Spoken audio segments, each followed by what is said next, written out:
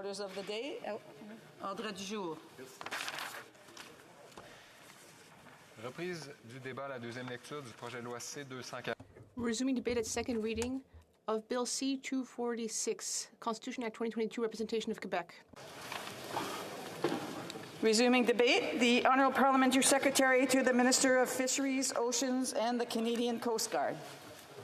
Thank you, Madam Speaker, and thank you for the opportunity to speak today on MPB C-246. I would like to draw the attention to the introduction of Bill C-14 and note my support of the government's proposal to update the grandfather clause in the seat allocation formula. This will ensure that no province will ever have fewer seats in the House of Commons than it did in 2021. This updated clause speaks to the heart of the concerns in Bill C-246 as it ensures that all provinces continue to have a strong voice in the House of Commons. Specifically, it will ensure that Quebec does not lose a seat, keeps all existing protections in place, and continues to allow for incremental seat increases among provinces with growing populations. All this, Madam Speaker, without disruption to the redistribution of the federal electoral districts in Canada. So, honourable colleagues, as many of you know, the formal process of redrawing the electoral boundaries, a process required under law to take place every 10 years, has begun. I would like to take this opportunity to speak to you about one important aspect of this very detailed and considered process. That is the independent and nonpartisan commissions that are responsible for undertaking this very important work. For nearly 60 years, independent, nonpartisan electoral boundary commissions have been responsible for redrawing our electoral maps. These commissions were established in 1964 when the Parliament passed the Electoral Boundaries Readjustment Act. The Act sets out the roles and the responsibilities, the process and the criteria these commissions must follow when redrawing our federal electoral boundaries. This independent approach was introduced by design to the risk of political interference in the process and maintain integrity and transparency in our democratic systems and institutions. Prior to 1964, the House of Commons itself was responsible for fixing the boundaries of electoral districts through a committee appointed especially for that purpose. But Parliament realized that gerrymandering, a term used to describe the manipulation of riding boundaries to benefit members of the governing party, was a significant risk to the integrity of our system. And that was, Madam Speaker, and remains unacceptable. The introduction of the Electoral Boundaries Readjustment Act was a critical measure put in place to solve that problem. As outlined in the Act, a 3-member commission must be established for each province. These commissions are comprised of 1 chairperson and 2 commissioners. Because this process occurs every 10 years, Madam Speaker, I would like to remind the honourable members that the government does not recommend or appoint members to these provincial commissions. To be clear, they are independently appointed. In fact, the government's role in the entire process is extremely limited. For example, the minister is responsible for receiving census data from the chief statistician, for being notified of the appointment of new commissioners, and for receiving the final reports from the Commission. The Minister is also responsible for facilitating the orders in Council that are required to proclaim the establishment of the Commissions, and similarly to proclaim the new electoral boundaries, as set out by the Commission at the conclusion of the process. But, Madam Speaker, it is important to note, once again, that the government does not have any decision-making role or influence when it comes to how electoral boundaries are drawn. This is entirely at the discretion of the independent provincial commissions. The Chief Justices in each province are responsible for appointing a chairperson for each commission. In addition, Madam Speaker, the Speaker is responsible for appointing the 2 other members of the commissions. The chairperson of each commission is a sitting or, on a rare occasion, a retired judge. All members, Madam Speaker, set aside their normal work and business to dedicate themselves to this democratic endeavour, and I would like to thank them for their service. For the commissioners, the Act stipulates that they must reside in each province for which they are appointed. The Act is also very clear, Madam Speaker, in specifying that no person is eligible to be a commission member while that person is a member of the Senate or House of Commons, or is a member of a legislative assembly or legislative council of a province. The independence of these commissions is further reinforced through this provision. In practice, the commissioners typically have a background in academia law, or non-elected public service. This knowledge and expertise allows these individuals to undertake this complicated but very important work. This 2021 decennial, as required under the Act, 10 independent, nonpartisan electoral boundary commissions, one for each province, were established on November 1st of 2021. With the release of the final census of 2021 data on February 9th, 2022, the commissions began the review of the boundaries. As necessary, Madam Speaker, based on population changes and movements within each province, they will develop proposals to redraw electoral districts within each province. Under the government's proposal, this work will continue uninterrupted. For the Quebec Commission, the legislation ensures that they will have the time they need, as prescribed under the Electoral Boundaries Act, to reconsider its boundaries proposal in progress based on the updated grandfather amendment. Madam Speaker, over the last 10 years, Canada's population has grown by 3.5 million people, just over 33 million people in 2011, to almost 37 million people today. It is essential, Madam Speaker, that these citizens be factored into Canada's federal electoral districts. Yet, while they will endeavour to reflect changes in population against a province's seat count, the commissions must also take into consideration other factors, such as respecting communities of interest and historical patterns. They must also ensure electoral districts maintain a manageable geographic size, including for those ridings that are in rural or northern regions of any province. Considering these factors is no small feat. Our country is vast. Our communities are diverse and rich in culture and in history. From coast to coast to coast, they form the basis of our identities and our connections. That is why the Act contains provisions to ensure these communities of interest are considered when it comes to determining reasonable electoral boundaries. Respecting communities of interest is not just about preserving the differences between provinces or regions or between rural and urban settings. It can mean recognizing the difference from one side of a small town to the other. Madam Speaker, Canada's history, it has shown us that the redistribution is not just about balancing changes in population. It is also about balancing community history and community geography. It is a delicate balance, Madam Speaker, a balance of multiple and sometimes competing priorities. Nevertheless, Madam Speaker, these complex considerations are precisely why these commissions are independent and nonpartisan. It is essential that these decisions are made outside of party lines, Madam Speaker. This way, boundary lines and ridings are established to best serve Canadians, not political parties. Over the coming months, the commissions will hold public hearings open to the Canadian public, including members of Parliament. We are fortunate, Madam Speaker, along with all other Canadians, to have the opportunity to engage in the nonpartisan and arm's-length process. While the commissions will consider the input they receive, they retain the responsibility to make all final decisions about where the new boundaries will be. The decisions they will come to over the next several months will be carefully considered. Ultimately, Madam Speaker, some electoral districts in some provinces may look a little different than they do today. But, Madam Speaker, we can rest assured that the decisions will be informed decisions, ones taken by qualified experts and made independently of government. Madam Speaker, I would reiterate that this independence is the foundation of our redistribution process. It has served us well for the past 60 years, and no doubt it will continue to do so moving forward. The importance of redistribution, Madam Speaker, is well known to all of us, members of Parliament. The results of these efforts will form the basis of representation in the House of Commons for the next 10 years. Madam Speaker, every Canadian deserves effective representation. Canadians also deserve public institutions that serve their interest first and foremost.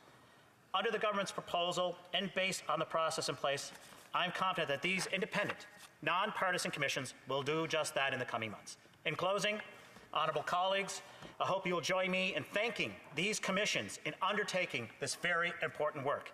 Thank you, Madam Speaker. Resuming debate, the honourable member for Lanark, Kingston. Merci, Madame la Présidente. Bravo, bravo. Nous parlons aujourd'hui de... Thank you very much, Madam Speaker.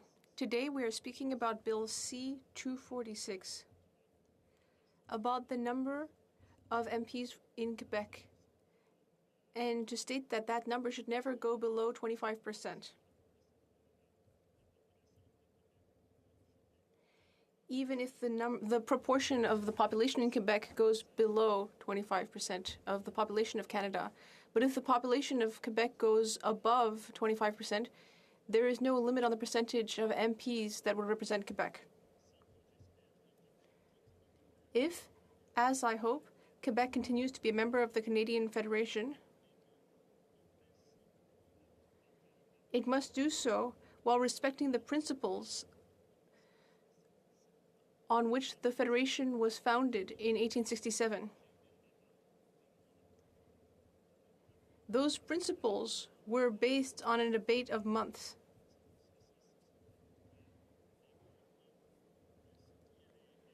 During that debate, the broad outline of what would become the Constitution Act 1867 were debated and approved.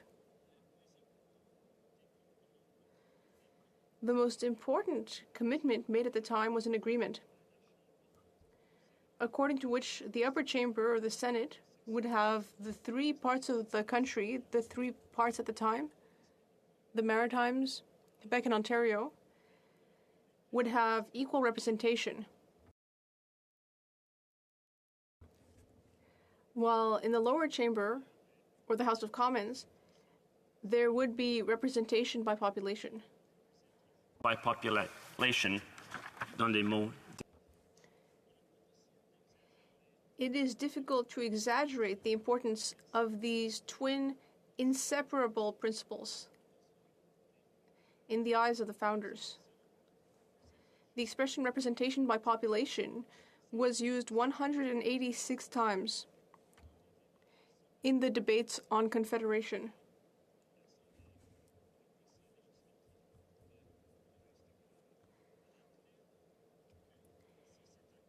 It is clear that if this agreement had not been reached, the entire Confederation proposal would have fallen apart. I'm going to turn to a few quotes from the time. This is in a volume which I myself have played a role in editing, of the Confederation debates, the first edition published since the 1860s.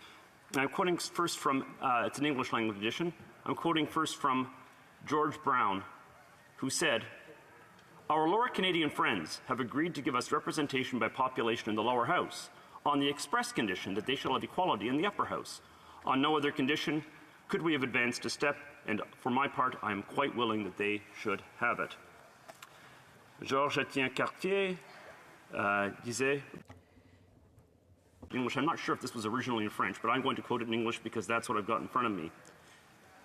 Georges Etienne Cartier said, quote, "In 1858, I first saw that representation by population, although unsuited for application as a governing principle as between the two provinces, Upper and Lower Canada, would not involve the same objection if other partners were drawn in by a federation. In a struggle between two, one a weak, the other a strong party, the weaker could not but be overcome. But if three parties were concerned, the stronger would not have the same advantage, as when it was seen by the third that there was too much strength on one side, the third would club with the weaker combatant to resist the big fighter." This was greeted with cheers, apparently, and I note that he was being prescient. Alberta and Quebec have worked closely together throughout the history, the 20th century and 21st century history of this country. Georges Etienne Cartier goes on to say, "I did not entertain the slightest apprehension that Lower Canada's rights are in the least jeopardized by the provision that in the general legislature," by which he means the House of Commons, "the French Canadians of Lower Canada would have a smaller number of representatives than all other origins combined," end quote. And finally, I turn to John A. Macdonald, who said, in the same speech where he refers to the Senate as the chamber of sober second thought, he says, quote, "To the upper house is to be confided the protection of sexual interests. Therefore it is that the three great divisions are equally represented there for the purpose of defending such interests against combinations of majorities in the Assembly." He goes on to say, quote, "In the formation of the House of Commons, the principle of representation by population has been provided for in a manner equally ingenious and simple. The introduction of this principle presented at first the apparent difficulty of a constantly increasing body until with the increasing population of the country, it would become inconveniently and expensively large. But by adopting the representation of Lower Canada as a fixed standard, 65 seats, for Lower Canada or Quebec, and then the rest based on equally sized ridings, as the pivot on which the whole would turn, that province being the best suited to the purpose on account of the comparatively permanent character of its population, and from its having neither the largest nor the least numbers of inhabitants, we have been unable to overcome the difficulty I have mentioned. All of them were in favor of representation by population in the lower house. À l'époque, il était proposé que le Québec At the time, it was proposed that Quebec would hold 65 of 181 seats in the House of Commons, 36% of the total, which exactly reflected its share of the population. Quebec was represented by 24 of 72 seats in the Senate, only 33%, which meant that Quebec was slightly underrepresented in the upper house. But the relative population of the provinces has in the long run changed in ways that Sir John A. Macdonald and the other framers had not anticipated.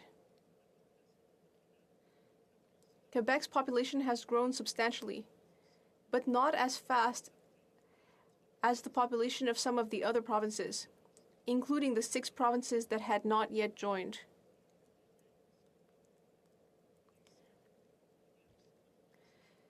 So various changes have been made.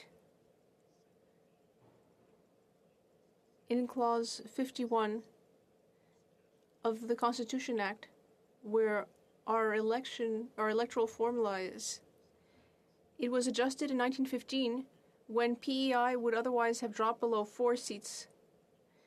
In 1946, in 1952, in 1975, in 1985, in 2012, and this year it is in the process of being adjusted again, so that Quebec will not lose a seat. Le résultat final est The final result is that Quebec is now represented in the Senate by the exact number of senators that the population would warrant, namely 24 out of 105 senators, roughly 22.9% of senators, for a province with 22.9% of Canada's population. This strikes me as entirely satisfactory. Quebec will never drop below the number of seats to which its population entitles it. And in the event that Quebec's population does drop below 22%, it would come to be overrepresented in the Senate.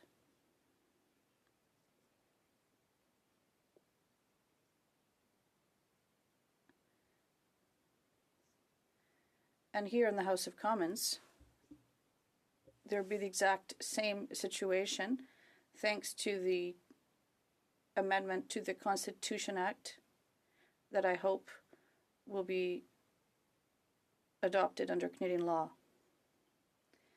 There are many other aspects of the formula that I find problematic. And in one province, in Quebec at least, the original deal still functions as it ought to. Thank you, Madam Speaker. Resuming debate, reprise de débat, l'honorable député. The Honourable Member for New Westminster Burnaby. Thank you very much, Madam Speaker. It's a pleasure to rise in the House today to speak to Bill C-246. Of course, because the NDP has already presented a similar bill at the House of Commons, and we will therefore support this bill.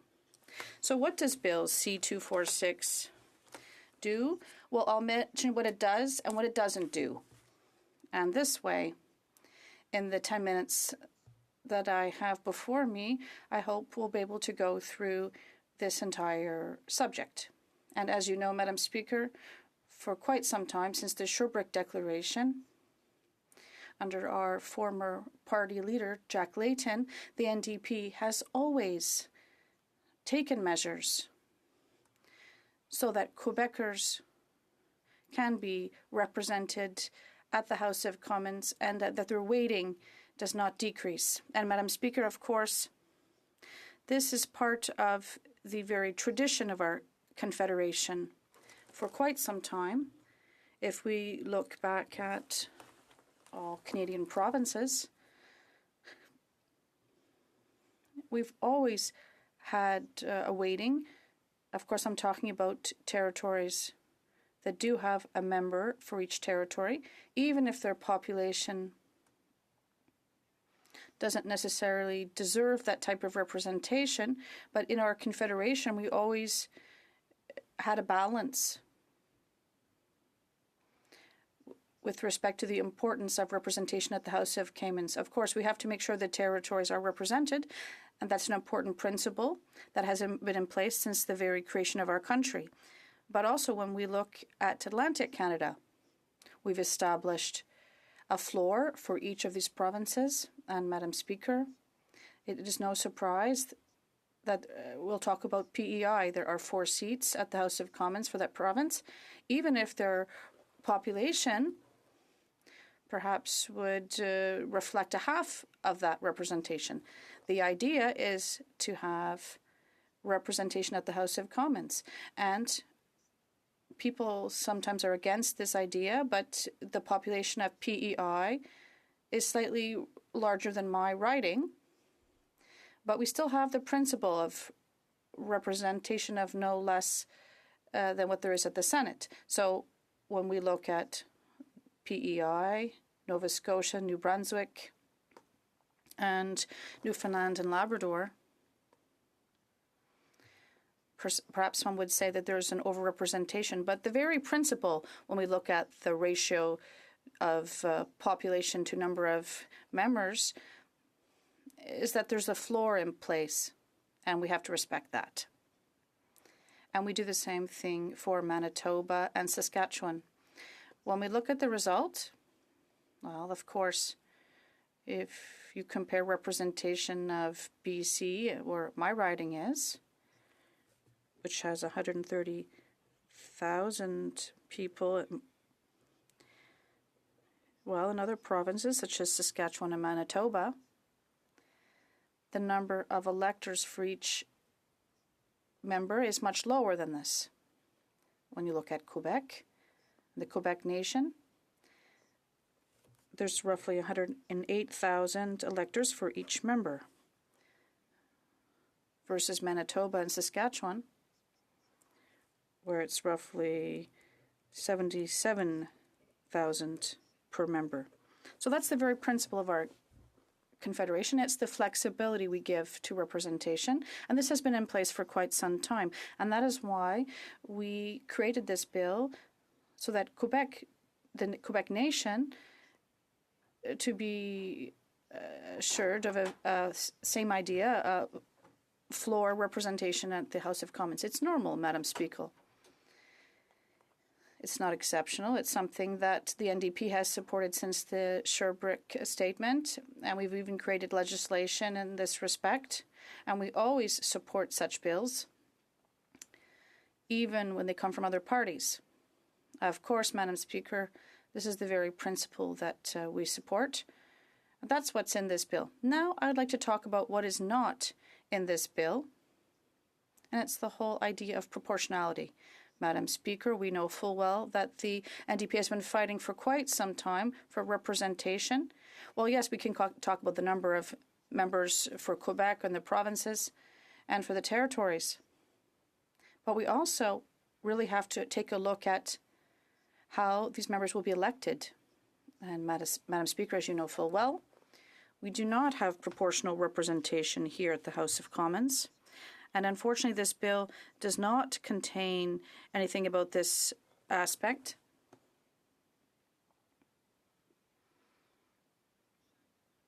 We don't have every vote counting. We don't have the same type of representation here. And I just mentioned this at the last federal election.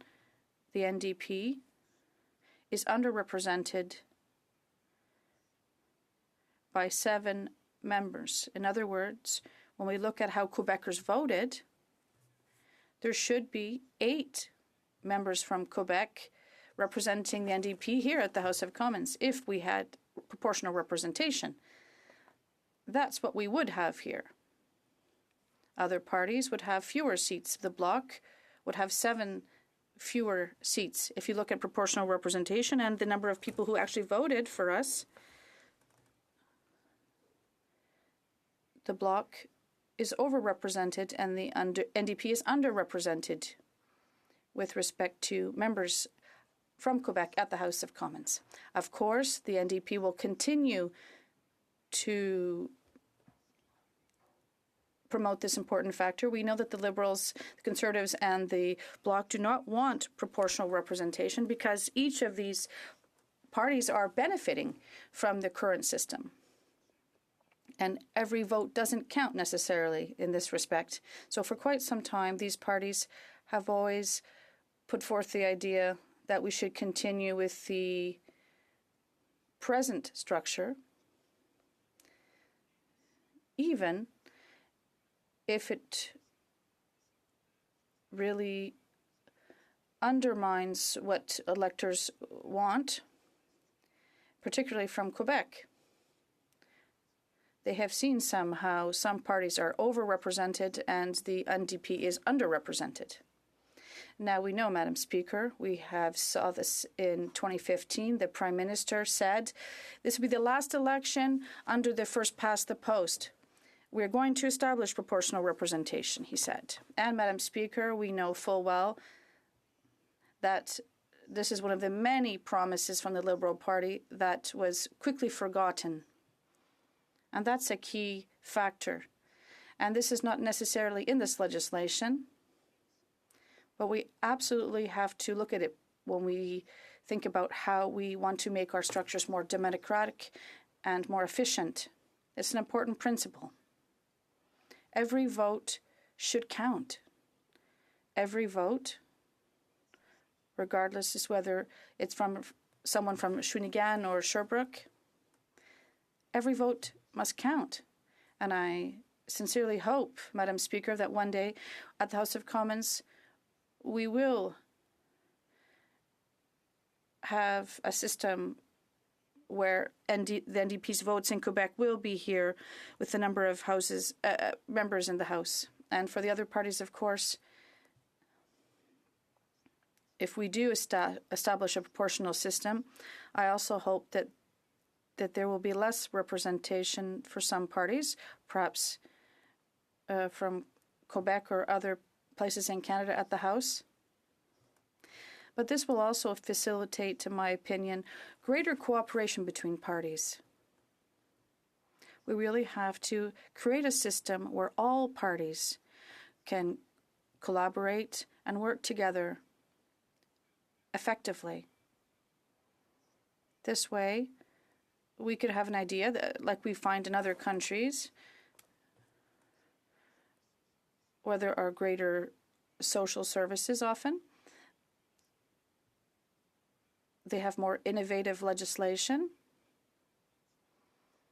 and proportional representation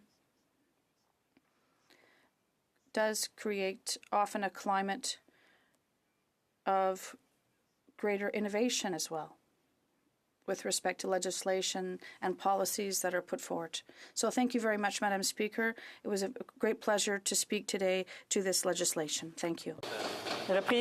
Resuming debate, the Honourable Member for Saint-Hyacinthe-Pagotte.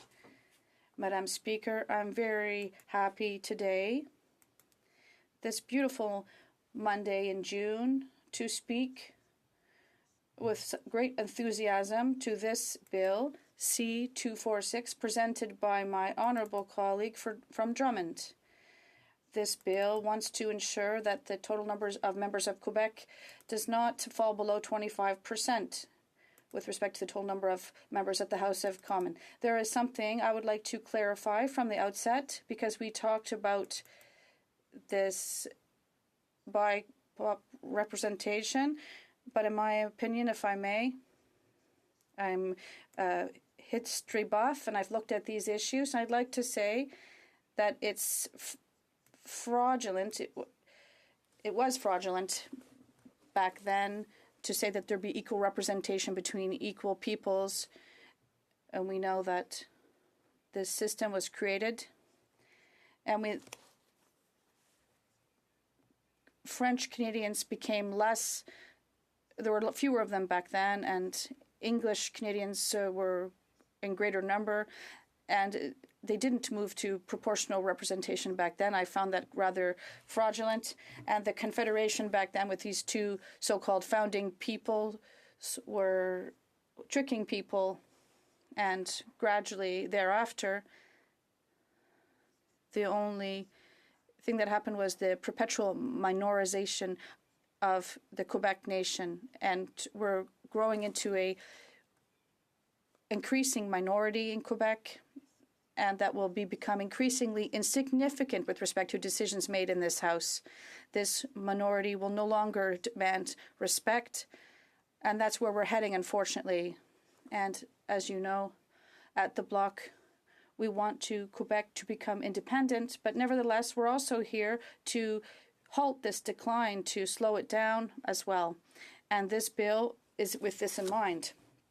And as we're part of the system, we have to halt the decline and manage our losses. Therefore, let's remember something very important.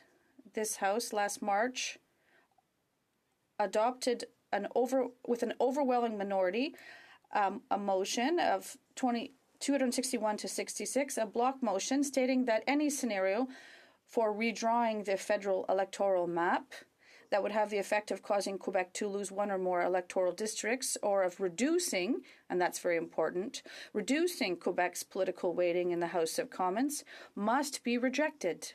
And that is what our motion said. Not just the number of seats, but the political weighting of Quebec as well. And Bill C-14, which is also under discussion right now,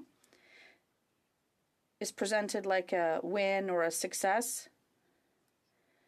And because the bill does not reduce the number of members, but it doesn't mean anything if the relative weighting of Quebec reduces. If we have more seats, but Quebec, it does not increase its weighting, it means its influence is diluted. It's the relative weighting that counts. The actual number at the end of the day doesn't really mean that much. It's the relative weighting that counts. So we're asking for 25% because as a founding people and one that is recognized as distinct, this seems fair. Given Quebec's distinct needs and values, this seems fair. And 25%, it's also what was negotiated in the Charlottetown Accord in 1992, which was based on the fact that Quebec is a distinct society. Although this agreement never came into force, the House of Commons did approve the text, and the agreement was problematic. The Bloc was against it at the time. We had only been recently created, but we were against the Charlottetown Accord at the time. It was not satisfactory, far from it. But 25%, it wasn't bad. That wasn't what was the issue at the time.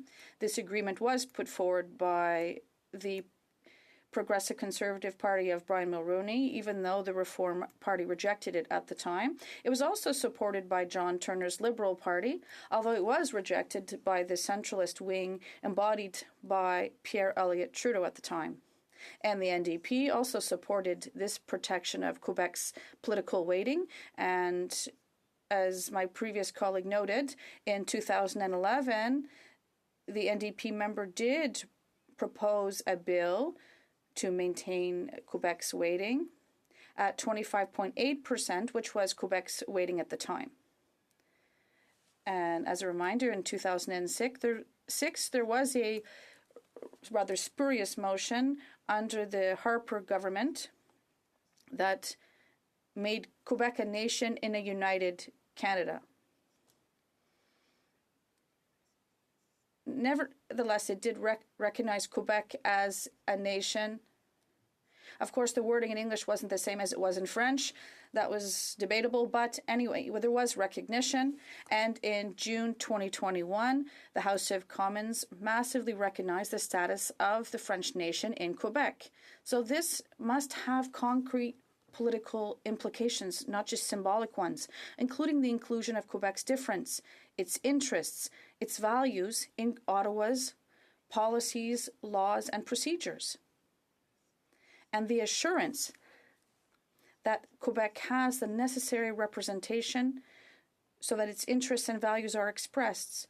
But Quebec's weighting is steadily declining from 36% in 1867 to 28.6% in 1947, to 26.6% in 1976, to 24.9% in 1999, to 23.1% in 2015. The last proposal that encouraged us to put forth our motion was a proposal at 22.5%, and this didn't make any sense. Of course, as our weighting declined, so will our weighting in the House, because this is not what was established when we created the Federation in 1867. Also, the Liberals plan to drastically increase the number of immigrants, but Quebec cannot double the number of newcomers, because we're already doing more than our share, and it's already difficult to teach people French. So we can't magically increase Quebec's demographic weighting. Quebec has a unique culture, and it's the only state whose official language, sole official language, is French. Its origins come from New France. This country has, our nation rather, has a unique social model, and politically we have to exist, not just symbolically. We can't just be some folkloric minority. When Quebec retreats, so does French, so does our unique culture. We have to recognize our uniqueness, and this means we have to protect the weighting of Quebec, not only make sure that Quebec does not lose its seats, but also we have to make sure if 4 seats are added, one of them goes to Quebec. And I hear some people saying that this is unjust, that there's preferential treatment, once again being demanded by whiners from Quebec.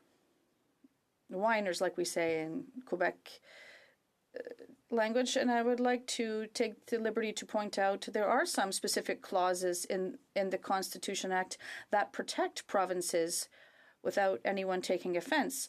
The senatorial clause, which ensures that no province has fewer MPs than senators, ensures 4 seats for PEI, even though its population only warrants 1. There's also the grandfather clause that ensures that no province has fewer MPs after redistribution than it had in 1985. This clause protects the number of seats in the Maritimes and in Saskatchewan. And there's also a clause for territories, ensuring that they will each have 1 member of parliament, even though their population would warrant only 1 member of parliament for the whole. Some commentators have even said that adding a clause to protect Quebec's weight would require a constitution renegotiation and would have to be adopted by 7 provinces. But they're wrong. The courts in 1987, the Campbell decision, recognized that exceptions are legitimate to ensure effective representation and that the federal parliament has the power to adopt them. So why do I believe that this bill is necessary and urgent? There are concrete consequences to the loss of political power. There's a list of divergent interests, or at least priority interests in Quebec if they don't diverge, because the National Assembly in Quebec is the only place where Quebec has 100% of seats, and there are unanimous motions that aren't even discussed here. The honourable member, he has no more time. I gave him a bit more, but I know that everyone is very interested in his speech. Resuming debate, the honourable member for Drummond. Merci, Madame la Resuming debate, the Honourable Member for Drummond. Thank you, Mr. Speaker. I want to thank my honourable colleague from Saint-Hyacinthe-Bagot for his eloquence and his knowledge, which he always shares with us with a great deal of generosity. I would have liked him to be able to continue for a few more minutes, but it is time to close the debate on this bill, and I had the honour to introduce it on behalf of the Bloc Québécois. Madam Speaker, throughout the debates on Bill C-246, we saw that there were two understandings that sort of were in opposition, whether it be in good or bad faith. I think it's mostly for the second reason, bad faith. People pretend they don't understand what's at stake here. They don't know. They set aside the fact that what Quebec is asking is not some crazy idea. It's not something to start a quarrel. It's rather to ensure representation here in the House of Commons, representation that would be appropriate based on the recognition of the Québécois nation, which we should remember comes with obligations on both sides, obligations for Quebec, but also obligations for the federal government. I heard a number of colleagues speak, and they gave examples of the maritime provinces, for example, Saskatchewan, to talk about fair representation here in the House of Commons. It's quite true and appropriate and fine.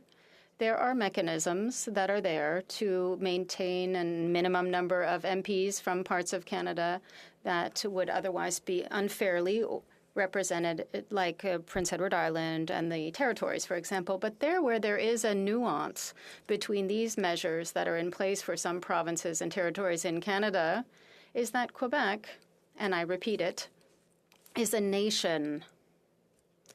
It's not just me saying it. It was recognized in the House of Commons a number of times. In fact, in different forms, the federal government recognized the Quebec nation. In 2006, it was a proposal by Stephen Harper, not from the Bloc. In 1995, Jean Chrétien, you can't get more liberal than that, recognized the concept of a distinct society. But this is an important distinction, Madam Speaker. And he said that the House of Commons must take into consideration this fact in all of its decisions. That's not nothing, Madam Speaker. In June last year, 2021, the House of Commons recognized, following a motion tabled by the Bloc Québécois, French. It recognized French as the only official common language of the Québécois nation. Madam Speaker, what I want to say here is the recognition of Quebec's status involves obligations, political obligations, among others. For example, respect Quebec's autonomy in making decisions that concern its own development, respect the fact that we have to sometimes adopt asymmetrical agreements based on the specificity of Quebec, and that we also have to take into consideration Quebec's differences and the interests of Quebec society in developing law legislation. And this goes hand in hand with what I said earlier about what has been put forward by the former Liberal leader Jean Chrétien. So it's normal for the Bloc Québécois to come forward this year with the strong intention to ensure that it protects Quebec's interests. Quebec must ensure that it has appropriate representation based on its status as a nation. When, not the decision, but when last fall there was an announcement of the new distribution of seats in the House of Commons, this meant that Quebec would lose a seat and have 77 seats instead of 78. And to quickly close the loop, the Bloc quickly opposed that. And there were other parties that said it didn't make any sense. On March 2nd, we moved on an opposition day a motion that said that the number of seats in Quebec would not be reduced, but furthermore that the political weight of Quebec would be protected with a threshold of 25%. Madam Speaker, this was passed by a strong majority. 266 MPs voted in favor, and then the Liberals came forward with Bill C-14, which went halfway. It only protected the number of seats. Madam Speaker, that's not enough. in order to protect the Quebecois nation, to protect its specificity, its identity, to protect Francophone culture, which is in decline in North America, not just in Canada, not just in Quebec. It takes something stronger. We need to protect Quebec's political weight, and that is why I invite all colleagues to vote in favor of Bill C-246. Thank you, Madam Speaker. Merci au député pour son... I thank the member for his right of reply. La Chambre est-elle prête à se... Is the House ready for the question? The question is as follows. Mr. Champoux, seconded by Mr. Terrien, moved that Bill C-246, an act to amend the Constitution Act 1867, representation in the House of Commons, be now read a second time and referred to the Standing Committee on Procedure and House Affairs. Party present in the House wishes to request a recorded division or that the motion be adopted on division, I would invite them to rise and indicate it to the chair. L'honorable député de Drummond. The Honourable Member for Drummond. Thank you, Madam Speaker. We request a recorded division. Conformément à l'ordre Pursuant to order made on Thursday, November 25th, 2021, the division stands deferred until Wednesday, June 8th, 2022, at the expiry of the time provided for oral questions.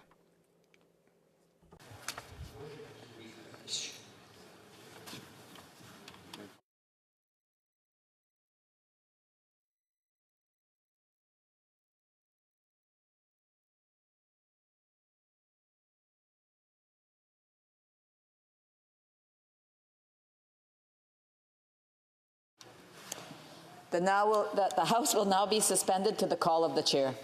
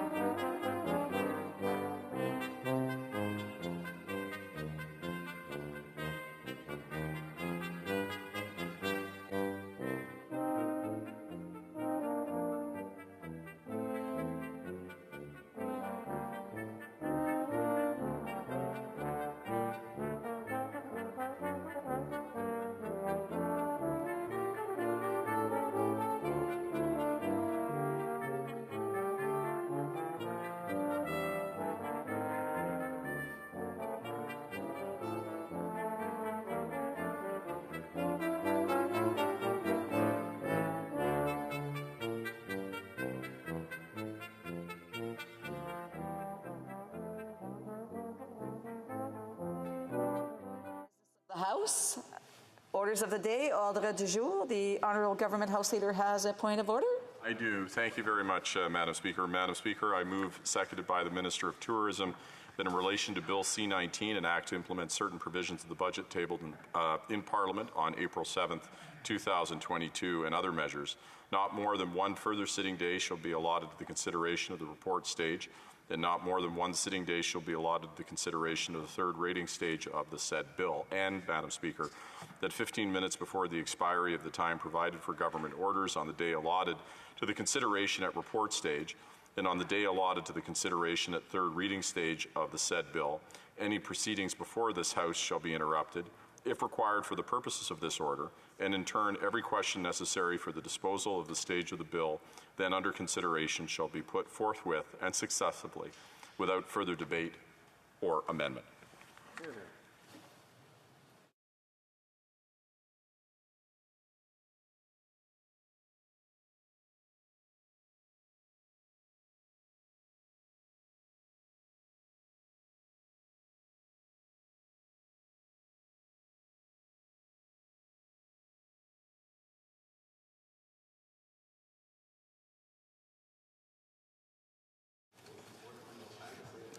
Mr. Holland, seconded by Monsieur Boissonnault, moves that in relation to Bill C-19, an act to implement certain provisions of the budget tabled in Parliament on April 7, 2022, and other measures, not more than one further sitting day shall be allotted to the consideration of the report stage, and not more than one sitting day shall be allotted to the consideration of the third reading stage of the said bill, and that 15 minutes before the expiry of the time provided for government orders on the day allotted for the consideration at report stage, and on the day allotted to the consideration of the third reading stage of the said bill, any proceedings before the House shall be interrupted, if required for the purpose of this order, and in turn, every question necessary for the disposal of the stage of the bill, then under consideration, shall be put forthwith and successively without further debate or amendment. Conformément à l'article 67. Pursuing to Standing Order 67-1, there will now be a question period of 30 minutes. Members who wish to ask questions to rise in their places or use the raise hand function, so that the chair has some idea of the number of members who wish to participate in this question period. Perfect. Debate, the Honourable Official Opposition House Leader. Thank you, Madam Speaker. Well, it's no surprise, commensurate to what is a decline in democracy in this country. We're actually seeing in lockstep a decline in the amount of time that debate happens in this place, despite the fact that millions of people voted for an opposition party to hold the government to account, to make them transparent and accountable to pieces of legislation. And it's not surprising that we're moving to time allocation. In this Parliament alone, Madam Speaker, more time allocation has been called than in the previous Parliament. We're just 8 months into this, and we were a year and a half into the previous Parliament. Bless you, Madam Speaker. And of course, I think we'd be hard-pressed to find any opposition party that would have supported time allocation in the manner in which it's proposed by the government, more so than the coalition partners of the NDP, who used to rail against time allocation as being anti-democratic and anti-institution. But here they are. No doubt they'll be raising to support the government. Madam Speaker, Bill C-19 through committee stage went through significant motions, significant amendments.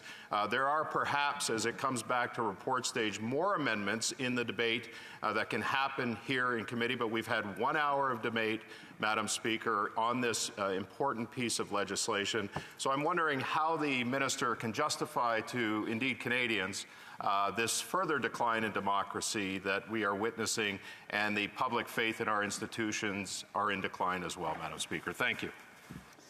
The Honourable Minister of Tourism.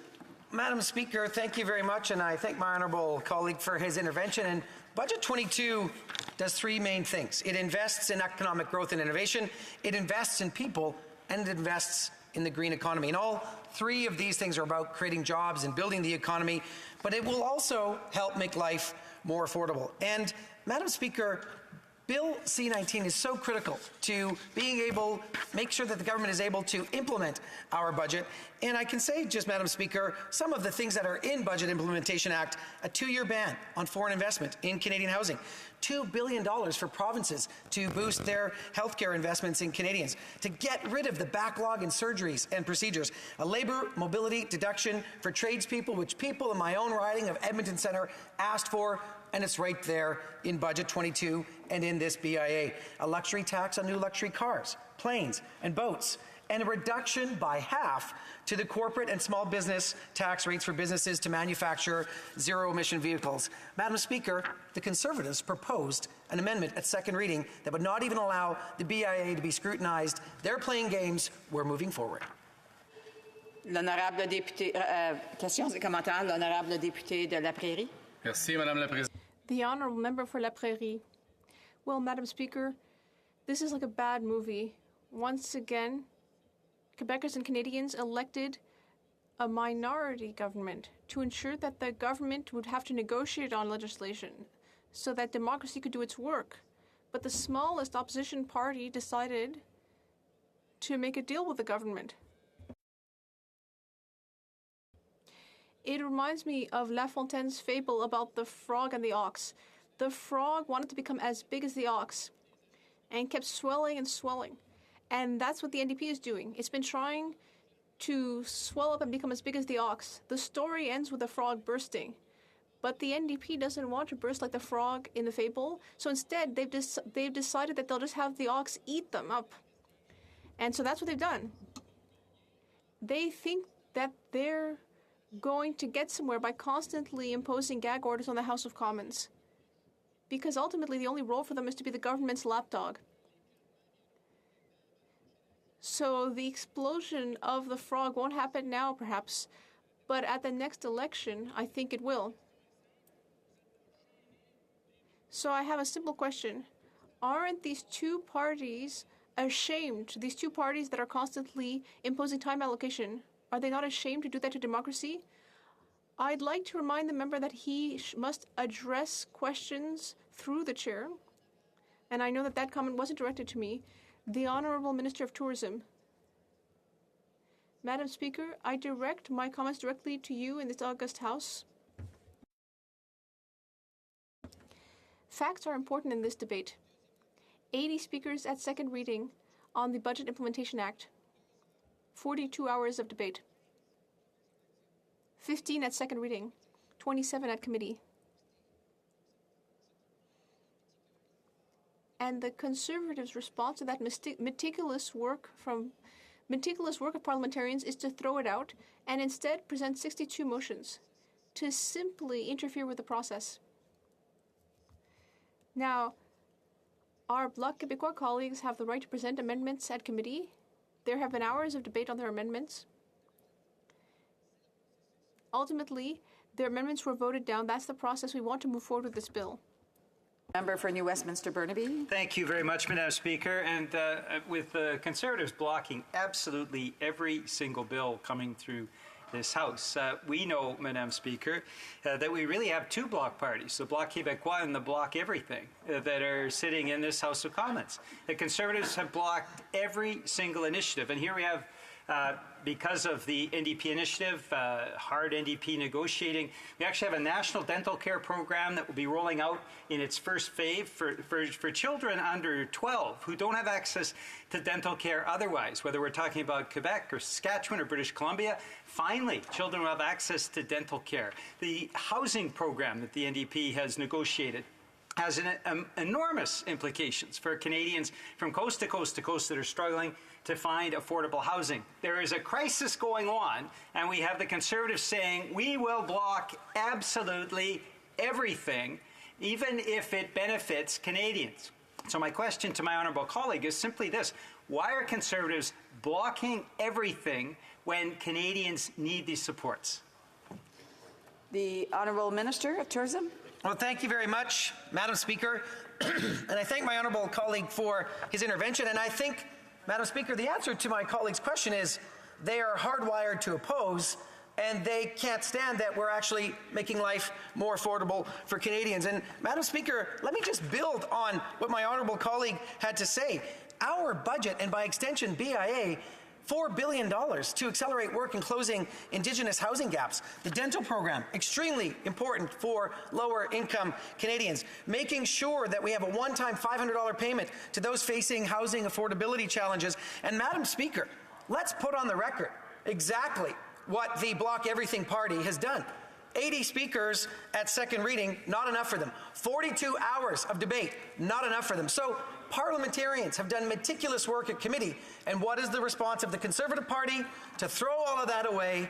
62 motions to obstruct. That is not what Canadians asked us to do in this House, Madam Speaker. We will do what Canadians expect of us and get the work done and pass C-19. Questions and comments? The honourable member for Saanich Gulf Island. Thank you, Madam Speaker. And I have to say that to the Honourable Minister, I'm very disappointed that we are once again seeing time allocation in this place. In the days of the Parliament from 2011 till 2015, when the Conservatives had a majority, we began to see time allocation used in a routine fashion. And we knew at that time, as Liberals then in opposition, and myself as Green Party leader in opposition, that the constant use of time allocation limiting debate was wrong in principle, wrong for parliamentary democracy. I don't doubt for 1 second the frustration and legitimate frustration on the government side at delays in legislation. But this place, Parliament, it's pour parler. It's to be able to debate, to be able to actually look at and this is an enormous bill. And now we're at report stage, and we should have time to debate and discuss.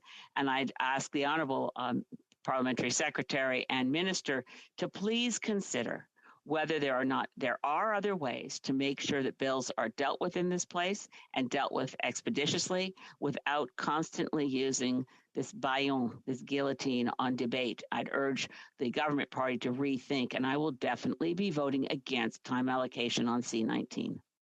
The Honourable Minister of Tourism. Speaker, I thank my honourable colleague's perspective on the matter, and we have had robust debate in this chamber. We have had robust debate at committee. There have been many amendments and sub-amendments, and the voting process has taken place. And what I can say, just for the record, Madam Speaker, is that the Conservatives proposed an amendment at second reading that would not even allow the BIA to be scrutinized, which is an integral role of the parliamentary process.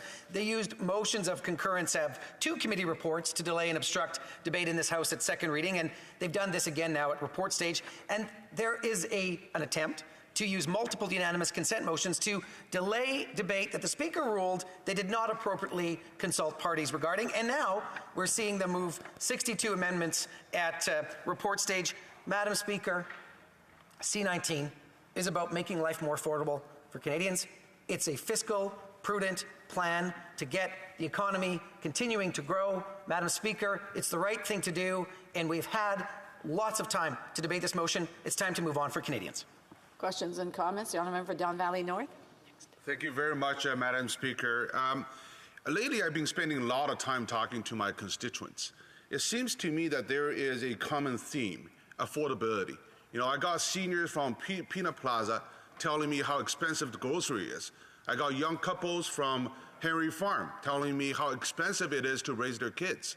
I got new grads coming out of Parkway Forest telling me how expensive it is to get a place so they can raise a family. And then we have individuals from Bayville Village Association telling me that how important it is to pay attention to environment and how important it is to reach our emission targets. And I tell them, you know, why I think all these affordability problems is happening. And you know what they tell me? They say, I don't care, Han. I want to know, what are you going to do about it? So I start talking about all the details in the latest budget introduced here in this House. And they said, well, that sounds all good. We can be supportive of it. But when is it going to come?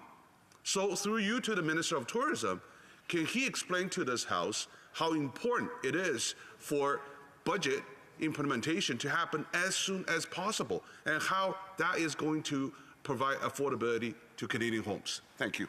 The Honourable Minister of Tourism.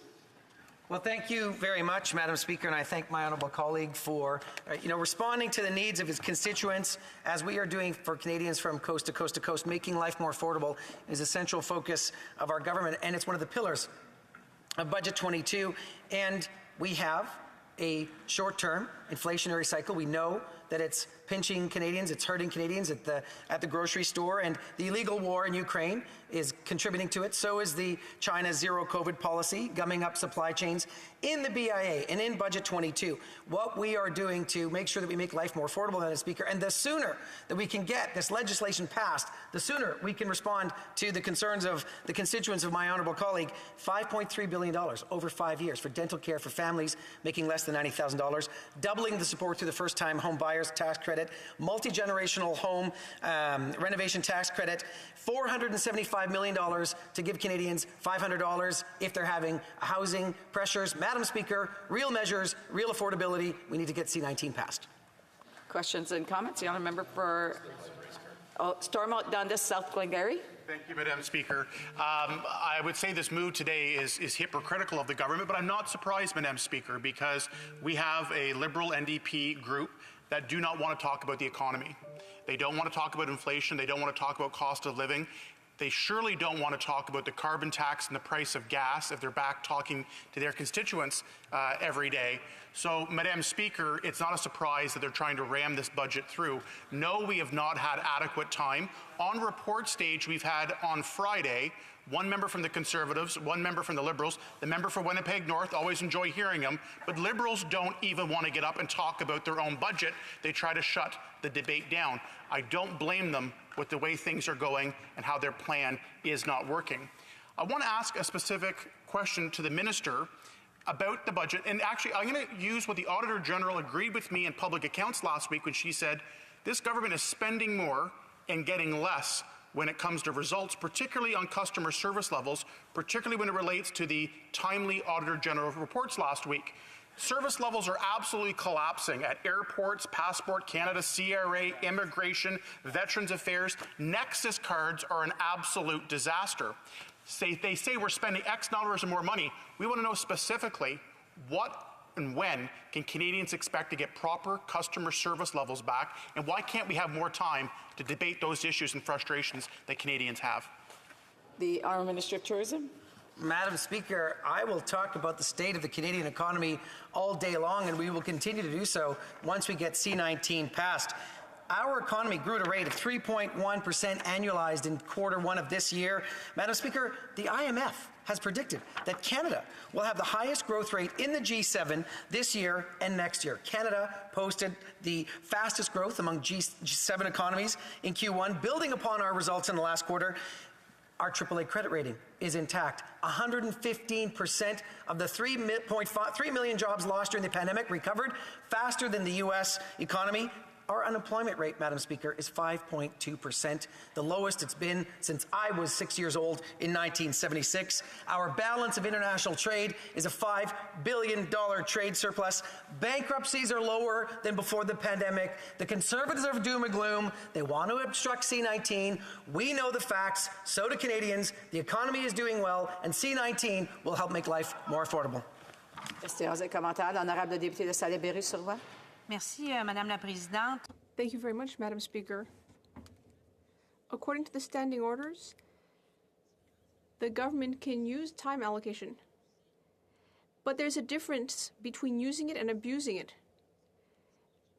And C-19 isn't some piddling little bill. It's a bill of over 430 pages, with many amendments to existing legislation. It takes time to study that.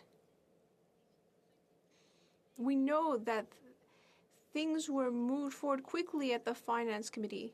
We brought forward amendments, they were debated, but ultimately, without the work at committee being done properly, a bill could be adopted without being able to perfect and refine it. That's the essence of committee work. The Finance Committee worked really hard on this. So, very sincerely, I would challenge any party in this House to sincerely say that the Bloc Québécois has been practicing obstructionism. On the contrary, it's been working sincerely to improve C-19. So my question, in the case of C-19, given its length and the fact that it affects other important legislation, and that we didn't have time to go into it in depth, we know that even though there were 80 speeches on it, doesn't the minister agree with me that it would have taken more time to improve it even further, to have it meet the public's needs even further? The Honourable Minister of Tourism. Madam Speaker, I respect the position of my colleague on the other side of the House, but yes, I know we do need robust debate here in this House and at committee, and we did have it. We have to look at the figures. 80 speakers, 42 hours of debate here in the House, with 26 hours at committee. We know that this was a big bill, and this is always the case with such BIA legislation. But, Madam Speaker, Canadians need measures that are within this bill. We want to discuss the cost of lemming, and we did have robust debate. Questions and comments? The Honourable Member for New Westminster Burnaby. Thank you very much, Madam Speaker. Conservatives have said that they are just blocking this bill as they're blocking other bills as well. Now, we're coming up to a parliamentary recess on June 23rd. And what that means, Madam Speaker, that the NDP, having forced, obliged, negotiated with this government to put in place national dental care, to put in place a national housing initiative that finally starts to address the crisis in affordable housing that we have in this country, with all of those measures that Canadians need critically to be delivered as soon as possible, you have Conservatives saying no. We want to delay it for literally months of time. So through you, Madam Speaker, to the Honourable Member, what are the implications of this Conservative blocking of absolutely every piece of legislation? To delay for months, even more, the ability to actually start making investments in affordable housing, start making investments in a national dental plan, to start making the investments that will make a difference in Canadians' lives. The Honourable Minister of Tourism. The honourable colleague knows people in his riding, people in my riding, people in the ridings of all members in this House need social and affordable housing now.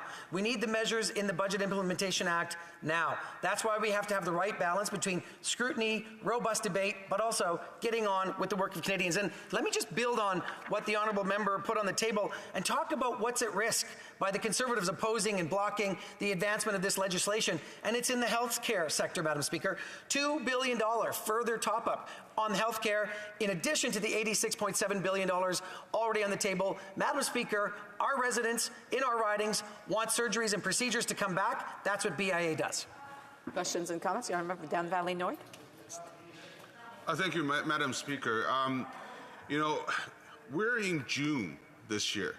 To a lot of agencies and government departments, fiscal year is usually, March, April, and they start to plan for the rest of the year.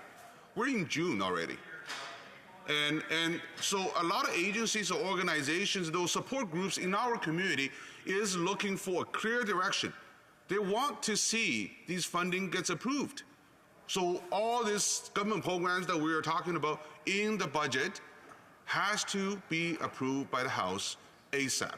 So these crucial support through organizations, through government agencies, to individual Canadian families can happen as soon as possible. I heard early on from the members across the floor talking about how important it is to have debates. I'm all for debates.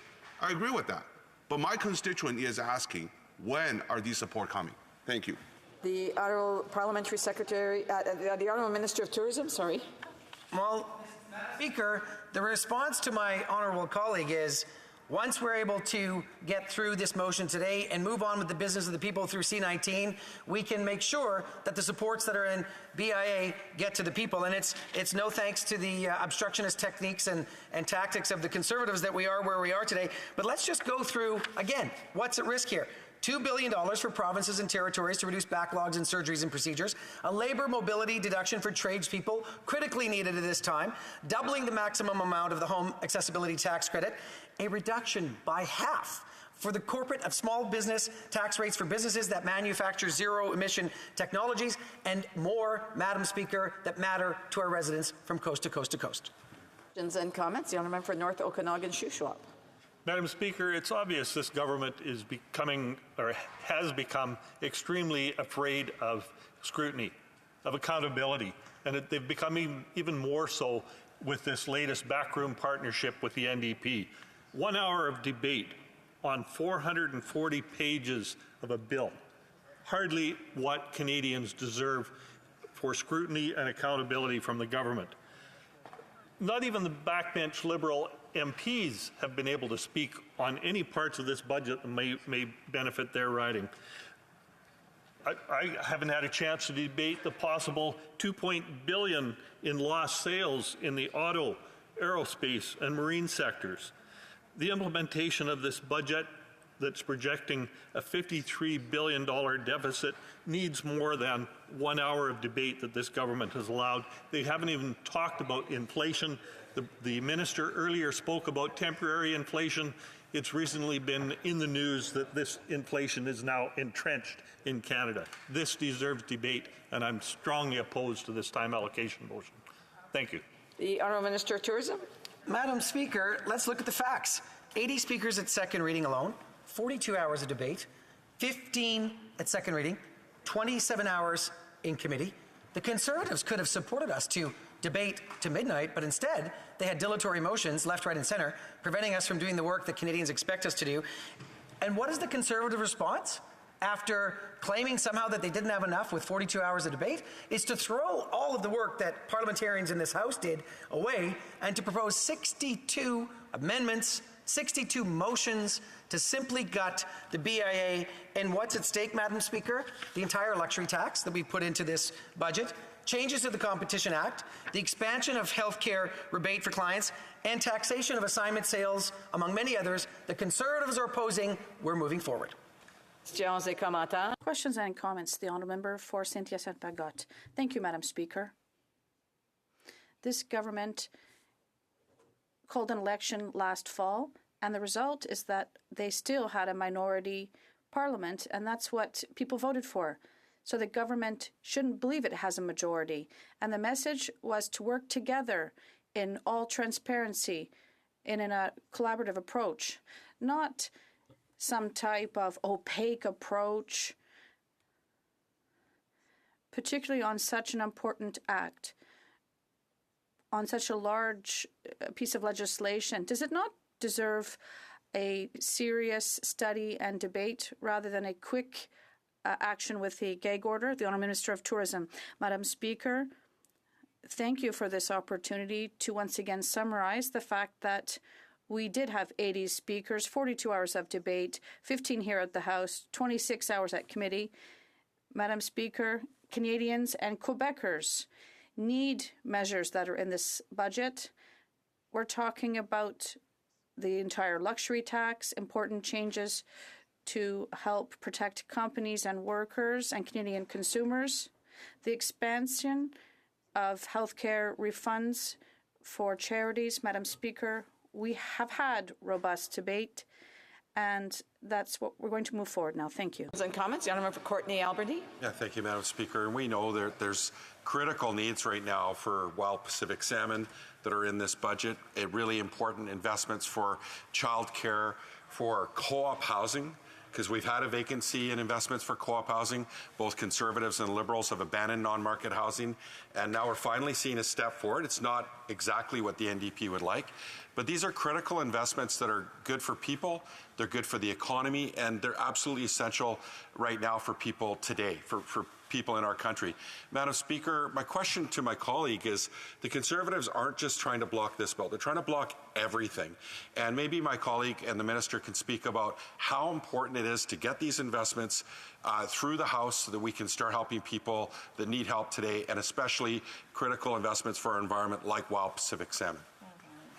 The Honourable Minister of Tourism. President, making sure that my honourable colleague and his constituents and the whole ecosystem for Pacific salmon are addressed is a critical component of this Budget Implementation Act. But, Madam Speaker, the Conservatives, I think, might be taking inspiration from, colleagues to the south of the border, where gridlock seems to be the flavour of the day. In this place, Canadians sent us to this place to work together. I heard it very clearly, Madam Speaker, right in Edmonton, where the honourable member for Edmonton West also is elected from, and they said, we will vote for you now, but we don't want to see you back here in 2 years. Make sure that you make that place work. That's exactly what we're doing, Madam Speaker.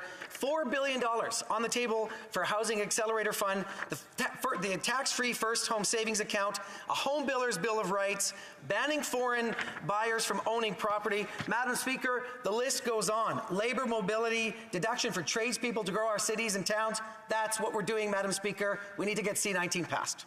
Questions and comments? Questions et commentaires. The honourable for Edmonton West. Thanks, Madam Speaker. I find it mind-boggling ironic that the minister talks about, Conservatives, bringing in U.S. problems when this government's whole modus operandi is to import U.S. culture wars. But I want to give an example of why it's so important that we continue debate. We heard the exact same response from this government over C8 and C10 and the supplementary Cs, where there was $4 billion in C8 and C10 for rapid testing, and then a duplicate $4 billion in the supplementary Cs for rapid testing. We just found out today that the government is sitting on hundreds and hundreds, if not billions, of rapid tests unused warehousing. This is the reason we need this debate on this and other issues, so we don't have a repeat of this incompetence where the government is spending billions of dollars for items that aren't even used. So would the minister perhaps comment on why he wishes to stop any oversight of taxpayers' spending and the government's competence? The Honourable Minister of Tourism. Greatest hits from the Conservative choir of obstructing us at C8, trying to delay the work on behalf of Canadians, making sure that we get the work done on behalf of the people of Canada, Madam Speaker.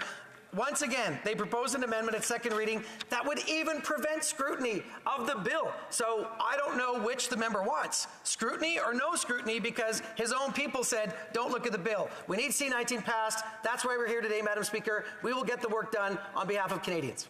We have time for a brief question. The honourable member for New Westminster Burnaby. Thank you very much, Madam Speaker. I wanted to ask the minister what he thought of the entire evening that Conservatives devoted to actually having parliamentarians decide which Conservative faction would speak next. We had repeated votes. We spent the entire evening on this. How does the minister react to that abuse of parliamentary time? The Honourable Parliamentary Secretary, the Honourable Minister of Tourism, 30 seconds response, please. Madam Speaker, the work and the time in this chamber is precious. Conservatives decide to waste it and slow down the work on behalf of Canadians. Canadians will decide their fate in the future election. They can hold us to account for the work we're doing for them. That's why C-19 and the Budget Implementation Act is so important. Affordability, growing the economy, making sure Canadians can make ends meet, making sure that we are at the top of the G7. That's what this BIA is all about. Thank you, Madam Speaker. It is my duty to interrupt the proceedings at this time and to put forth the question on the motion now before the House. The question is as follows. Mr. Holland, seconded by Mr. Boissonneau, moved that in relation to Bill C-19, an act to implement certain provisions of the budget tabled in Parliament on April 7th, 2022, and other measures, not more than one further sitting day shall be allotted to the consideration of the report stage, and not more than one sitting day shall be allotted to the consideration of the third reading stage of the said bill. And 15 minutes before the expiry of the time provided for government orders on the day allotted to the consideration at report stage, and on the day allotted to the consideration at the third reading stage of the said bill, any proceedings before the House shall be interrupted, if required for the purpose of this order, and in turn, every question necessary for the disposal of the stage of the bill then under consideration shall be put forthwith and successively without further debate or amendment. If a member of a recognized party present in the House wishes to request a recorded division or that the motion be adopted on division, I would invite them to rise and indicate it to the chair. Leader. Thank you, Madam Speaker. Request a recorded division. Call in the members.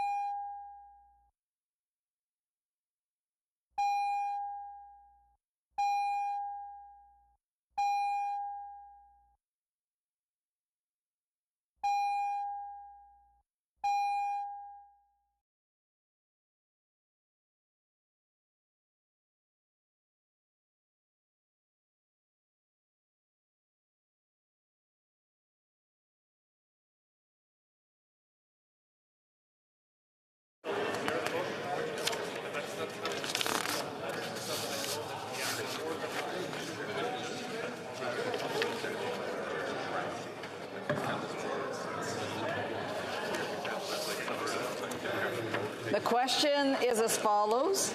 Mr. Holland, seconded by Monsieur Boissonneau, move that in relation to Bill C-19, an act to implement, should I dispense? Dispense?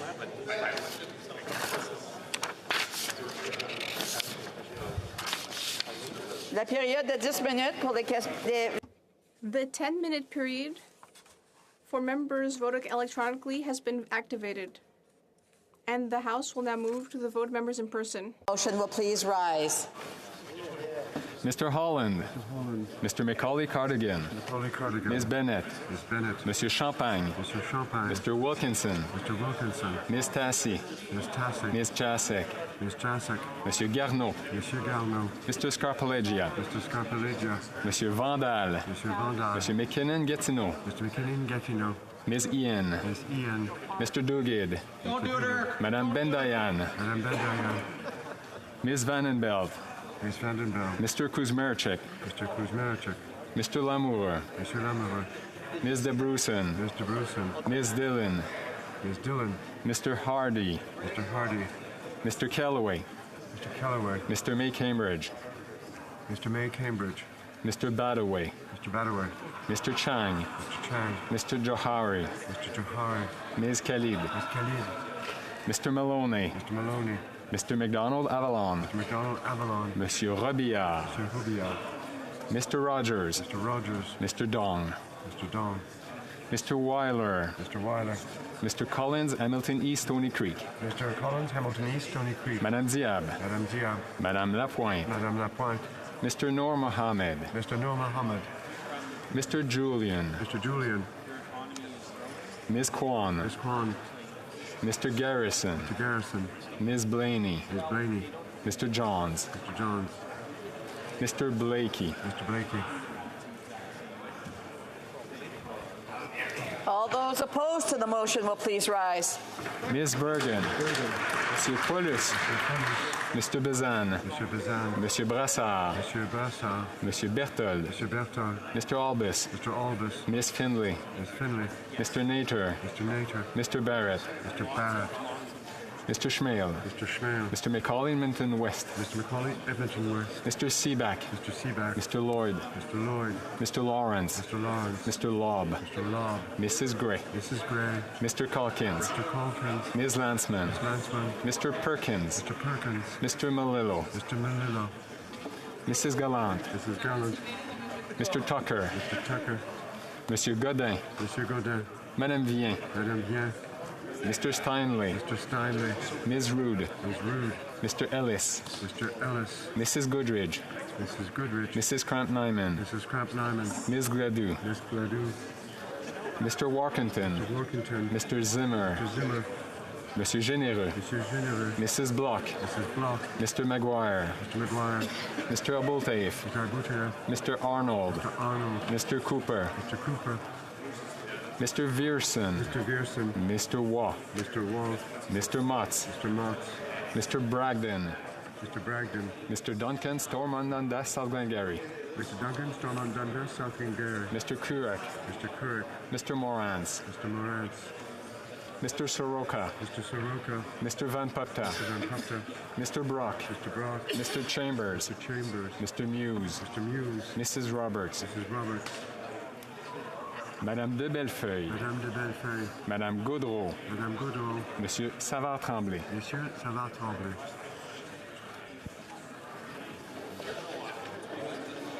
The House will now wait for the electronic voting period to end before resuming its proceedings.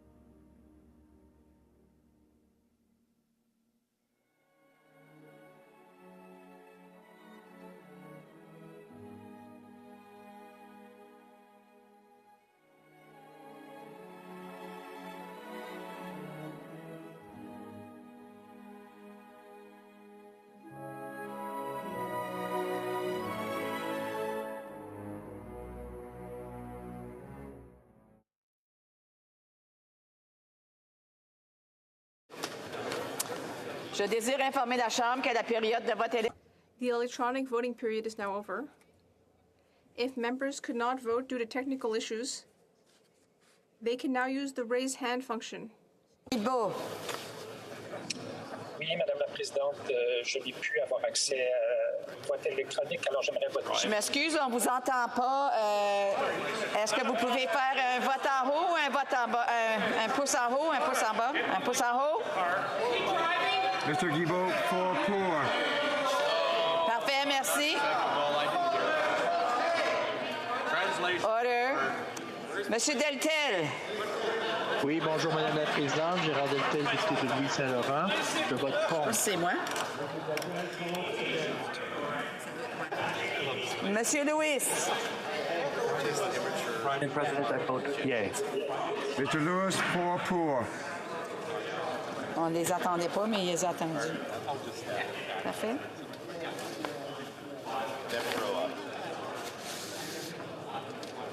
The table will now compile the results of the vote. If I don't come out alive, call the police out.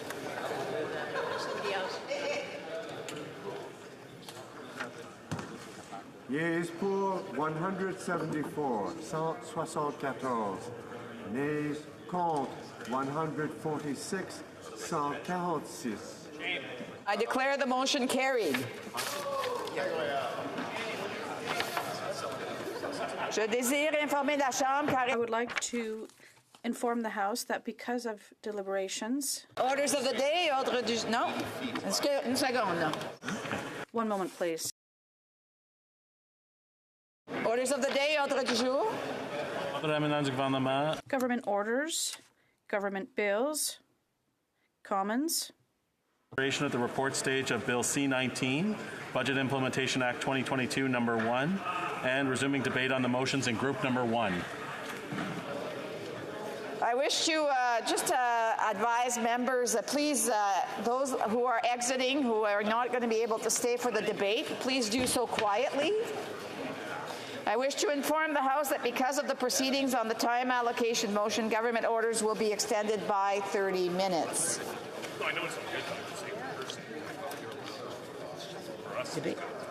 Debate. Resuming debate. The Honourable Parliamentary Secretary to the Leader of the Government in the House of Commons. Yes, thank you, Madam Speaker. And, you know, when I think of C-19, of course, you know, the government has... My part. Actually, there was 2 minutes of questions and comments left on the honourable member's previous speech on this particular matter. So questions and comments, questions et commentaires. The honourable parliamentary secretary? Oh, government whip, sorry. Merci, Madame la Présidente. Thank you, Madam Speaker. We know that the Quebec model for daycare and funding of daycare is now in place and operating across Canada. And we are very pleased not only with the addition of new daycare spots in Quebec, but with the expansion of this program from coast to coast to coast. And I'd like to hear what my colleague from Manitoba, what they have to say about how their province and all the country, in fact, will be able to benefit from the daycare model that will be low cost across the country. Madam Speaker, and I appreciate the government whip raising that issue because he is quite right. You know, the national child care benefit program that we have today is there in good part because of the province of Quebec. The province of Quebec has clearly demonstrated that we all have so much to learn when it comes to childcare. By having this particular program, we are now enabling literally hundreds of thousands of other people to be engaged into the workforce and do many other things. We saw that when Quebec expanded their child care program, Madam Speaker, where when a province does something well, where the rest of the nation can kind of copy and emulate, that we should move towards it. And it's for the first time in many years where we have actually seen the establishment of a national program.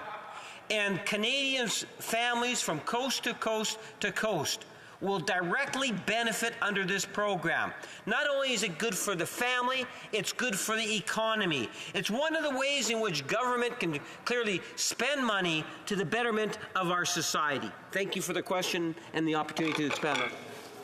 And I do apologize for not getting the questions and comments right away, but I know that other members would have loved to have heard the Honourable Parliamentary Secretary speak for another 10 minutes, but on another subject matter. Question, reprise de débat. Resuming debate. The Honourable Member for Berthier-Masquinongé. Thank you very much, Madam Speaker. I have no doubt that the member for Winnipeg could have spoken for longer, but I'd like to discuss what was just said. We've just referred to childcare, and we're happy that this program that we have in Quebec was able to be extended across the country, and we're very proud of this.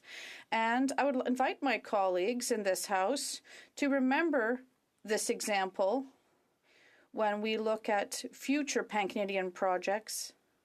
The Bloc should be able to withdraw fully from them with compensation, because the right to withdrawal is a great thing. Quebec has always had a good system. And for me, this is a sign of respect. Not only are we using our Quebec model, but we're giving these people Quebec's share of the money without telling them what to do with it. And that refers to what I'm going to say, to do with no strings attached. I'm going to talk about conditions. First, it's a pleasure to speak to C-19 today. This bill, well, I'll start by criticizing the format of it. It's an omnibus bill, an enormous bill. And when we say that we're studying bills sufficiently and allowing for a democracy and people to speak, how can you seriously bill to propose an omnibus bill for a bill that is roughly 500 pages, and there is no consensus here, and there were very important measures and complex measures in this bill, particularly with respect to the reform of the EI system. As we've said many times, this merits separate study and an extensive review of this system. This EI system works for very few workers in Quebec and Canada right now. This is unacceptable, and I won't go on too much about this topic, but for example, imagine if I try to sell you home insurance and I tell you that if you have a claim, there's a fire, you have a break-in, and I tell you it only works 4 out of 10 times, I don't think you'll hire me as an insurer. But that's what's happening with this program right now in Canada and across the country. So we need an extensive review of it. It's very necessary. This omnibus bill gives us the impression that the Liberal government is taking advantage of its agreement with the NDP to move this legislation along quickly so that it'll have the support of a semi-majority. We're somewhat in favor of it. Yes, we're going to work to improve it like we already are, but I'd like to talk about steel companies and people at Hydromel and other steel companies that came to us. In the beginning, they said having a tax in place as of July 1st, there's a complaint from Australia with this excise tax, and it wasn't really targeting the steel industry or workers, but this rather marginal production, but it's still in good health, and it's expanding. It is the true pride of several regions in Quebec, and it didn't deserve to be taxed.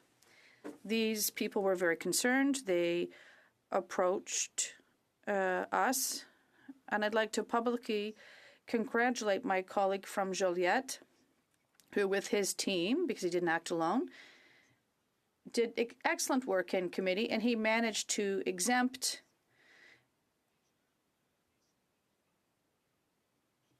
steel companies from this excise tax and others. So we're very happy with this, and it's one of the improvements that we were able to make to this legislation.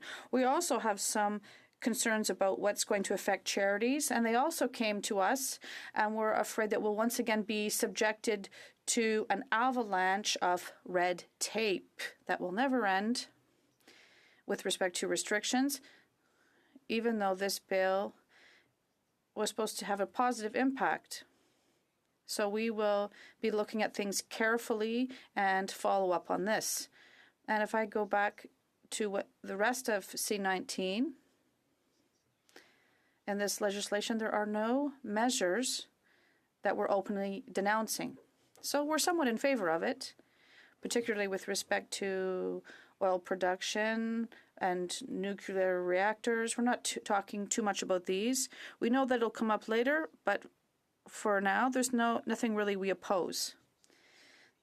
There is some interference in the healthcare sector in this budget, but we're not there yet. But this allows us to take a step back and to look at what is constructive in this legislation. There are urgent measures that we'd like to see, particularly, I was talking about EI. We'd like to add another 5 weeks for seasonal workers, and that's positive news. You see, we are not just obstructing unnecessarily. When proposals make sense, we support them. And when they're good, we're not going to say that the government's bad and we're just going to oppose them across the board. We have a different way of seeing things and applying them. And Quebecers can count on us to continue to do this work. So there are urgent measures that are good. Health transfers, obviously, always will remain, in my opinion. Well, we hope we'll get our way in the future, but for the time being, there's always a disagreement on this, but we will still accept the $2 billion that is set aside. It will help us, and it will give us some oxygen. Also, there are several million for public transit, and that will also inject some oxygen into our system. But we have to make sure that things are done properly, particularly in terms of the tax treatment for companies that move to zero-emission production measures. We don't want to have hidden subsidies to fossil fuel companies. We need to end such oil and gas subsidies, and we have to transition to other things. And the carbon capture projects, well, we've seen it elsewhere around the world, and we've seen what crisis can happen when things do go wrong, and we've seen things go awry elsewhere. We shouldn't elude ourselves. At the current time with the climate change crisis, we have to act diligently, but above all, cautiously. We need to be brilliant and head in the right direction. Amendments on the Competition Act to prevent people from abusing power, that's also very interesting. We saw at the Agricultural Committee, there are companies that are experiencing a hard time with respect to competition. And we saw during the pandemic that prices skyrocketed from around $3,000 to $25,000 for containers. And this is totally illogical. When you look at this industry, there's a high concentration with just a few players. So there's a lot of work to do in that respect as well. So once again, this went over rather well. Also in terms of billing of telecoms companies. And what I would like to see is to expose these hidden costs. I also believe that's a positive step. But the most important thing is to be coherent overall. We talk about forcing pension fund managers to disclose details about the fossil fuel investments they make. Well, I think that's also good news. And it's a first step towards green energy. And if it interests you, I would ask you to consult the Block's platform. And my colleague from Mirabel knows this file very well. So once again, we have seen a path that we would like to explore in this respect. The luxury tax now. It's a slippery slope, Madam Speaker. First, well, in theory, everyone agrees with the principle of setting up a luxury tax. But we have to be cautious about how it's done. And that's where the Bloc has expressed several reservations. We want to protect the aerospace industry. We don't want to have extensive delays before this luxury tax is refunded when it shouldn't be applied. So we have to do things intelligently and coherently so we don't hinder our companies when we establish such measures. For example, the 35% on fertilizers. But when things happened before there was a conflict, yes, we have to have an exemption.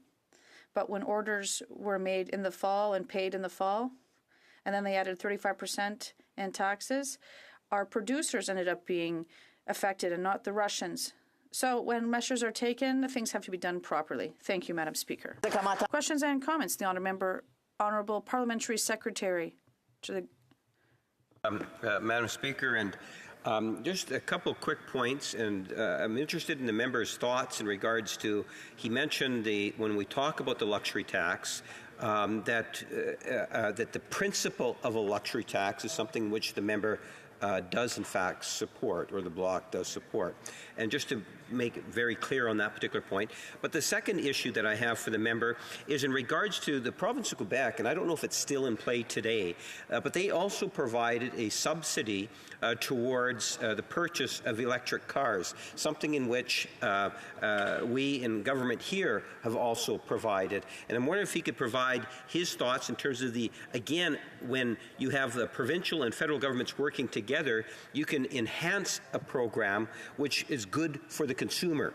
And it would be nice to see other provinces follow Quebec's lead on that issue too. The honourable member for Berthier-Masquinongé. There are many issues that Quebec should be exempted from or set the example for. For example, on pharmacare. When you want to set up your system, I would ask you to take some inspiration from Quebec's model, and also for childcare. We have to allow Quebec to continue running things the way it sees fit and to receive exemptions. That's very important. My colleague mentioned the luxury tax. Obviously, we agree with the principle of it. We want to set it up. But we have to be careful to make sure that it doesn't affect the aerospace industry, particularly in Montreal. That's one of our concerns. And there are risks with respect to delays. But also, I'd like to end by saying that the electric measures are a good idea. E-cars are much more expensive than regular cars, and we have to manage this carefully. Commentaire? The honourable member for Laurentides-Labelle. Madam Speaker, my question is very simple. Considering the climate impact that we've seen in Quebec and even here in Ottawa, I know personally, Madam Speaker, that one of the victims that died in this storm a few weeks ago, well, I know them personally. I'd like to tell my colleague or ask them, what is the positive impact of this budget in terms of the environmental protection and prevention? What is my colleague's opinion? The honourable member for Berthier. I'd like to thank my honourable colleague from Laurentides-Labelle for a question. Earlier, I mentioned a few areas. When we ask pension fund managers to clearly identify, well, I did so recently myself. When you ask your financial advisor to tell you where your money is going to make sure it's not going to fossil fuels, it's really hard to get an answer. So this is one area that we support. We like transparency. It's not just people from the Bloc and the Green Party that are asking for environmental protection. The public in general is asking for it. And in terms of fossil fuel subsidies, let's invest in the transition. Thank you. Questions and comments, the honourable member for Rosemont-la-Petite-Patrie. Thank you very much, Madam Speaker. I'd like to thank my colleague from Berthier-Masquinongé. He spoke about the Quebec model and pharmacare. In Quebec, we have a system that is private and public. It's a hybrid system. And for many people, it costs a lot for them to pay for supplemental insurance. So there are consumers in Quebec that should have a pharmacare system that is public and universal. The honourable member for Berthier-Masquinongé, 1 minute to answer. Well, that's not much time. I'd like to thank my colleague for his question. I am persuaded that he also thinks that Quebec is a model to be followed. I never said that the Quebec pharmacare system is perfect, just like our childcare system. We need more spots, but it is a basis. So what I don't agree with is that I respect Quebec jurisdiction in Quebec City at the National Assembly, and health is provincial jurisdiction. And what I'm saying is that we're not against any improvements to these systems, but let's do this by respecting provincial jurisdiction and by transferring the money to the person who is in charge of managing these areas. Resuming debate, the honourable member for Saanich Gulf Islands. Thank you, Madam Speaker. I begin by acknowledging that I speak to you today virtually from the traditional territory of the Wasanich Nation. I raise my hands to you in the language of the traditional peoples of this land, Hishka, Hishkasiyam. I'm speaking today at report stage on Bill C-19. I can't help but reflect on the debate we just had on the application of time allocation to this bill. I'd just like to point out to this House and put it on the record. Of course, I voted no to ending debate in the fashion that has become entirely too routine under this government and the government before it. It will, having been used routinely under the administration of Stephen Harper and now under the current government, it's unlikely to ever return to what it was before 2011, which is to say that this House will suffer a permanent loss of normal democratic debate under our standing orders for bill after bill after bill. In this case, Bill C-19 was tabled for first reading following the April 7th budget. It was tabled for first reading April 28th. That is not that long ago in the life of this Parliament. This is not like Bill C-8, which was, of course, the fall economic statement bill, which was tabled at the end of in December 2021 and only passed within the last few weeks in this place. Bill C-19 has been dealt with quickly, sharply, went to committee for reports, and is already, and this is an important point that I wish to make, Madam Speaker, Bill C-19 is already in pre-study before the Finance Committee in the other place. So the question of delay in handling this bill, allowing for proper debate at this stage, is rather wrong-footed by the fact that when we finish with it, which would be very soon in any case, despite, I agree, obstructive activities by the official opposition, there was ample time to get this bill properly debated at report stage and third reading and sent to the other place where pre-study has already begun. It is a significant bill. Madam Speaker, for those who may be observing our deliberations today, let me just point out that this bill is hundreds of pages. It is an omnibus bill. It's not an illegitimate omnibus bill. It deals actually with all the measures that were flagged in budget 2022 on April 7th. So it's not one that has extraneous measures crammed into it, which would make it an illegitimate omnibus bill. But this legislation is lengthy, 32 separate divisions, hundreds of pages, over 502 sections. I can't propose for a second to think that I can comment on all of them, even those with which I agree. But the scope is enormous. We deal with everything in this legislation, from safe drinking water on First Nations communities, which of course nobody would want to have anything but speed applied, to something called the Lunar Gateway and criminal code offenses related to an agreement we have with the United States for events which may take place on the moon, as I understand it, to changes in the criminal code, which raise some civil liberties concerns about changing the civil, this is in Division 21, to extend up to 2 years in jail towards people who are, and there's no defense for it, it's appalling, but denying the Holocaust, but will now have a criminal sanction of up to 2 years in jail. It's, I think, worth considering that a bill of this scope, covering so many different measures, including ones I support, like application of Magnitsky sanctions, and being able to act to further sanction Vladimir Putin's cronies in order to apply pressure so that we get to peace talks as quickly as possible in the horrific and illegal war that's now occurring in Ukraine.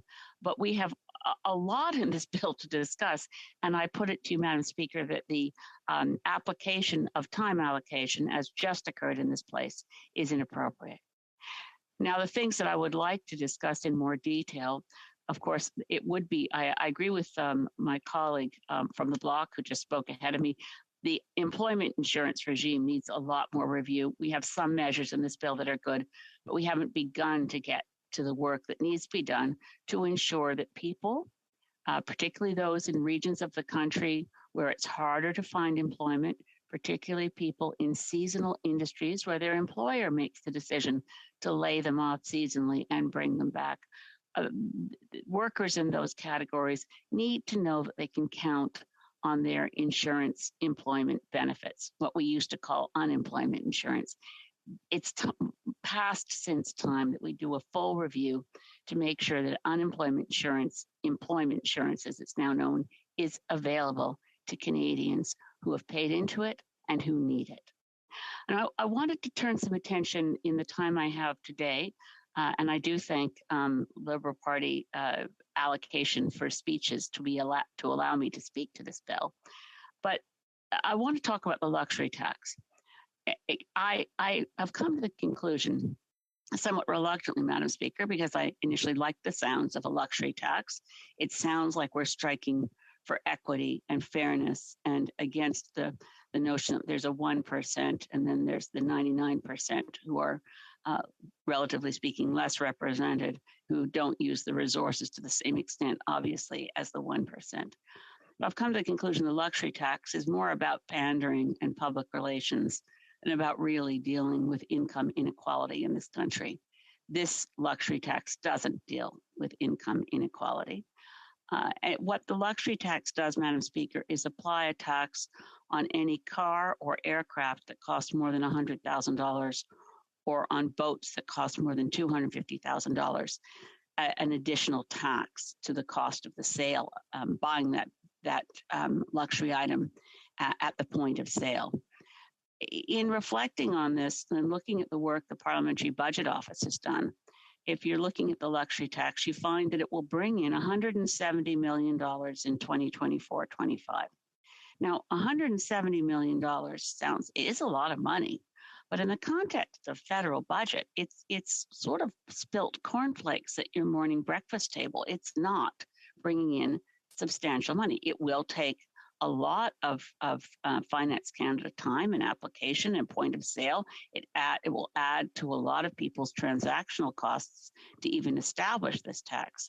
But what PBO did find is that while it will bring in to the Government of Canada an additional $170 million, it will reduce the sales in those categories by $600 million.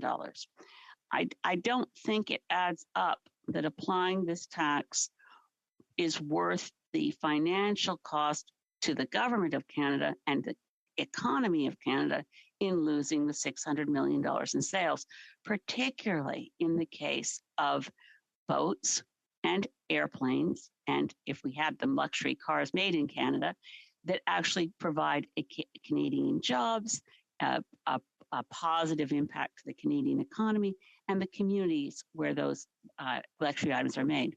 Far more important would be to adjust the personal income tax rate. At this point in Canada, once you're making over $216,511, the corporate tax rate the personal income tax rate is the same. It's 33%. That's our highest tax bracket. We certainly would do more to address income inequality were we to create a higher personal income tax bracket for people making, say, over $500,000 a year. I remind colleagues in this place that when the United States experienced its highest levels of economic growth and economic activity post-war, its highest personal income tax bracket was well over 90%. We should also be looking very, very immediately at excess corporate profits. A tax on excess corporate profits, the PBO has found, could bring in $7.9 billion a year. I contrast that with this so-called luxury tax, $170 million into our fiscal resources versus a tax on excess corporate profits would bring in just under $8 billion. We shouldn't be chasing the spilt cornflakes. We should be going after where the 1% hides their wealth, where the 1% earns so much more than the average working Canadian who has to hold down several jobs to be able to cover rent and food. And with those final thoughts, Madam Speaker, I close my remarks on C-19. Questions and comments? The Honourable Parliamentary Secretary, the Government House Leader. Yes, thank you, Madam Speaker. I'm a bit surprised that the former leader of the Green Party would not support the principles of a luxury tax for two reasons. Number one, there is financial inequality in the country. We know that. It's around the world. And it might be somewhat small, but it's significant. $150 million in additional revenue is a significant amount. Now, if you follow through the logic that the member is espousing, one would ultimately be able to say that you should reduce consumption taxes in order to somehow see more production and give the brake on your tax points. I would tend to disagree with that logic, believing that a consumption tax is in fact a very effective way at ensuring, especially if you have rebates, that there's a fair sense of income equality. So I'm wondering if she might want to just reflect in terms of why it is she would oppose a luxury tax when I suspect a vast majority of Canadians would support that. For Saanich Gulf Islands. Yes, I'm sure, Madam Speaker, and thanks, Parliamentary Secretary, that in devising this luxury tax, the current government and its political leadership were looking to something that they knew most Canadians would support, the idea of a luxury tax. What I'm saying is the way it's constructed here, it is merely pandering to the idea that this government is tackling income inequality without actually doing it. I think it's really critical when we talk about, as the Parliamentary Secretary just did, that $170 million is a lot of money, not compared to the billions and billions that this government continues to insist we waste on the climate-killing Trans Mountain Pipeline. There are places where we should stop spending money, and supporting fossil fuels is an urgent cancellation. We have to urgently cancel fossil fuel subsidies instead of pretending we're actually dealing with income inequality through a luxury tax. Questions and comments? The honourable member for Northumberland, Peterborough South. Thank you. And this member, which is surprising given her relative youth, has perhaps one of the most experience in the entire Parliament. And I'm wondering, given that experience, would she agree with me that it's oftentimes in lengthy debates that actually legislation gets improved, that we find issues and that we make laws better for Canadians? Member for Saanich Gulf Islands. I'm deeply indebted to the member for Northumberland, Peterborough South, for suggesting I have relative youth. I turned 68 this week, and I find his comments absolutely charming. However, I will say that he's right. The purpose of the Parliament of Canada is to study and debate respectfully and with a civil collaborative effort to improve legislation. It is the case that I sympathize with the Liberal House management that some legislation, most legislation, is being needlessly obstructed by the official opposition. But in this, the member is absolutely correct. The point of debate is to improve legislation. Questions and comments? The honourable member for Windsor West.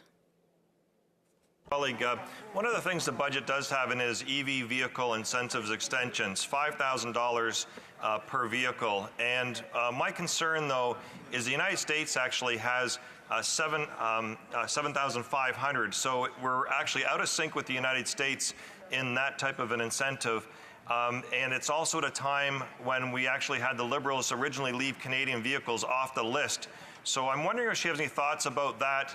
We want to see that increase, so we actually do what we normally do in the auto industry, is actually merge the standards and harmonization closer together, because right now Joe Biden is actually providing more of an incentive to buy Canadian vehicles than it is actually our own Prime Minister.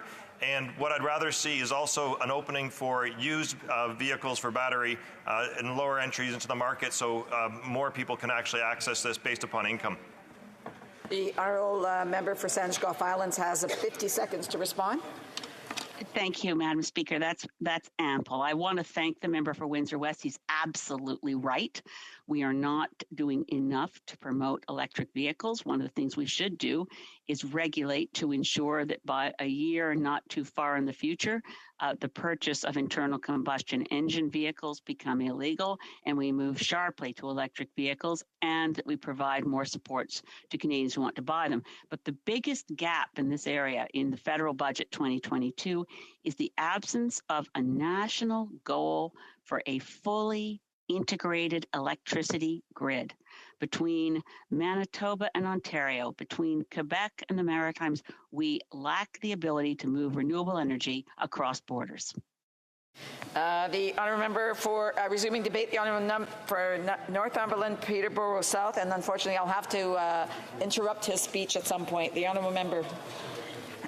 Thank you very much. And I'm sure if we sought the unanimous consent of the House, no, just kidding. I I rise today, Madam Speaker, on a much more serious and sober note. I'm here to ring the alarm bells. Our future prosperity is at risk. I'm expressing this concern not out of some type of sense of blind partisanship, but rather out of a sense of duty to my country that I love, but I fear for. As has been said by the Prime Minister, the Finance Minister, the Deputy Finance Minister, and many members across the island, many experts across our country, one of the keys to our national prosperity is economic growth. Economic growth allows parents to pay for their children's education. It allows teenagers to buy their first car, to get their first job. It allows single mothers the opportunity not to have 3 or 4 jobs, but 1. It allows workers that opportunity at a promotion. It allows young people to buy a house for the first time. It allows employers to create jobs. It allows hardworking families to pay off their ever-mounting credit cards. In short, many of the conditions for the pursuit of happiness are precedent on economic growth. Madam Speaker, economic growth gives Canadians hope. In contrast, the economy that we are currently experiencing, one that very well may go to 70s style stagflation, is of lower wages, less economic opportunities for families and individuals. It creates mental health issues across our country as people struggle with the financial consequences of declining economic growth. It sows the seeds of division in our society, so instead of uniting, we are dividing, as we've seen from our Prime Minister. For all of these and many other reasons, it is undisputable that economic growth is absolutely critical to Canada's future. However, the reason why, Madam Speaker, I'm ringing those proverbial alarm bells is because Canada is poised for slow economic growth, if not zero economic growth, for many months or even years to come. The reasons, sadly, are starting to become structural within our economy. One of the key drivers is a challenge, a struggle to be competitive, to be a leader in economic productivity. And Canada is falling behind the rest of the world, Madam Speaker. We are increasingly less productive than many of our peers in the G7 or the G20. We are also struggling with innovation. Although we have brilliant people from coast to coast, we are failing to bring new innovation, new products to markets. We are struggling as a country to be a leading innovator in the world. The last issue, which I'll discuss in my speech, is a little bit more subjective. We're facing a declining morale, an increasing mental health crisis. We're not having a winning attitude going forward, and it all starts with the top, with the federal leadership of this country. But let's explore these areas one by one. Productivity has been an issue, unfortunately, that has dogged the Canadian economy for decades. However, the problem has become particularly acute over the last few years. One of the ways that economists measure the productivity of a country is the amount of contribution per worker per hour. Canada is amongst the lowest in the OECD countries amongst our peers. We are at $50 per hour per worker. Contrast that to the United States, Switzerland, Ireland, all of which are considerably above. We'll have 6 minutes the next time that this matter is before the House. Statements by members, déclaration de députés. The honourable member for London Fanshawe. Yesterday in London, I stood with hundreds of my neighbors, friends, and community members to remember the lost members of the Afsal family, Salman, Talat, Madiha, and Yumna. The young Muslim leaders spoke about the change they need to see from us. They are charging us to act. We have become accustomed to memorializing the losses of men killed in prayer, of women killed crossing the street because they are wearing the hijab, of children killed because we refuse to let go of our biases, our insecurities, and our fears. We have a responsibility to do better. Islamophobia is structural, and we must review the structures that put our community in harm's way, to stop the violence, the microaggressions, the hate. We must take a stand against the dehumanization of Muslims, of all those who are targeted because of their religion, the color of their skin, what they wear, their culture, their language, their sexuality, their gender. This is our only path forward. This is a time for courage, for human rights, and for love. This is a time for action. The honourable member for Simcoe North. Let's see.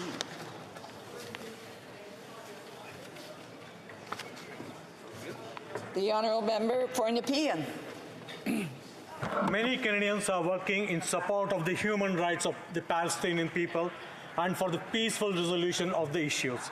I would like to recognize and thank Burhan Sharauri, Jamal Hamid, Dr. Habib Khoury, Rula Sherida of Association of the Palestinian Arab Canadians, Thomas Woodley of CJPME, Councillor Yusuf Barakat of Canada Arab Forum of British Columbia, Rashid Salah and Nabil Nasser of the Arab Palestinian Association of Ontario, Corey Balsam of the Independent Jewish Voices Canada, Dr. Mahmoud Abu Awad and Dr. Tariq Khalifa of Canadian Palestinian Professional Association, Musa Zaidan of the Coalition of Canadian Palestinian Organization. I once again call for Canada to recognize the sovereign state of Palestine. Thank you, Mr. Speaker. L'honorable député de Thérèse de Blainville. The honourable member for Thérèse de Blainville. Mr. Speaker, I rise to speak about the Quebec Week for Persons with Disabilities from the 1st to 7th of June. The theme is Contributing Fully. In Quebec, more than 1 million people have a significant and ongoing disability. That's 16% of the over 15 population. These people want to contribute fully to society, and they can, at school, at work, in arts and culture, and so on. People with disabilities need to have the opportunity to develop their full potential. That's why it's important to give them all the necessary tools, to give them an accessible and inclusive environment. I'd like to congratulate all organizations that are working hard and have been for years to build a more inclusive world. Thank you. The honourable member for Glengarry Prescott Russell. Mr. Speaker, on May 21st, several communities in Glengarry Prescott Russell suffered major impacts of severe storms. I spoke with several families after the storms. Trees falling on houses, destroyed roofs, crumbling silos, multi-generational farms destroyed, as well as businesses. Despite all of that, I would like to underscore the courage shown by citizens. I'd like to thank everyone who helped out their neighbors. It's all about, Mr. Speaker, in times of crisis, neighbors helping neighbors strengthen that sense of community. Thank you to the first responders, the hydro crews, volunteers, farmers who took their neighbor's animal to care for them, and everyone who pitched in. Your commitment to your community did not go unnoticed. Thank you so much. The honourable member for Parry Sound, Muskoka. Inform the House that this past Friday, June the 3rd, under an expansive Manitoba sky with the sun beaming down on family and friends, our colleague and my dear friend, the member for Kenora, declared, "I do" to Miss Danica Howden.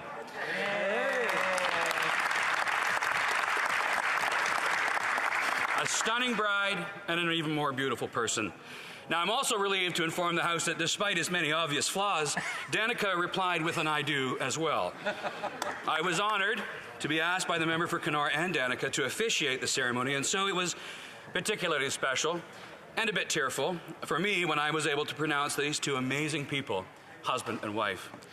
At the reception following the ceremony, there were a number of speeches, including remarks delivered by the member for Stormont Dundas South Glengarry, that left the guests and the happy couple in stitches. Sheldon and Crystal Howden, Joe and Charlene Melillo all beamed proudly with joy as they welcomed each couple into their families. It was a wonderful day to launch these two on their lifelong adventure, soon to be filled with many little Melillos. And so I ask you, Mr. Speaker, and this House to join me in congratulating two very special people, the member and Mrs. for Kenora. Thank you.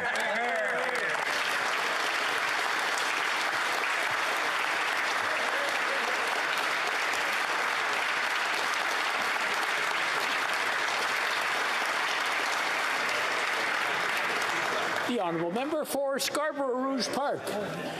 Mr. Speaker, I rise to honor the Afzal family, Salman, Madiha, Yamna, and Talat, whose lives were taken away by a cruel act of terrorism motivated by Islamophobia. The lives of Fayaz Afzal, whose parents, sister, and grandmother were killed, and the close-knit Muslim community in London, Ontario, were forever changed. Today, as Canada marks the first anniversary of this tragedy, I want to recognize the relentless work of the National Council of Canadian Muslims who are on the Hill to advocate for greater action on Islamophobia. Because of their advocacy, we announced the creation of a special representative on combating Islamophobia. NCCM is calling on us to do more to address violence and hate motivated by Islamophobia in every corner of Canada. To the Muslim community, we are here for you. Let us double down and fight Islamophobia in all of its forms and work towards a Canada that is fair, inclusive, and just for all. Thank you, Mr. Speaker. The honourable member for Simcoe North. Mr. Speaker, the first printed recipe for butter tarts was published in the Women's Auxiliary of the Royal Victoria Hospital Cookbook in 1900 in Barrie, Ontario. Today there are hundreds of varieties and infinite butter tart possibilities. There are 1,000,001 ways to make and eat a butter tart, but just one truly great place to enjoy them. That's at Canada's Best Butter Tart Festival in beautiful Simcoe North, town of Midland, Ontario. As Canadians get back to our lives, our friends, and communities, this sugary extravaganza is back on June 11th, with more than 200 professional and home-based bakers projected to serve up to 200,000 delicious Canuck delicacies in a single day. The town of Midland comes alive with tens of thousands of people visiting to seek this ultimate butter tart experience. Mr. Speaker, I wish to invite everyone to Simcoe North, 90 minutes north of the GTA, this Saturday, June 11th, to celebrate Ontario's Best Butter Tart Festival with us, the epicenter of Canada's sweetest treasure. Yeah. Thank you, Mr. Speaker. The honourable member for Labrador. Thank you, Mr. Speaker. It is an honour for me today to recognize and congratulate an important educator and historian of Labrador, Patty Way, on being awarded an honorary degree, Doctor of Laws from Memorial University. She was born in Labrador, attended Yale School in Northwest River in a residential school system, and then attended Memorial University, where she received a Bachelor of Education and a Bachelor of Arts. Patty has been an educator and historian for more than 50 years, establishing the groundwork for comprehensive genealogies for many in southern, central, and northern Labrador. Building on existing knowledge and oral tradition, Patty interviewed hundreds of elders and knowledge holders, pored over archival records, and used any available means to piece together their stories previously unknown. She has made it her life's work to help people and communities learn and understand the branches that make up their Indigenous and settler family history. I ask my colleagues today to join me in extending congratulations to now Dr. Patty Way for this recognition, as it is well-deserved. The honourable member for Lanark, Frontenac, Kingston. Bravo. Mr. Speaker, a year ago today, 5 members of the Afzal family, out for an evening stroll in London, were struck at high speed and with deliberate malice by a pickup truck. 4 family members were killed. Only the youngest child, then age 9, survived. As the suspect's trial has not taken place, we cannot know with certainty whether he was motivated primarily by racial hatred, by religious hatred, or by some combination of the two. Now, you'll notice that I don't name the suspect. Those who commit the worst crimes should not be remembered by name. Depriving them of notoriety is one of the few tools we have to incentivize other individuals who might consider becoming copycats. It is the 4 members of the Afzal family, Talmat, Salman, Madiha, and 15-year-old Yumna, who must not be forgotten. This is not the worst act of anti-Muslim violence in Canada. That melancholy label applies to the 2017 shooting at the Centre Islamique de Québec.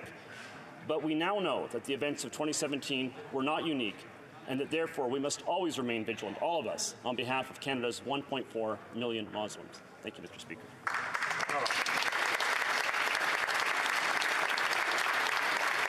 The honourable member for Newmarket, Aurora. Mr. Speaker, this month, Roadhouse and Rose Funeral Home on Main Street South in Newmarket is celebrating 180 years of business. Locally owned and operated since 1842, Roadhouse and Rose holds the title of the oldest business in Newmarket and the third oldest funeral home in Ontario. A staple in our community, Roadhouse and Rose has been an established business since before Confederation and has watched Newmarket grow from a population of just 600 to now 88,000. Mr. Speaker, I want to acknowledge Glenn, Jackie, and Wes Plater for their many years of service.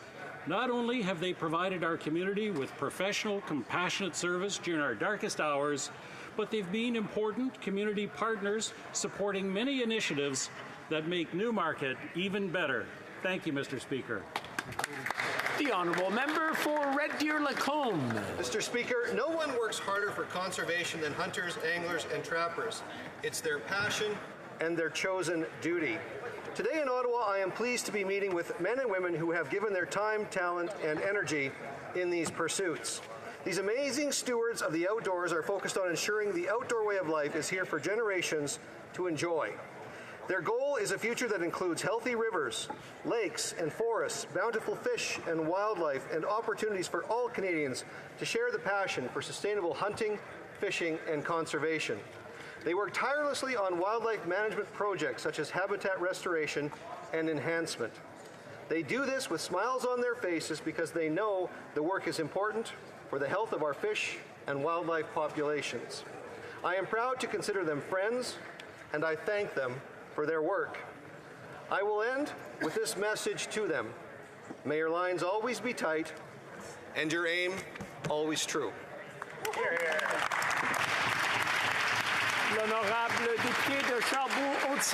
The Honourable Member for Charlebourg-Haute-Saint-Charles. Mr. Speaker, on September 1st, 1939, the Chaudière Regiment was mobilized and deployed at the beginning of the Second World War. Nearly 5 years later, more than 900 members of the legendary regiment landed at Normandy in order to free Europe from the Nazi yoke. The Chaudière Regiment was the only Francophone regiment that participated in the landing operations. Every year, we pay tribute to these soldiers who lost their lives on a sacred site, the Juno Beach Centre, which is a commemorative museum. As a member and former commander of the regiment, I rise in this House to ensure that we do something to protect this space for commemoration in order to honor the memory of our soldiers who died in combat. The government must do something. A real estate project is threatening the Juno Beach Centre, which is disrespectful to the memory of our fighters. I believe that the Prime Minister understands the importance of the centre. We must protect the memory of those who gave their lives for us on June 6, 1944. Aere Perennius. L'honorable député d'Hochelaga. The Honourable Member for Hochelaga. Thank you, Mr. Speaker. After the 1973 coup, thousands of Chileans left and came to Canada. For the first time, the Canadian government issued ministerial certificates. And after that crisis, the government amended the Immigration Act to include the category of political refugees. At a time when social media did not yet exist, the Chilean community was still able to organize and played an important role in raising awareness internationally about the dictatorship in Chile. And the Chilean-Canadian community is still just as engaged and active in their communities. Many Chileans stayed in Canada after their country returned to democracy and have deep roots in Canadian soil. They have been able to contribute to the vitality of Canadian culture while also preserving their culture language. I'd like to welcome President Boric. He was recently elected as the head of a government which promises a more progressive, feminist, and inclusive future. Thank you. For North Island Powell River. D-Day and the Battle of Normandy. Just several weeks ago, I stood on Juno Beach and looked out at the sand and the water and wondered at the incredible bravery of those Canadians who fought. In the museum, I was moved to hear the voices of Canadians, but what made me stop cold, though, was when I stood below a screen that continuously scrolls through the 45,000 members of Canada who were killed in the Second World War. Mr. Speaker, if you were to read every single name, you would have to stand in that spot for 13 and a half hours. So many Canadians made the ultimate sacrifice. This year is particularly poignant for my riding of North Island Powell River, as we recently lost World War II veteran James Francis Stocky Edwards, who would have been 101 yesterday, Mr. Speaker. The day after his 23rd birthday, he flew his Spitfire over the beaches of Normandy on D-Day and was a proud Canadian for the depth of his service. As Canadians, we must never, ever forget their sacrifice, then, today, or forever. Thank you. L'honorable député de Drummond. The honourable member for Drummond. Mr. Speaker, yesterday was the 24th Quebec Cinema Gala, with many awards for some of the most deserving artists who worked on Quebec films this year. First of all, the big winner was Les Oiseaux Ivres, with 10 awards, including Best Film for producers Luc Derry and Kim McGraw, as well as Best Screenplay for Ivan Gerbovich and Sarah Michara, who got awards for camera work and for being the director, as well as prizes for Hélène Florent and Claude Legault. There were also other films that were notable, such as Maria Chadelaine, L'Arracheuse de Temps, and Comme une Vague. And beyond the artists, the very fact that Quebec cinema exists is something to celebrate. It's an entire industry that exists to tell our stories to us and to the entire world. It is a source of inspiration for the future. I'd like to congratulate the winners, and I'd like to thank the entire big family of Quebec cinema. Elgin, Middlesex, London. Speaker, it is with great sadness I rise in this House today on the anniversary of the Afzaal family massacre. On June 6, 2021, Yamna Afzaal, her parents, Nadima Zamel, and Salman Afzaal, and her grandmother, Talat Afzaal, were out of their Sunday walk when they were killed by a vehicle jumping the curb. One man made a decision to end the lives of 4 innocent people simply because of their faith. Mr. Speaker, there are not enough words to describe the hateful, deliberate, and discriminatory motive between this attack. We live in a country that promotes diversity, culture, and inclusion, yet Muslims across the country walk the streets of Canadian cities daily, afraid that they might be attacked because of their faith. My thoughts and prayers are with the Afzaal family, the London community, and all Muslims in Canada and across the world. Our job is to ensure safety and protection for all. We need concrete solutions that will fight hate and discrimination and ensure that everyone feels safe in our country. Mr. Speaker, I pledge to do my part. Thank you.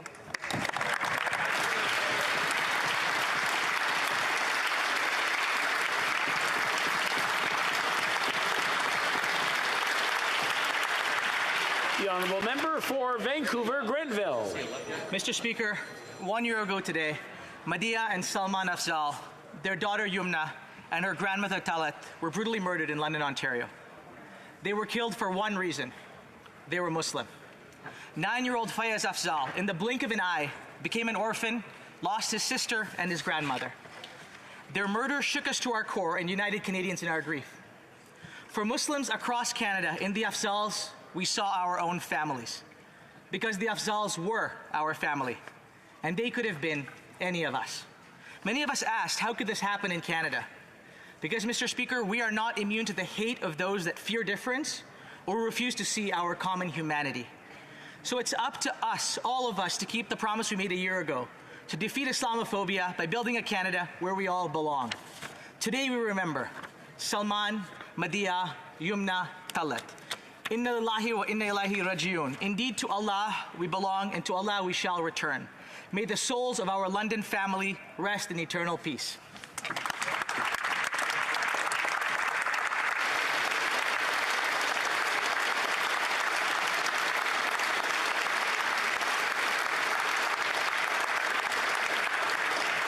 Oral questions. Question orale, l'honorable. The honourable member for Mégantic-L'Érable. Mr. Speaker, today is no longer a time for memorized press lines. The news is growingly concerning. We have learned that a quarter of Canadians are not eating enough because they just can't afford to pay for their food. Stats Canada reports that the price of food has risen by almost 10% in 1 year. We haven't seen this since 1981. Why aren't the Prime Minister and his ministers doing anything to help them? The Honourable Deputy Prime Minister. That's not true, Mr. Speaker. Our budget includes a range of measures in order to reduce the cost of living. Dental care, a one-time payment of $500 for persons with difficulty accessing housing. We're also helping people buy their first home. And there's a tax credit for multi-generational house renovations. The honourable member for Mégantic-L'Érable. That can't be serious, Mr. Speaker. She's answering with dental care, a tax credit to buy a house. That's what the Liberal solution is to the affordability crisis that food banks are facing. In a region like mine, they have seen a 10% increase in demands on food banks since last year. These are people that can't pay for food. In many regions, they've seen an increase by nearly 25%. When demands on banks are rising faster than inflation, there's a serious issue here in Canada. Can the minister come down from her budget cloud and explain to food banks how come they can't get through the month? Mr. Speaker, we understand full well that the cost of living is a key issue for Canadian families, and this is why we have created an indexed fund so that a single mother with 2 children can receive up to $13,600 with the Canada Child Benefit. We're looking at a 10% increase here, and we're taking care of our young people. And students will be able to save more than $3,000 thanks to our plan. The honourable member for Mégantic-L'Érable. Mr. Speaker, I can't believe what I'm hearing from the Minister of Finance for Canada. The minister doesn't realize how much people are having a hard time making ends meet and putting food on the table. Everything costs more. And the minister's telling us that they're only going to help single mothers with kids that are having a hard time. All Canadians, all workers, some people are having a hard time paying for gas to go to work. Many young people only earn $25,000 a year and they're not eating enough. How come when other governments are taking action, the Liberals are doing nothing? The Honourable Deputy Prime Minister, Mr. Speaker, we have no lessons to learn from the Conservatives with respect to helping Canadians who are most vulnerable and the cost of living. In 2015, when we took power, roughly 5 million Canadians were living under the poverty line.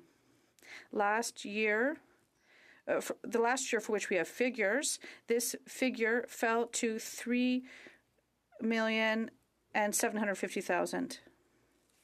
Honourable member for Central Okanagan, Similkameen Nicola. Mr. Speaker, yesterday the national average gas price was $2.06 a litre, with expectations it will jump again this week. Canadians are struggling and are looking for help. Conservatives have proposed temporarily cutting the GST at the pumps. The Prime Minister has said that Canadians should just go buy an electric car. Do the Spend EP Liberals really believe that this is a credible answer for commuters who can't afford to fill their tanks, let alone pay for their grocery bills? Or when it comes ideas on how to keep life affordable for Canadians, is this government just running on fumes? The Honourable Minister for Natural Resources. Thank you, Mr. Speaker. As my honourable colleague knows, President Putin's illegal invasion of Ukraine has driven up gas prices around the world. While Canada's energy supply remains secure, we are working with our international allies to preserve energy value chains and to actually reduce pricing globally. Here in Canada, we've asked the Competition Bureau to monitor the situation to ensure there's no illegal conclusion. We're certainly working to ensure that we're enhancing affordability through various programs the government has put into place and working internationally to stabilize global energy prices. The Honourable Member for Central Okanagan, Similkameen Nicola. Mr. Speaker, since I asked about gas prices and leadership last week, the average price of gas has jumped 11 cents. Now, the Americans, the British, and even the Germans have lowered gas prices to protect their consumers. They didn't talk, they acted. But this Prime Minister has lost the plot. Does this actor-turned-Prime Minister understand that the only leadership he's shown in the G7 is to raise gas prices? Can someone in the Prime Minister's office recast him in the next act to a reform reform prime minister who takes action on gas prices, or will he remain true to character and keep making it worse? The Honourable Minister. Thank you, Mr. Speaker. As my honourable colleague is fully aware, the illegal invasion of Ukraine has driven up gas prices around the world. Canada is working with its international partners to address the issues around energy security and the pricing with respect to hydrocarbon fuels. And in fact, we have committed to increasing oil and gas production by 300,000. I'm just going to interrupt the Honourable Minister. I'm trying to hear what he's saying, but it's just getting kind of loud, and it's early in the session. So I just want to remind everyone that the Honourable Member for Central Okanagan, Similkameen, Nicola, asked a question. I'm sure he wants to hear the answer. The Honourable Minister.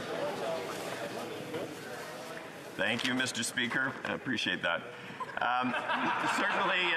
Certainly, we continue to be focused with our international partners on working to stabilize global energy prices. We have increased production and are in the process of increasing production and supply of 300,000 barrels a day by the end of the year to help to address the global crisis with respect to energy. And here, with respect to affordability, we are doing enormous work through a range of different programs to put money back in the pocket.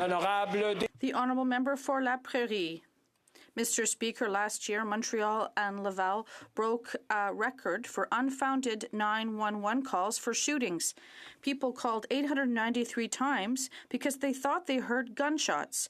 893 times. That's 2.5 calls per day. Why? Because people are afraid, Mr. Speaker. They fear when they hear a jackhammer or a fender bender, and they fear for the safety of their families. This is a real scourge.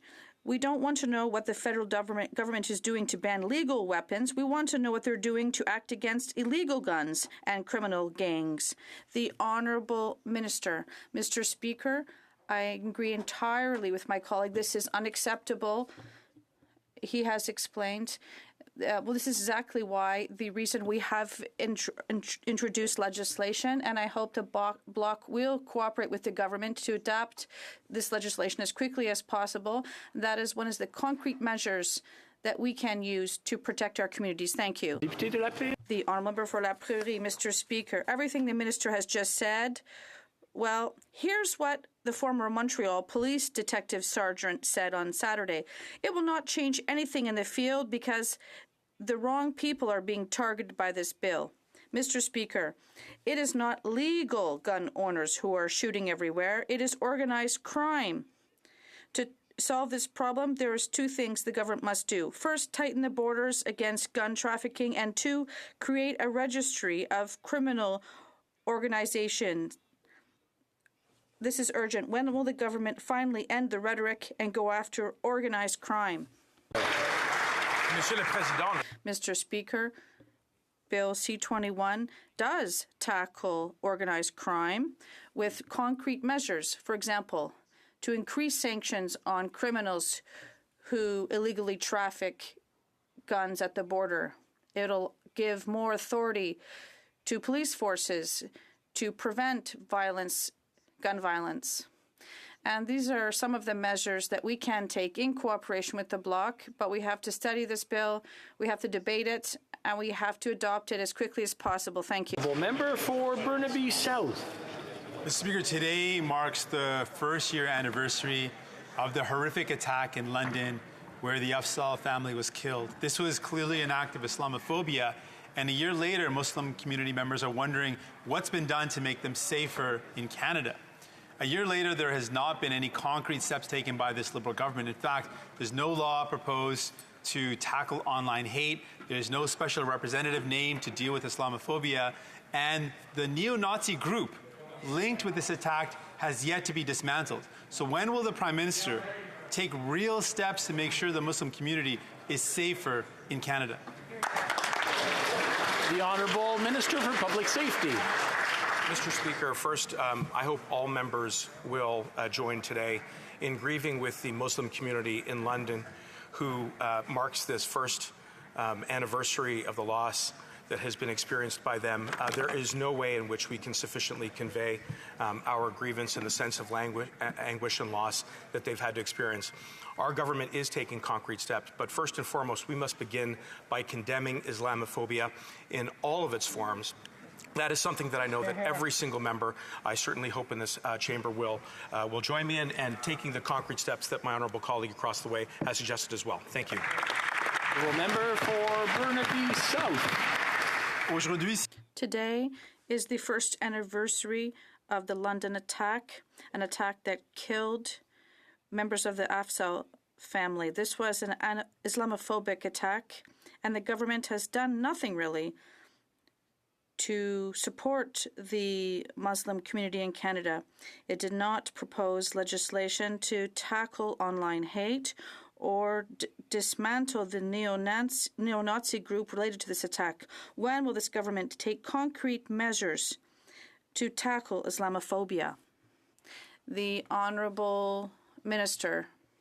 The Honourable Member for his question. We've taken a number of important steps in collaboration and conjunction with the Muslim community in Canada, including holding the first ever National Summit on Islamophobia, dedicating January 29th as the National Day of Remembrance and Action Against Islamophobia. We've committed as a government to appoint a special representative to combat Islamophobia, and we are the first government to put together a national action plan to combat hate as part of our broader anti-racism strategy. But most importantly, it's also working with Muslim Canadians and funding those on the ground who are fighting Islamophobia every single day. The honourable member for Simcoe North. Mr. Speaker, what do the Federal Reserve, President Biden, Treasury Secretary Yellen, and the Bank of Canada all have in common? They've all taken responsibility for underestimating inflation. Secretary Yellen said she was wrong about inflation, and President Biden released a plan to fight inflation just last week. So, Mr. Speaker, to the Minister of Finance, where's this government's plan to provide immediate relief to Canadians and combat inflation? The Honourable Deputy Prime Minister. Mr. Speaker, do you know what all of those countries have in common? In all of those countries, the rate of inflation is higher than it is in Canada. In Canada, the latest inflation number was 6.8%. In the U.S., 8.3%. In the U.K., 9%. In Germany, 8.7%. The OECD average is 8.8%, Mr. Speaker. That's what they have in common, and that's how they're different from us. The honourable member for Simcoe North. Thank you very much, Mr. Speaker. All those countries measure inflation differently, and perhaps it would have hurt this government to admit just a little bit of humility instead of being blinded by ideology and recognize that the facts on the ground have changed, and it needs to change course to provide immediate relief to Canadians. We've heard time and time again that this government is providing zero relief and actually defending high gas prices. Despite a windfall of revenues, this government refuses to take immediate action. Why? The Honourable Deputy Prime Minister. Mr. Speaker, you know who should have a little bit of humility when talking about central banks? A member of a party where a candidate for the highest office has impugned the independence of the central bank, which is one of the key institutions in Canada, and Canada's strong institutional... I'm going to have to interrupt the Honourable Deputy Prime Minister. I'm having a hard time hearing today. Maybe it's my age, but I think it's more the voice in this place that is really getting echoey and quite loud, and it's almost like a murmur that kind of has a crescendo to it.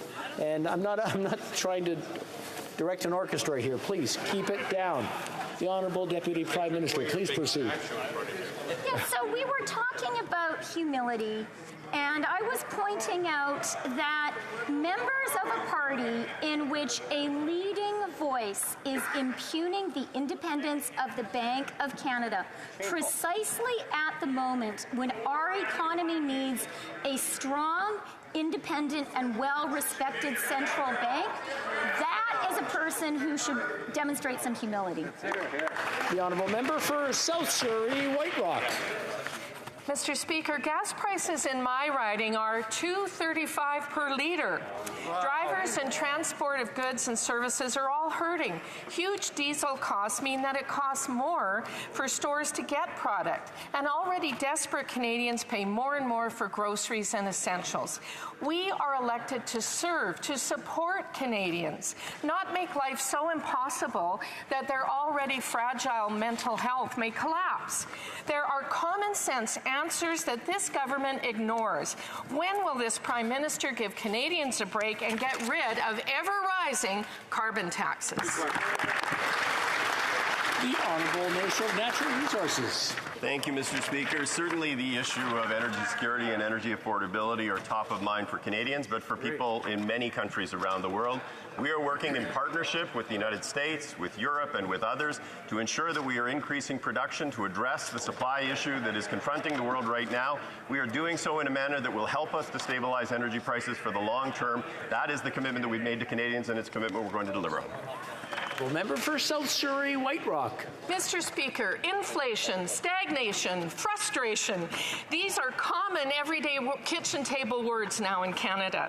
Inflation means higher costs of production for all food. For farmers and producers, as their costs go up, they can't continue to absorb these losses. Consumers are stressed. Everyone loses. Food banks are overwhelmed, and 1 out of 5 Canadians report going hungry at night. When is this government going to get serious, help Canadians, and get Canada-created inflation under control? Honourable Deputy Prime Minister. Mr. Speaker, Canadians understand very well that inflation is a global phenomenon driven today very much by Vladimir Putin's illegal war in Ukraine.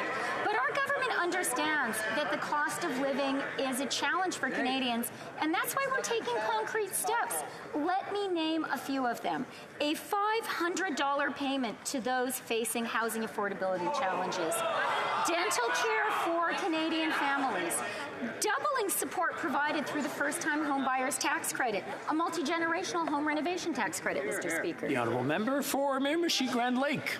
Mr. Speaker, pain at the pumps is a reality across Canada, including in my riding. As Canadian gas prices soar to record highs, Putin fuels his war by selling Russian energy to the Democratic West. Yet this Liberal Prime Minister and the New Brunswick Liberal MPs are doubling down on a failed climate agenda that has not met a single emission target. Will the Prime Minister admit the carbon tax has failed and give Canadians a break at the pumps? The Honourable Minister of the Environment. Thank you, Mr. Speaker, and I would like to remind my honourable colleague that according to the Parliamentary Budget Officer, 8 out of 10 Canadians are better off with carbon pricing. They receive more money from carbon pricing, and emissions are going down, Mr. Speaker. Look at the 2019 inventory, 2020 inventory. Emissions are going down. Our plan to fight climate change is working. Thank you, Mr. Speaker. The Honourable Member for Miramichi Grand Lake. Scale the wall, my friend. Mr. Speaker, without pulling up to a pump and paying for the gas himself, the Prime Minister is utterly out of touch with the struggles Canadians are faced with. With the affluent means available to him, the Prime Minister truly doesn't understand that struggling mothers are having to choose between nutritious food or fueling the family vehicle to get to work. Will the Prime Minister finally admit today that his economic policies are what is driving up the cost of fuel and food across this country? Honourable Minister of Families. Mr. Speaker, that member knows very well that in his province of New Brunswick, we have now reduced childcare fees by 50% thanks to... What a great idea. In fact, that means hundreds of dollars each month in the pockets of the mothers that he is talking about. When it comes to the Canada Child Benefit, for a single mom, that could mean almost $7,000 a year. Mr. Speaker, that's real money for families that need it when it comes to the high cost of living. We have been there since 2015 and will continue to be there for them every step of the way. Yes. Thank you, Mr. Speaker. What a great answer. The Honourable Member for Repentigny. We now know, Mr. Speaker, that when the minister talked about 300 million barrels of oil from Baie du Nord, it was not true. This was only put forward to calm things down, but there was never any question about limiting this project to 300 million barrels. In fact, they've already announced that the figure would rise to a minimum of 500 million. And what's worse, the Department of Environment says the environmental assessment is not based on the amount of oil this project is supposed to produce. Did the minister know that the Baie du Nord would produce far more than the 300 million barrels announced? The Minister of the Environment. Thank you, Mr. Speaker. I'd like to thank my honourable colleague for her question and her support on this important issue for the Baie du Nord project, which is subject to an independent environmental assessment. We did make a recommendation in favour of it.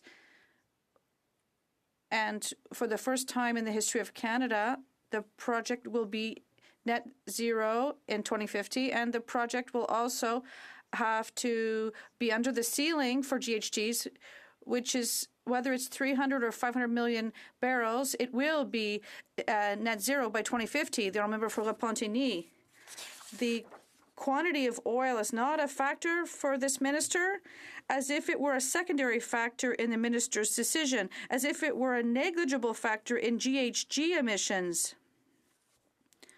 While the IPCC warns us that we're heading towards a climate catastrophe, Canada approves the extraction of 1 billion barrels of oil because we must stop pretending that it'll be less than that, Mr. Speaker. We're not fooled. How can someone who calls himself an environmental activist approve such a project? The Honourable Minister. Thank you, Mr. Speaker. Well, how can I?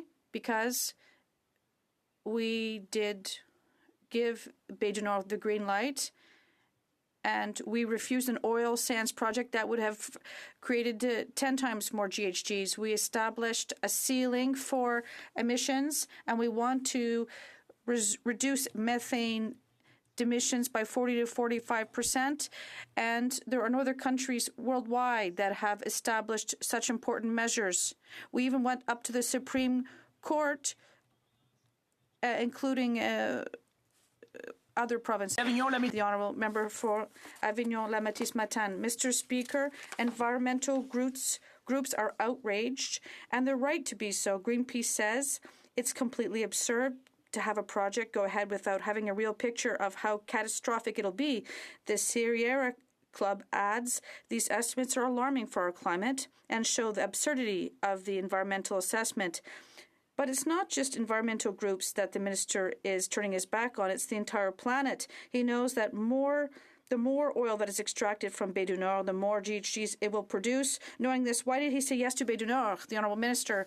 Mr. Speaker, I'd like to remind my honourable colleague that before the pandemic, oil production increased by 700,000 barrels in Canada. It's 2.5 times that of Baie du Nord. But we did decrease this in 2019. Why? Because we're attacking pollution. And that's same, for electricity, we're reducing emissions considerably, and that's how we're going to work towards our targets for 2030 and 2050. For Brantford, Brant. Mr. Speaker, today marks the one-year anniversary of a deadly attack on a Muslim family in London. 4 members of the Afzal family were deliberately hit and killed by a truck during an innocent evening walk. A spokesperson for the family rightfully criticized the federal government for its lack of action and hollow promises to prevent similar attacks in the future. Mr. Speaker, this is a serious offense. Will the Prime Minister ensure that this murderer receives a serious sentence? The Honourable Minister of Justice. Mr. Speaker, serious offenses in this country are always punished with serious offenses. That's why we're moving forward, Mr. Speaker, to increase penalties for certain gun infractions, Mr. Speaker, as Bill C-21 proposes. But, Mr. Speaker, we're also making sure that we attack systemic discrimination within our criminal justice system so that Indigenous Canadians, Black Canadians, are not overrepresented in that system. Honourable Member for Brantford, Brant. More words, no action. Mr. Speaker, contrary to the government's claim, Bill C-21 is not about getting tough on crime, and it is not targeted at the gang members who are shooting up our streets. On the one hand, the Liberals try to increase the maximum penalty, but yet they push eliminating mandatory minimum sentences for a number of serious gun crimes under Bill C-5. And let's not forget last year they voted down our Conservative bill that proposed making the punishment harder for criminals using smuggled guns. Shameful. When will the Prime Minister put rights of victims first and commit to ending his soft on crime agenda? The Honourable Minister for Public Safety. Mr. Speaker, I genuinely hope that my honourable colleague and all Conservatives will read very carefully Bill C-21, which takes organised crime head-on by raising maximum sentences against organised criminals who would traffic across our borders, by giving police additional wiretap authorities to prevent gun crime from occurring in the first place. So I would encourage my honourable colleague to vote for C-21. And by the way, he should also vote for fighting against Islamophobia the next time there's a motion on the floor of this House of Commons. That's the kind of solidarity that we need to show for the Muslim community, especially today. The Honourable Member for Sturgeon River Parkland. Well, Mr. Speaker, this minister knows full well that Bill C-21 does nothing to tackle gangs and organized crime. This Liberal government, it's no surprise because this Liberal government always fails to get tough on hardened criminals. Under Bill C-5, they are removing mandatory minimum sentences for violent crimes committed with firearms. And in a recent Access to Information response, it was revealed that this Liberal government cut funding to combat gun and gang violence by more than half, failing to spend over $150 million targeted to fight crime. Why is this government reducing sentences for violent criminals and slashing funding for fighting crime?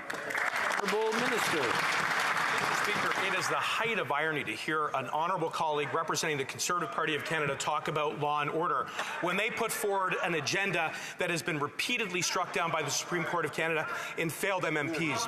When they cut nearly $1 billion from frontline RCMP officers and CBSA, which we had to put back and we did to protect our communities. Mr. Speaker, I hope that colleague will look at C-21 and vote for it. That's how we'll protect communities. Thank you. The Honourable Member for Cowichan, Malahat, Langford. Mr. Speaker, Canadians are struggling to afford housing in cities across Canada, but the government is still allowing illicit foreign funds to make things even worse. For 8 years, Chinese property developer Rung Kai-chen used wire transfers to launder tens of millions of dollars into Canadian banks. Canada has a broken system for tracking money laundering. The lack of action from this government only brings more hardship for everyday Canadians. When will the government help Canadians by cracking down on money laundering? The Honourable Minister of Public Safety. Mr. Speaker, I want to thank my colleague for shining a light on the need to make sure that we're putting resources into law enforcement so that we can root out money laundering, so that we can make sure that Canadians are not being exploited in new non-conventional platforms. And that is precisely what we're doing in Budget 2022, where, among other things, we're going to advance the important work that is being led by the Deputy Prime Minister, the Minister of Finance, and my department when it comes to the creation of the Canada Financial Agency. Mr. Speaker, we'll make sure that Canadians are protected in the financial sector by taking these steps. Thank you. The Honourable Member for North Island Powell River. Canadians are struggling to pay their bills. Rising costs are making it nearly impossible for them to put food on their table. A recent survey found that people are struggling to afford basic groceries, things like bread and pasta. Over the weekend, again, gas costs went through the roof. While big box stores and oil and gas companies are making record profits, this government is not responding urgently to Canadians.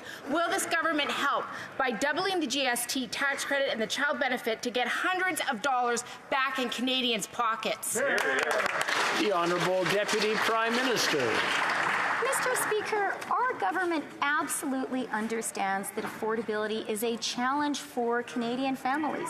That's why this budget includes some very strong measures to help Canadians. A $500 payment for Canadians who are facing challenges with housing affordability. Dental care. I'm glad the member spoke about the CCB, which is indexed to inflation. And thanks to that, a single mother with 2 children will receive up to $13,666. And when it comes to seniors, the OAS is going up by 10%. The Honourable Member for Madawaska-Restigouche. Mr. Speaker, the COVID-19 pandemic has reiterated how crucial access to high-speed internet is as we live in an increasingly digital world.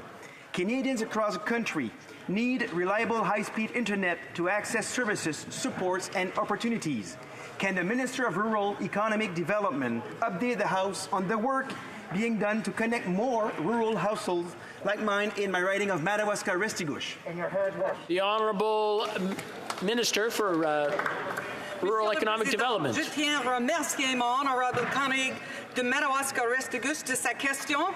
I want to thank the honourable colleague from Madawaska-Restigouche for the question, his unwavering advocacy and leadership in this file. Past week, I was pleased to announce a federal investment of $55 million to connect 11,000 underserved households in New Brunswick to high-speed, affordable internet. Mr. Speaker, we are well underway to connect 98% of Canada by 2026. We know the future of rural Canada relies in affordable, reliable, high-speed internet, and well, we're underway. Thank you, Mr. Speaker. The honourable member for Cumberland Colchester. Thank you, Mr. Speaker. Would the minister responsible please explain the mandate rule for unvaccinated travellers who wish to access federally regulated ferries such as Marine Atlantic? The Honourable Parliamentary Secretary. Quick. Thank you, Mr. Speaker. I am proud to stand up and answer the question from my colleague, who has been great to collaborate with on the Health Committee. I don't have any data in front of me with respect to the ferries, but I'm happy to look it up for him. But I'd also like to say that right now Nova Scotians are 65.7% triple vaccinated, so there's still room to improve, and I hope my colleagues opposite will continue to consider to encourage their constituents to get a third dose, because that's the best way to protect us and our communities from COVID-19. Thank you, Mr. Speaker. The Honourable Member for Cumberland Colchester. Well, Mr. Speaker, perhaps I should be on that side as a minister, because the rules are very easy to find. And what it says is that for essential travel under 24 hours on a Marine Atlantic ferry, that unvaccinated people can access ferries. What? So why is air travel different from marine travel ferry, Mr. Speaker? I do not know. There are no 24-hour flights inside of Canada, nor indeed around the world. Sadly, this indicates clearly that the ongoing mandates for air travel are only to be vindictive political punishment. When will this Prime Minister allow Canadians to return to pre-pandemic normal? The Honourable Parliamentary Secretary. Thank you, Mr. Speaker. As my colleague knows, the travel vaccine mandates have been changing over the last 7 or 8 months. They change regularly. They're constantly reviewed, and they are all subject to looking at the various considerations. But I have to say, Mr. Speaker, in the last month alone, 1,700 Canadians died from COVID-19. It's important to recognize that as much as we want COVID-19 to be over, it's not just there yet. The Honourable Member for Thornhill. It's been months. The fiasco at our airports continue. Believe it or not, it's getting worse. More cancelled flights, longer lineups, more delays, lost economic activity, and the international reputation in jeopardy. The minister blames travelers and is telling us that things are just as bad in other countries. And despite all the chaos, experts are saying that dropping the restrictions and mandates must happen to clear the backlogs. The government is keeping these unjustified federal mandates in place till June 30th. If experts are already telling them to drop the virtue signaling, what happens on July 1st? The Honourable Minister of Transport. Mr. Speaker, my honourable colleague is right in one thing. We are seeing delays at airports across the entire world. We're seeing increased demand for travel, and we're seeing increased demand, appetite for people who want to travel, and the supply is trying to catch up to it, Mr. Speaker. However, we are not resting, Mr. Speaker, until we fix these delays. We've increased resources at CATSA, at CBSA, at airports. We are working with airports, we're working with airlines, we're working with all stakeholders, and Mr. Speaker, we will do everything we can to ensure that travelers have a smooth experience. Thank you, Mr. Speaker. Honourable Member for Thornhill.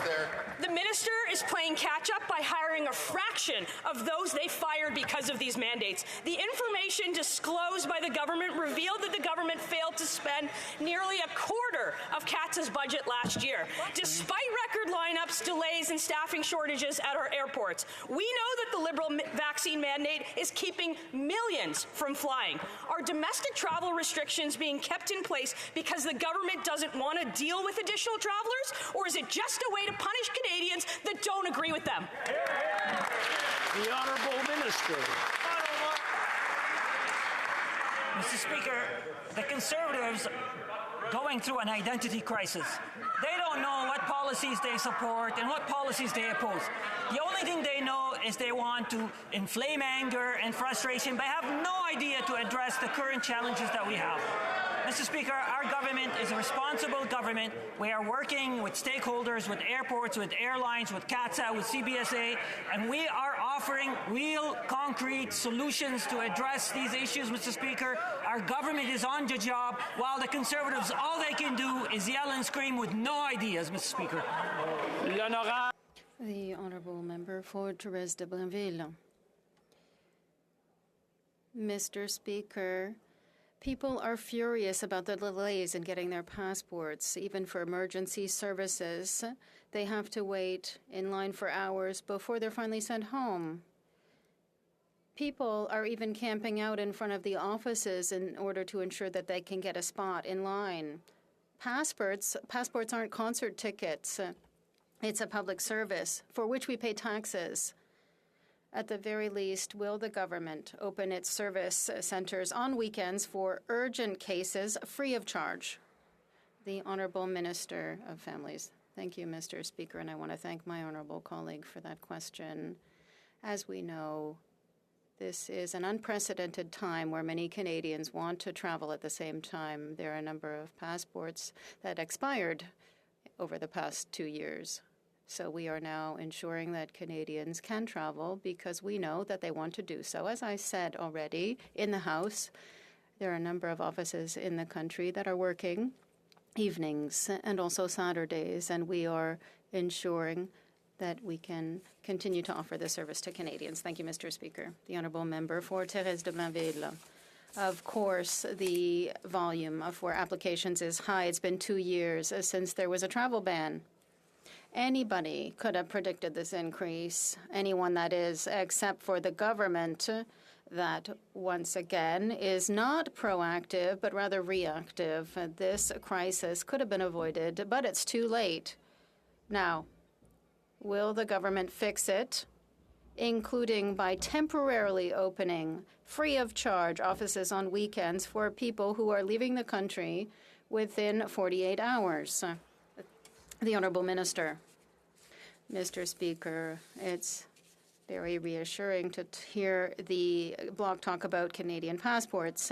Nonetheless, we are ensuring that we can have more employees. 600 have already been hired since January. We're hiring 600 more, and we're going to have 600 more for Service Canada to ensure that we can respond to the needs of Canadians. We are continuing to change the process because we know that it is important for all Canadians throughout the country to have access to a passport. Thank you. The Honourable Member for Bellechasse-les-Échemins-Lévis. Mr. Speaker, last week, the Parliamentary Budget Officer tabled an important study on the estimated costs of Bill C-13 on official languages. But, Mr. Speaker, the Treasury Board, Canadian Heritage, and the Minister of Immigration refused to provide the Parliamentary Budget Officer with their projected expenditures for the implementation of that bill. We're talking about public funds. We're talking about money that has been taken from Canadians. It's a question of integrity. What are they trying to hide? The Honourable Minister. Mr. Speaker, I want to thank my colleague for the question, and we thank the Parliamentary Budget Officer for the work. The Official Languages Act is still before Parliament, and this legislation is being finalized. It's very important. In this minority parliament, we are eager to move forward with this bill, and we hope that all the parties in the House will work with us to ensure that it will get royal assent soon. Thank you, Mr. Speaker. The Honourable Member for Pont-Neuf-Jacques-Cartier. Mr. Speaker, I can reassure my colleagues that, yes, we will work for the French language, we the Conservatives now, Mr. Speaker. Not a week goes by without discovering this government's contempt for the official languages. Last Thursday, it was the Parliamentary Budget Officer's turn to reveal that 3 departments refused to respond to his request for information to modernize the official languages. This is a first in terms of a non-response to this officer of the House of Commons. What excuses will the Prime Minister give us this time? The Honourable Minister of Official Languages. Thank you very much, Mr. Speaker. Once again, I want to thank my colleague for the question. And as I mentioned, Mr. Speaker, Bill C-13 is currently before the House of Commons and before the committee, in fact. And committees have important work to do. Before the bill gets royal assent, we must do all the work needed to ensure that it can get royal assent. And after that, absolutely, we can give an update and do the implementation of the bill. The Honourable Member for Pont-Neuf-Jacques-Cartier. Mr. Speaker, the question is simple. They're not talking about this. The Liberals put down $16 million to modernize the Official Languages Act. The Parliamentary Budget Officer is asking questions. This is an impartial officer of the House of Commons, and this government isn't able to respond. What are they hiding? The Honourable Minister. Mr. Speaker, the question is simple. We have nothing to hide here. We're doing everything to protect and promote the beautiful French language, and that is why we are working with a bill that is ambitious. Mr. Speaker, I hope that my honourable colleague and all the parties in the House will work with us to ensure that the bill can pass as soon as possible. Thank you, Mr. Speaker. The honourable member for Sudbury. Mr. Speaker, there is no relationship more important for our government than the one that we have with the Indigenous communities. Over the past few years, our government has settled numerous land claims with Indigenous communities, and this has been done in order to renew the nation-to-nation relationships based on community priorities and to right the wrongs of the past. These are important steps in our reconciliation. Can the minister inform the House of the recent settlement that our government reached with the Siksika First Nation? The Minister of Crown Indigenous Relations. Since 1910, the Siksika Nation has been deprived of half of their land and their fair share of the wealth of that land.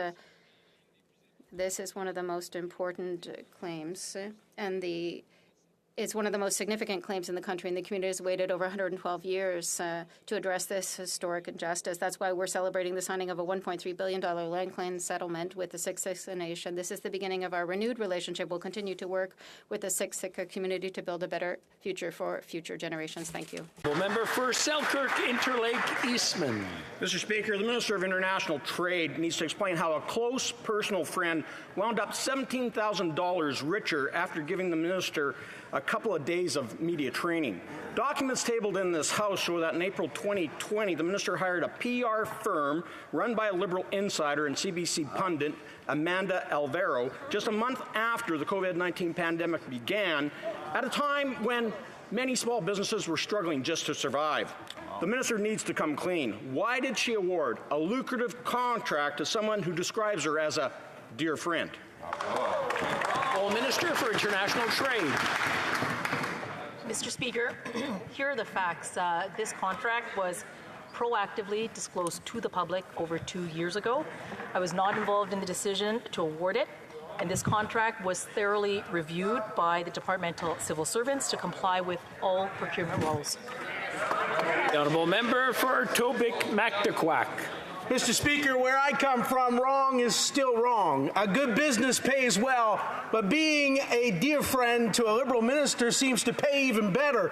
The latest example of this is the Minister of International Trade, who awarded her close personal friend a $17,000 media contract. It is unacceptable that the well-connected Liberal insiders continue to get sweetheart deals as everyday Canadians continue to struggle with the ever-rising cost of living, with no end in sight and no help from this NDP Liberal government. When did this minister start taking after the Prime Minister and thinking that she is above the law? Wrong is wrong, is it not? Yeah.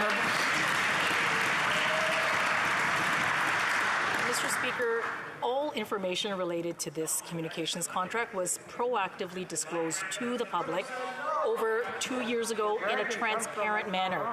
At the height of the pandemic, it was critical for small businesses, for workers, and for families to know what support was available to them. The results do speak for themselves. Over 5 million jobs were saved as a result of the wage subsidy.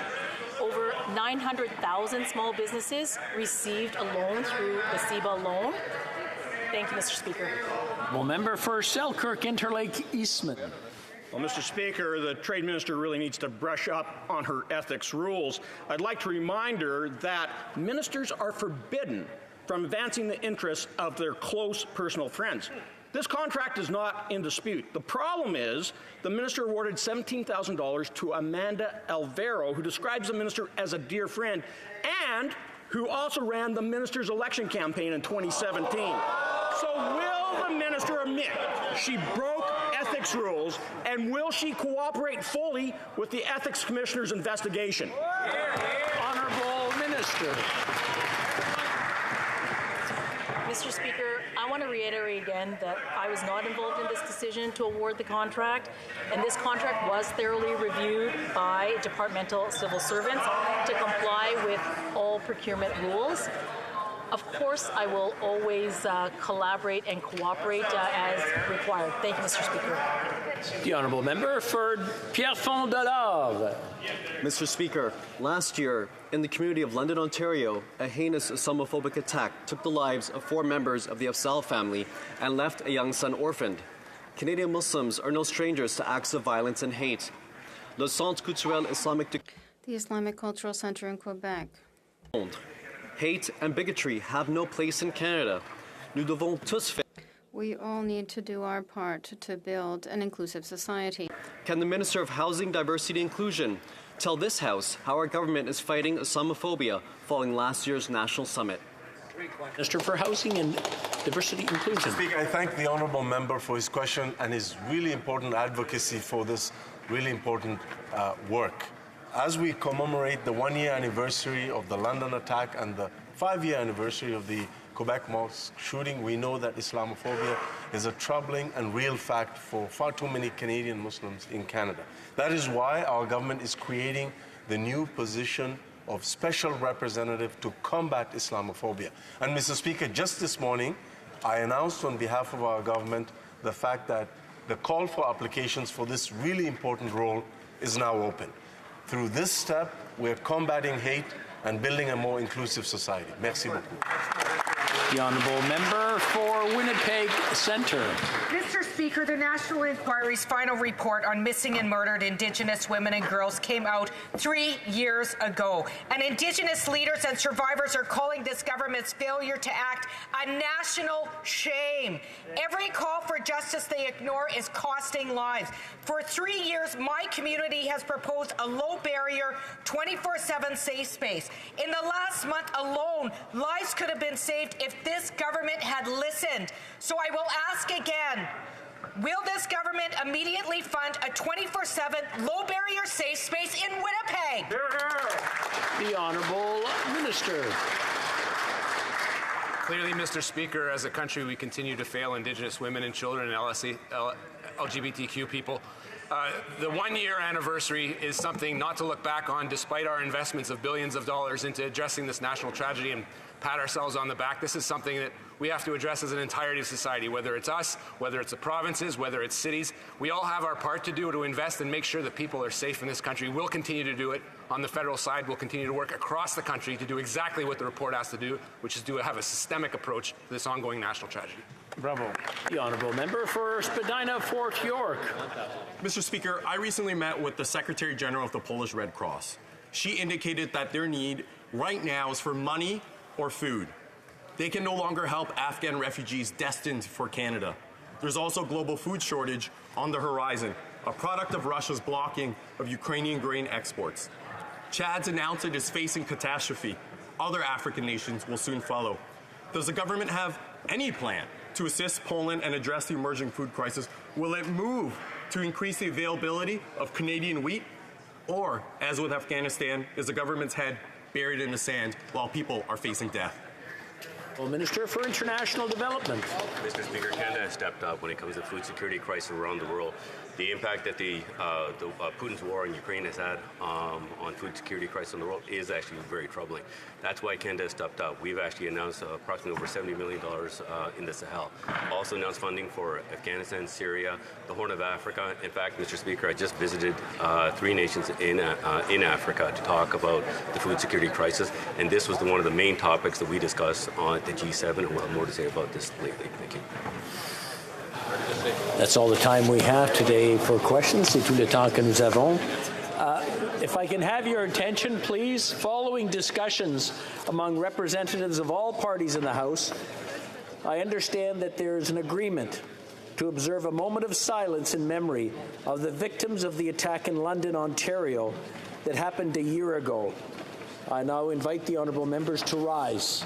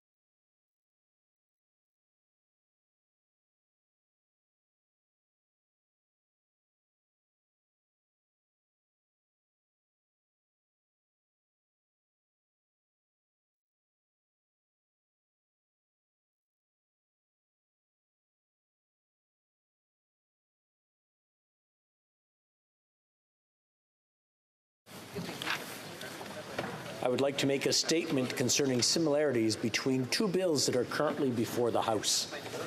Bill C-243, an act respecting the elimination of the use of forced labor and child labor in supply chains, standing in the name of the member for Thunder Bay Rainy River, received first reading on February 8th and was added to the order of precedence on February 9th, 2022.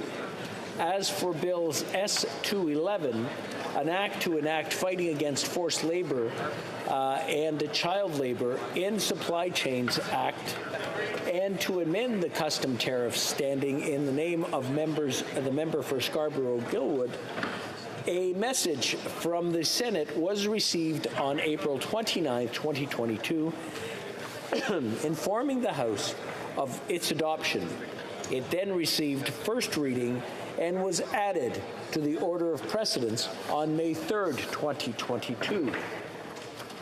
Ces deux projets de loi visent.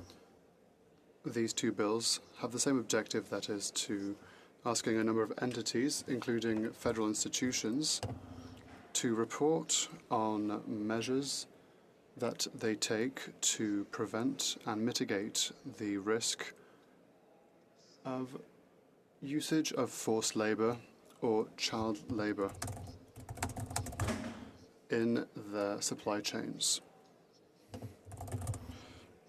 This case is characterized by an unusual confluence of circumstances. Usually, for private members' business, the subcommittee declares an affair unvotable when it is the same as one that has already been discussed in the priority list. That being said, as it is indicated in page 1144 of the second edition of Procedures and Use of the House of Commons, for a public bill first tabled in the Senate, the only reason it can be invoked to designate it unvotable is the fact that it is identical to a bill that was already voted upon in the House during the same Parliament. End of quote. C-243 had not been voted on when the Subcommittee on Private Members' Business reviewed Bill S-211. The Standing Committee on Procedure and House Affairs, on the recommendation of its subcommittee, designated the bill votable in its report to the House on May 11, 2022. Thus, two similar items are listed on the order of precedence for private members' business. Since Bill S-211 was adopted on June 1st, a second reading and referred to Standing Committee on Foreign Affairs and International Development, the House now finds itself in a situation in which a decision has to be made with respect to one of two bills containing similar provisions and seeking the same objective. Selon une pratique There is a long-standing practice that prohibits the same question from being decided twice by the House during the same session. In adopting S-211 at second reading, the House agreed to the principle of that bill and thus has also made a decision on the principle of Bill C-243. 2022, in a ruling found at page 5,125 of debates, the chair considered a similar situation concerning two other similar bills.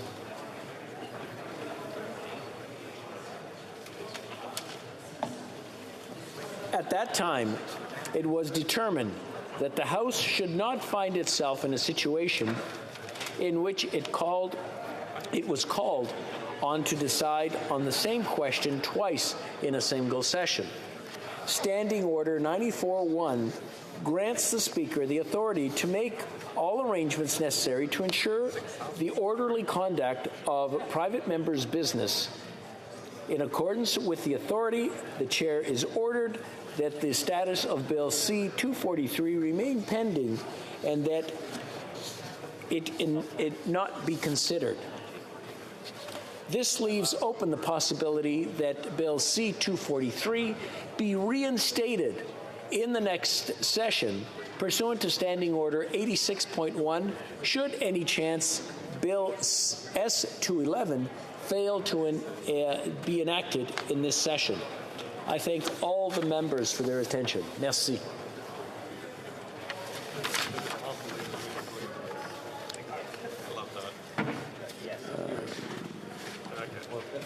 Tabling of documents. The Honourable Parliamentary Secretary to the Government House Leader.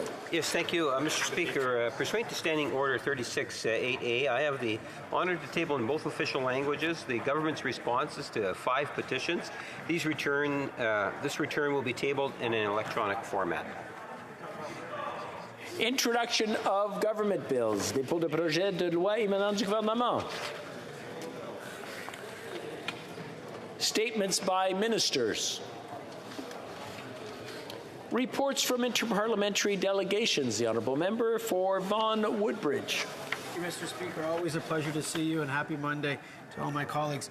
Mr. Speaker, pursuant to Standing Order 34.1, I have the honour to present to the House in both official languages 2 reports of the Canada-Europe Parliamentary Association. The first concerns its participation at the 2022 Extraordinary Session of the Parliamentary Assembly of the Council of Europe, held by video conference from March 14th to 15th, 2022.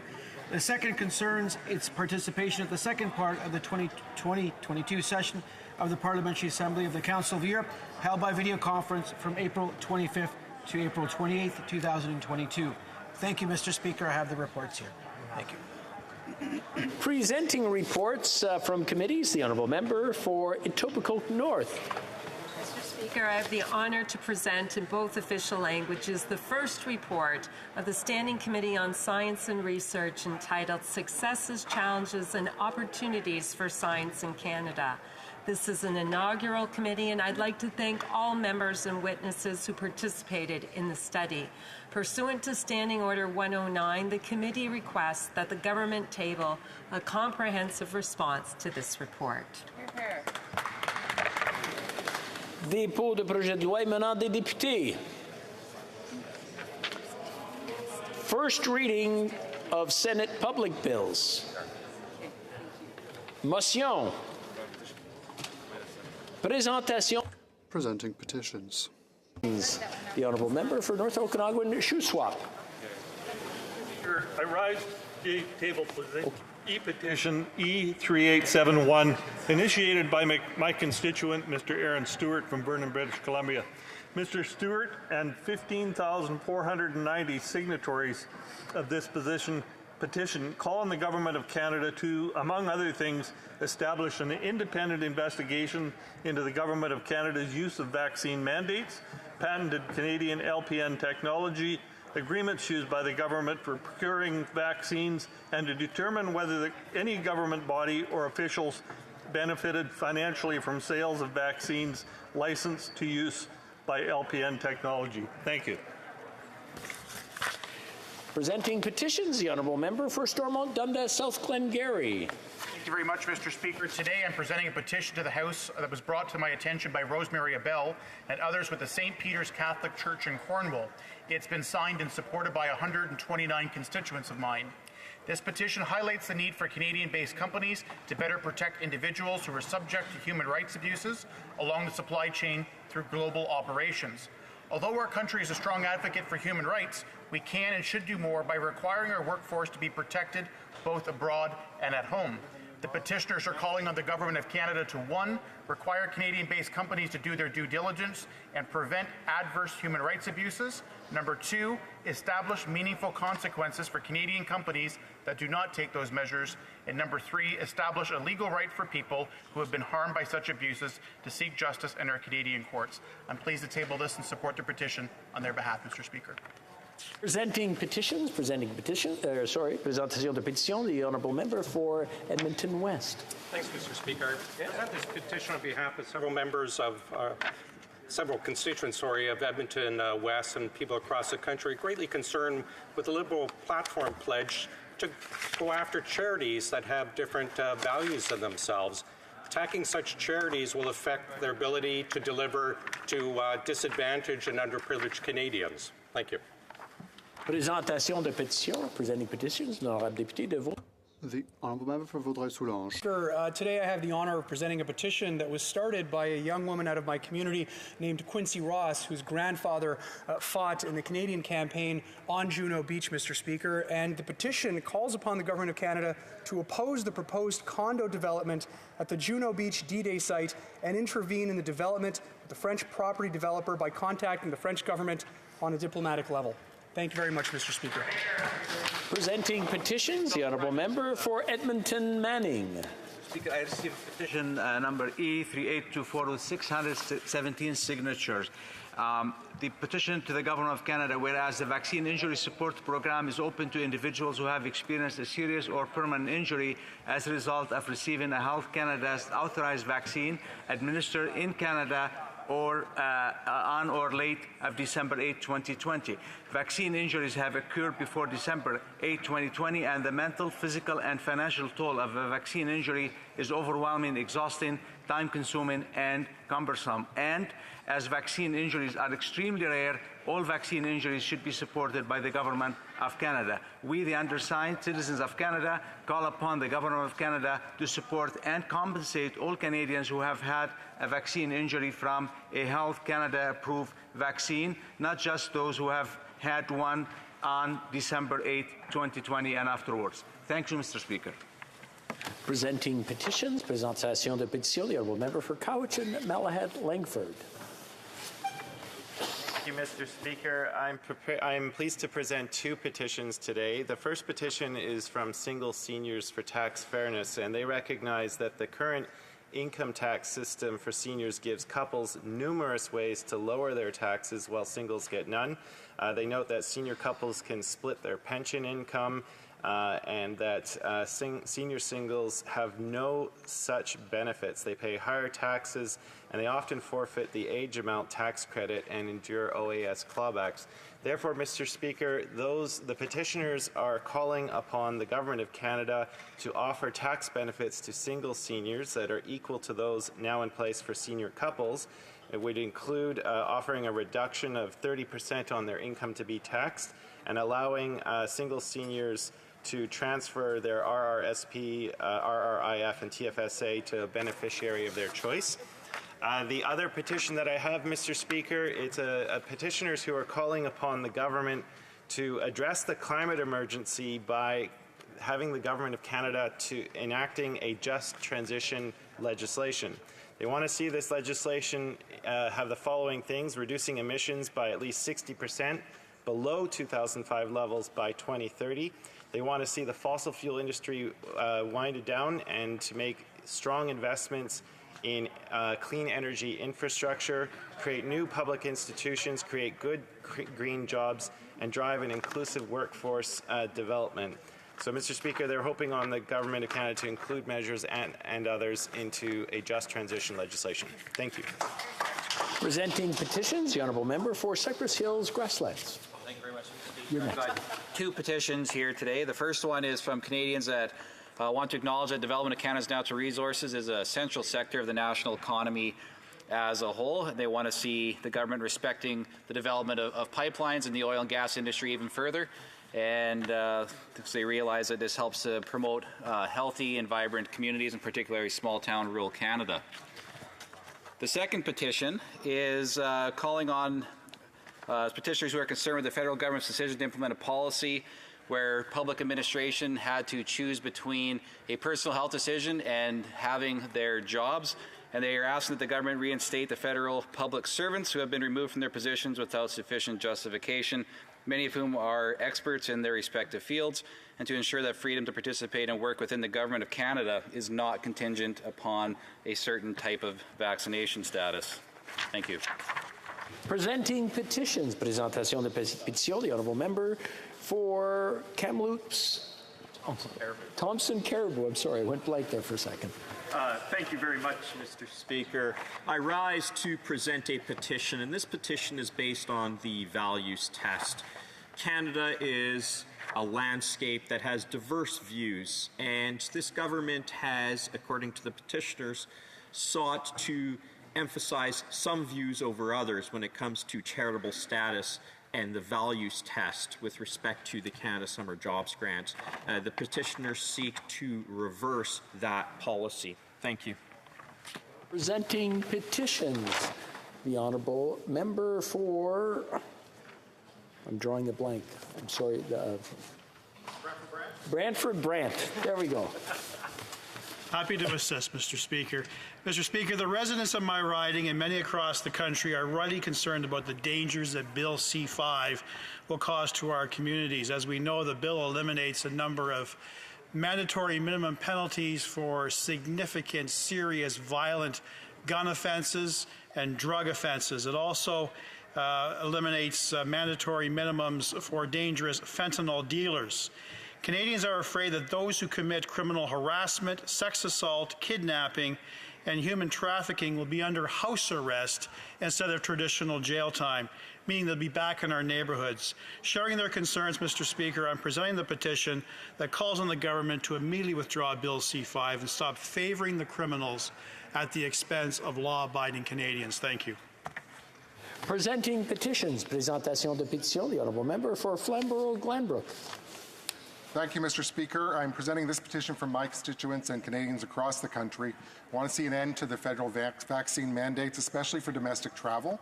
These petitioners note that vaccine mandates imposed on Canadians taking domestic flights, trains, and ferries is an unreasonable infringement of their rights and freedoms, and these petitioners ask the government abolish the mandates. Presenting petitions, the Honourable Member for Winnipeg North. Yes, thank you, Mr. Speaker. I have a petition signed by a number of my constituents, and what they're looking for is to see more action done with regards to the issue of our environment, specifically climate emergency. What they're looking for is for the government and the Prime Minister to enact just transition legislation. They have a number of ideas, very progressive ideas within the petition, and it's with pleasure I table it today on their behalf. Presenting petitions, the Honourable Member for Peace River Westlawn. Well, thank you, Mr. Speaker. Mr. Speaker, Canadians are suffering from inflation and the government's carbon tax. Petitioners state that several facts about the carbon tax drive up everyday essentials, including gas, groceries, and heating, making life more expensive for everybody. The petitioners are calling on the government to remove the carbon tax from farm fuels and all the other fuels and the GST. They're calling for the government to control its spending and reduce inflation. Finally, they want to see pipelines and other projects approved, especially LNG pipelines, which get clean, ethical energy to Tidewater and to international markets, displacing fuel that's provided by authoritarian regimes and dictators. That is my first petition, Mr. Speaker. My second petition that I'm presenting today is from people from across Canada who want a review of the National Advisory Committee's immunization that found that there was no transmission of COVID-19 on airplanes. And according to WestJet's Chief Medical Officer, Tammy McKnight, on April 23rd, 2021, there had been no known cases of COVID-19 transmission on board of aircraft. Therefore, these undersized the citizens of Canada are calling on the Minister of Transport and the Government of Canada to abolish the vaccine requirements for folks flying, both Canadian citizens and permanent residents taking domestic flights, and all federally regulated industries and the COVID-19 mandates that are on them. Thank you, Mr. Chair. The next petition I have to present is on behalf of Canadians who are concerned that certain charities could be targeted based on their view. The petitioners are calling on the MPs to ensure that charities that hold views different from the government don't lose their charitable status. And the final petition I have today, Mr. Chair, is from Canadians from across the country. They're calling on the governments to protect human life at every stage of human development. The petitioners are calling on the government to support measures that protect human life, and as they note, that all human life should be protected from the moment that human life begins, which is at conception. Thank you, Madam Chair. Presenting petitions, the Honourable Member for Sherwood Park, Fort Saskatchewan. Thank you, Mr. Speaker. Today we have on the Hill with us Mr. Enes Kanter Freedom, who's an NBA player and a well-known human rights activist. So in the process of welcoming him, I'm pleased to present this first petition, which is calling on the House to formally recognize that Uyghurs and other Turkic Muslims in China have been and are being subject to an ongoing genocide. Petitioners note the various forms in which this genocide is taking place, including forced sterilization, forced abortion, other acts of violence such as arbitrary detention, separation of children from families, invasive surveillance, putting people in concentration camps, and forced organ harvesting. In addition to asking the government to recognize the Uyghur genocide, petitioners want to see the government use the Justice for Victims of Corrupt Foreign Officials Act, the Magnitsky Act, to sanction those responsible for the heinous crimes being committed against the Uyghur people. The second petition that I'm tabling is also in relation to Uyghur human rights. In particular, it highlights the case of Mr. Hussein Chalil, who's a Canadian citizen of Uyghur ethnic origin. He is currently detained in China. He faces arbitrary detention. He's been there for over a decade and a half. And petitioners were pleased to see the release of the two Michaels. They want to see the Government of Canada make similar efforts with respect to seeking the release of Mr. Chalil in a similar situation, facing ongoing arbitrary detention by the Chinese Communist Party. In particular, they want the government to demand that the Chinese government recognize Mr. Chalil's Canadian citizenship and provide him with consular and legal services in accordance with international law, to formally state that the release of Mr. Chalil from detainment and return to Canada is a priority for the Canadian government of equal concern as the unjust detention of the two Michaels, to appoint a special envoy to work on securing Mr. Chalil's release, and also to seek the assistance of the Biden administration and other allies around the world in obtaining Mr. Chalil's release. The third petition that I'm tabling is on an important domestic economic matter. It highlights how the government's system of carbon taxation and the GST being applied amounts to double taxation on essential goods and services and additional costs for consumers, particularly at this time of when so many Canadians are struggling with affordability as a result, affordability challenges as a result of high gas prices. Petitioners want to see the Government of Canada eliminate the GST on the federal carbon tax levies and other and additional costs the newly announced charges create. The next petition I'm tabling highlights the human rights abuses targeting Falun Gong practitioners in China, and in particular, petitioners want to see the government apply sanctions to those involved in the persecution of Falun Gong practitioners. I suspect the last petition that I'll have time to table is in support of the bill currently before the House on forced organ harvesting and trafficking. This bill has been adopted unanimously at second reading, and it's now before committee. Petitioners hope that this is the Parliament that finally successfully passes legislation to prohibit Canadian complicity in forced organ harvesting and trafficking. And I think that's the time then. Thank you. That was perfect timing, right at zero. Questions on the order paper. The Honourable Parliamentary Secretary to the Government House Leader. Yes, Mr. Speaker, I would ask that all questions be allowed to stand at this time, please. Agreed and so ordered. Now, there was a request for an emergency debate. Okay. The Honourable Member for Edmonton Strathcona. Thank you, Mr. Speaker.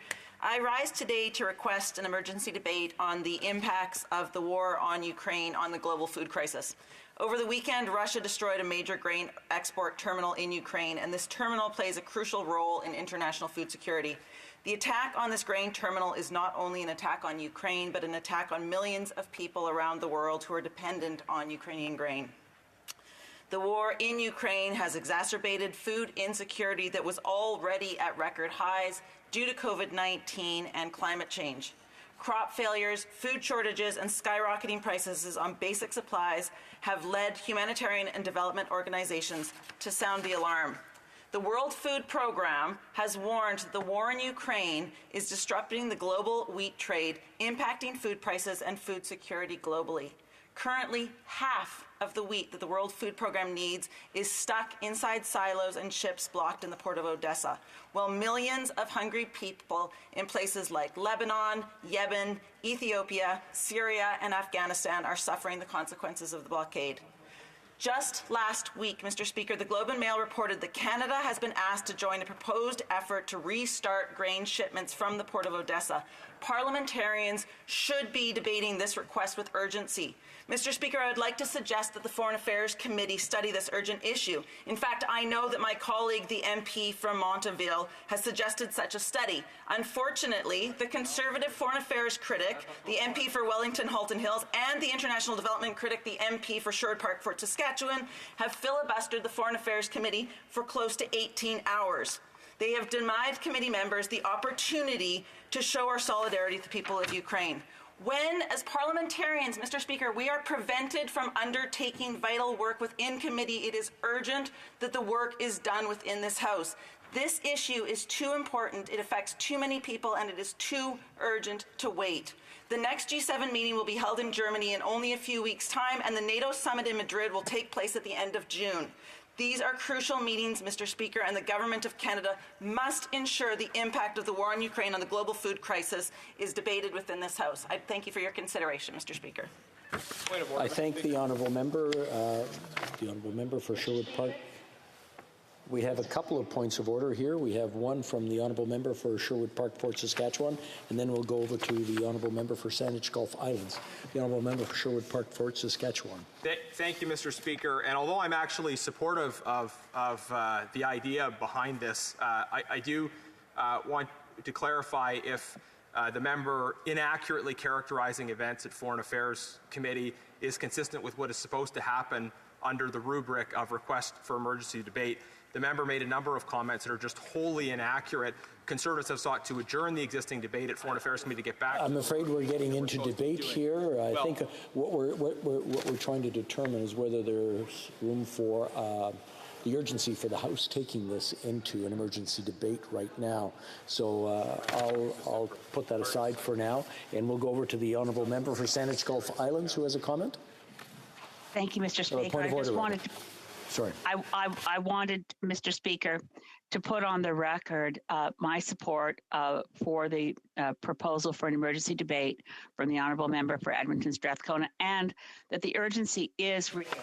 Again, we're into debate again and opinion, so I'm going to rule, although this is an important issue, and I want to thank the honourable member for Edmonton Strathcona for her intervention. However, I'm not satisfied that her request meets the requirements for the standing orders at this time.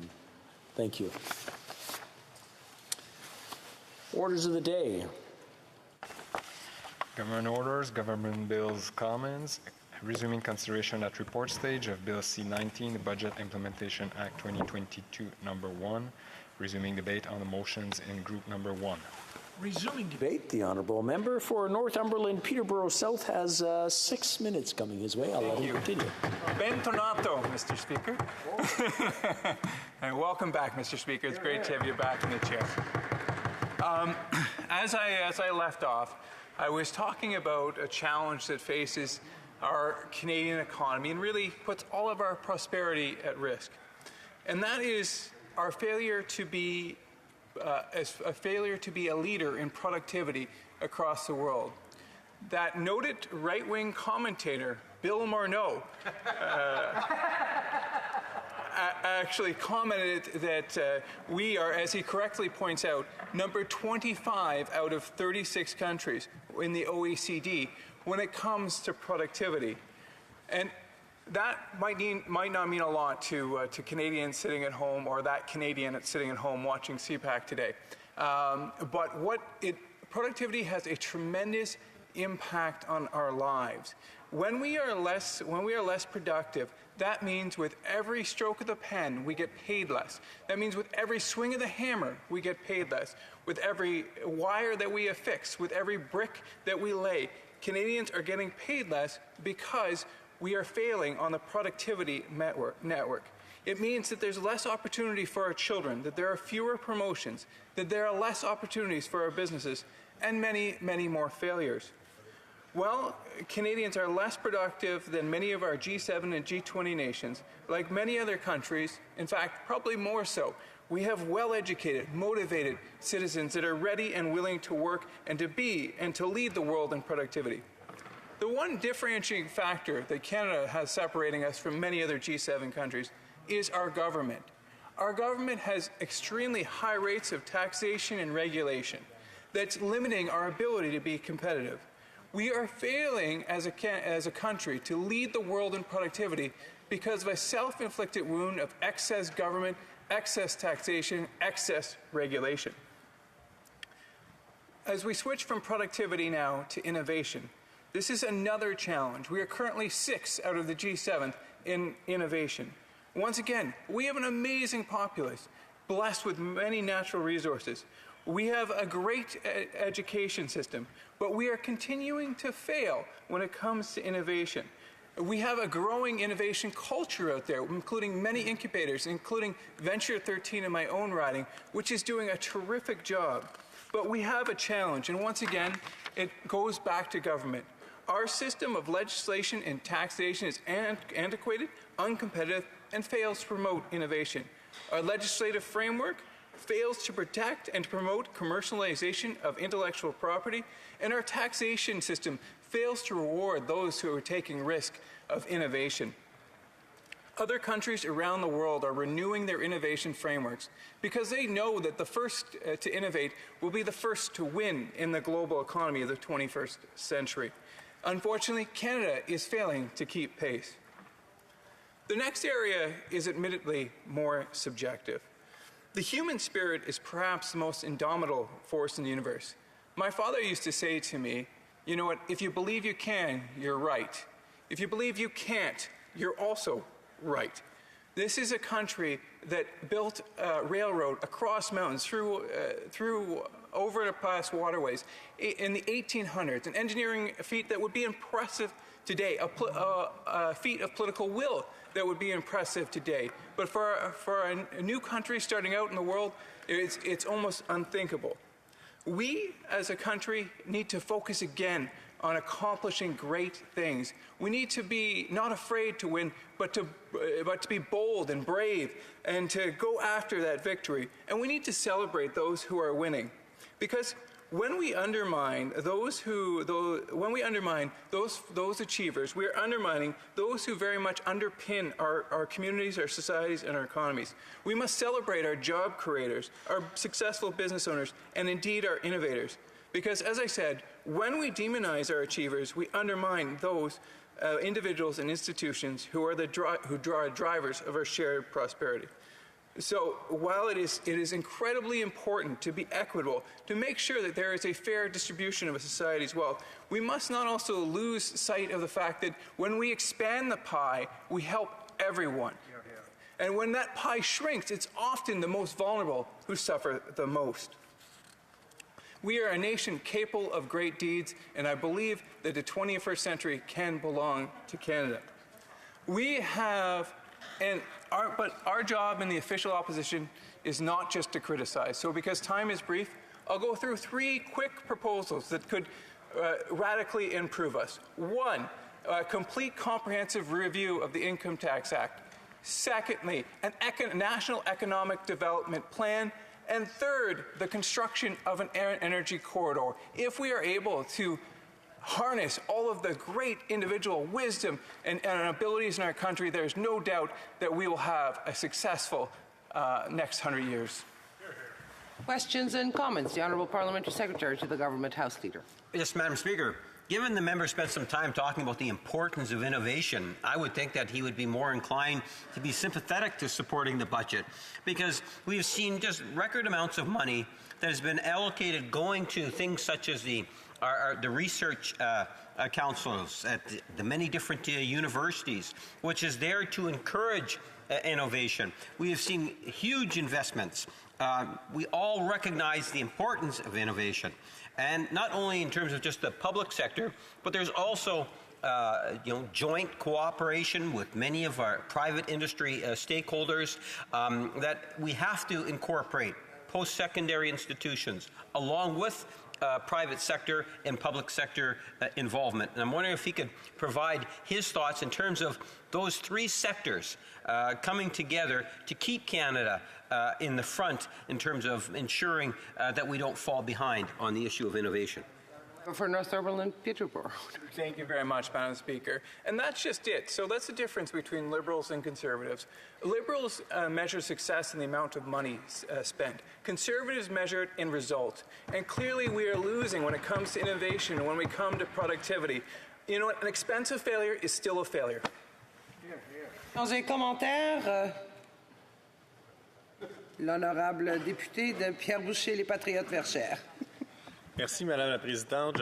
Thank you, Madam Speaker. I'd like to thank my colleague for his interesting speech.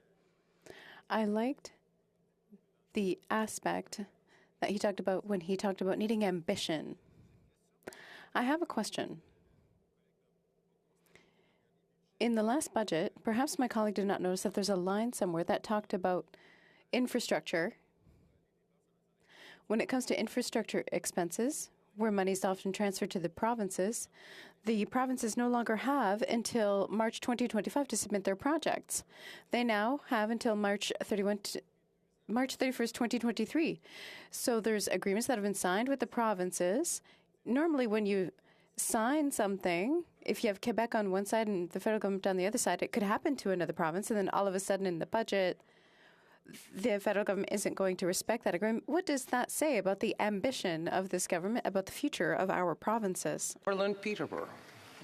Thank you very much for the question. And I'll be honest, and actually I want to say a quick word here. Thank you to all the interpreters. You are doing an amazing job. I understand that there was a story that came out in the CBC that there continuing to be workplace injuries in it. And so thank you very much for all you do. And you were doing great there. I just didn't quite catch all of that, but I understand, I think, the basics of it. And that is that we need to empower our provinces to be ambitious. With the national government continues to, the Liberal government continues to take more and more power from our provinces and attempts to control more and more of the provinces. We need to empower our provinces, Quebec included, to be the best they possibly can. L'honorable député de Rosemont-la-Petite-Patrie. Merci, Madame la Présidente. Je remercie. Thank you, Madam Speaker. I'd like to thank my colleague for his speech. I do have a question for him when it comes to productivity. We can't constantly produce energy with fossil fuels. We did sign an agreement in Paris that we need to protect our planet. I would like to see more innovation and productivity, which means we need to invest in training our workforce so that people have jobs with the energies of the future. Summerlin Peterborough. This is a part of when I talk about that we need an economic development plan nationally. Part of that will be more traditionally conservative ideas such as reducing regulation and taxation. But part of that is also more traditionally the space of the NDP, I might say, which is funding education areas that are in demand. And so right now we have a disconnect between the education system and what the private sector actually needs. We need to bring that together. So I would agree. The Honourable Member for Stormont, Dundas, South Glengarry, very short question. Thank you, Madam Speaker. One of the things my colleague and I served on public accounts together for a while, and the Auditor General's concluding the government is spending more money but getting less service for it. We saw it recently with the report tabled last week on services for veterans' disabilities. I'd like him to comment on that from his time on public accounts about the frustrations. One thing to spend money, it's another thing to manage it properly, which this government's not doing. The Honourable Member for Northumberland, Peterborough. Thank you very much, and thank you. Enjoyed serving with the honourable member from Stormont Dundas. I will agree with what the Auditor General said. In my year and a half there on the public accounts, I became increasingly frustrated that government departments, and indeed this Liberal government, was measuring success not on the results they achieved, but on the money they spent. And as I would repeat, an expensive failure is still a failure. Reprise du débat. Resuming debate, l'honorable député de Vaudreuil-Soulanges. Merci beaucoup, Madame la Présidente. Thank you very much, Madam Speaker. As always, it's a privilege to rise in this place and to thank those who voted for me in my riding and to talk about Bill C-19, the 2022-2023 federal budget tabled by the Honourable Minister of Finance and Deputy Prime Minister. This budget reflects the difficult time that we find ourselves in as Canadians.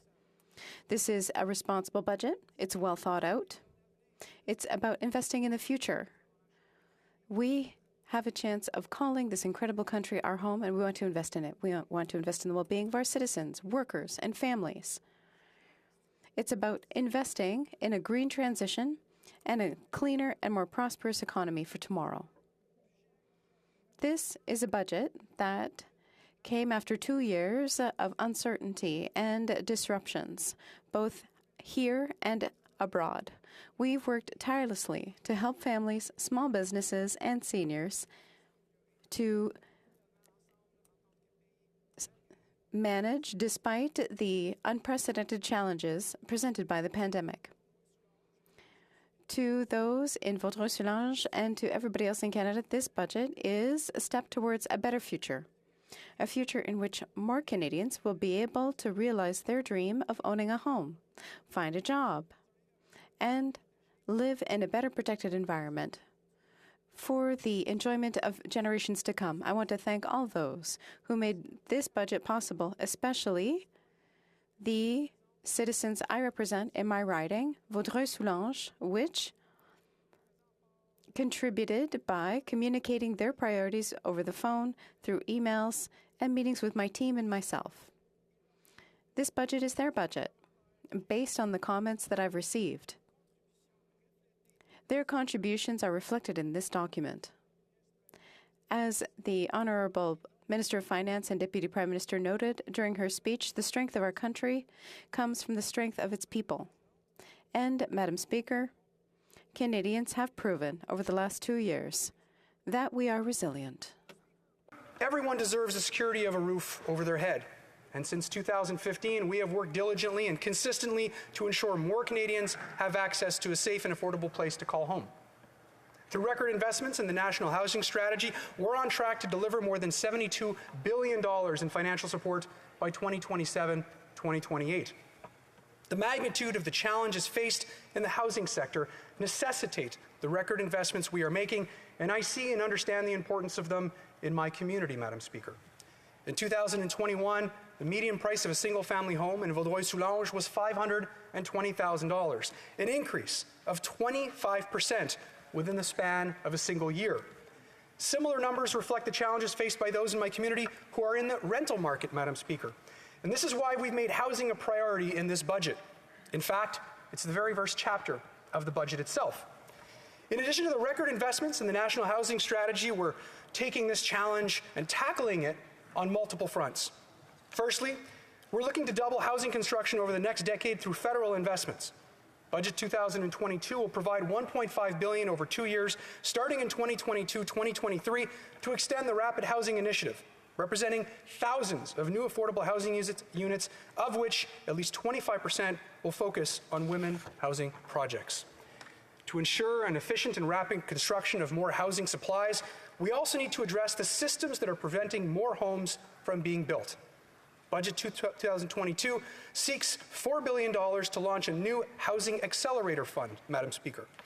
With its flexible structure, it will be able to provide cities and communities with annual per-door incentives or upfront funding for municipal housing plans and delivery processes that fit their unique needs. Another exciting initiative is the introduction of a multi-generational home renovation tax credit, Madam Speaker, that will provide up to $7,500 in support for constructing a secondary suite for a senior or an adult with a disability starting in 2023, making it easier for members of my community who wish to do so to conduct the necessary work to welcome their aging parent or parents into their home. The second pillar of our housing strategy focuses on savings. We know that for far too many Canadians, especially young Canadians, owning a home has become seemingly out of reach. To facilitate their entry into the market, we're introducing a tax-free first home savings account that will allow first-time home buyers to save up to $40,000. Contributions would be tax-deductible, and withdrawals to purchase a first home would be non-taxable. On top of this, we're seeking to double the first-time home buyer's tax credit amount to $10,000, providing up to $1,500 more in direct support to home buyers applying to home purchase on or after January 1st, 2022. And finally, Madam Speaker, we're ensuring that Canadians are front and center in their own market. This means implementing fair and full tax measures to the profits gathered from flipping properties and banning foreign investments for a predetermined period of time. Madame la Présidente, dans ma communauté de Vaudreuil-Soulanges, in my riding of Vaudreuil-Soulanges, we defend not only the idea of a healthy economy, but a prosperous environment. I am extremely proud of the work that we have done to reinforce our environmental protection measures and the way in which our government continues to commit to fighting climate change. In 2022 is fulfilling the promise that we made to build a greener Canada. We've made significant progress, especially in the transportation sector, which represents about 25% of our greenhouse gas emissions. Bold measures, including measures to ensure that the sales of new vehicles, 20% of them, will be zero emissions by 2026 and 60% by 2030 and 100% by 2035.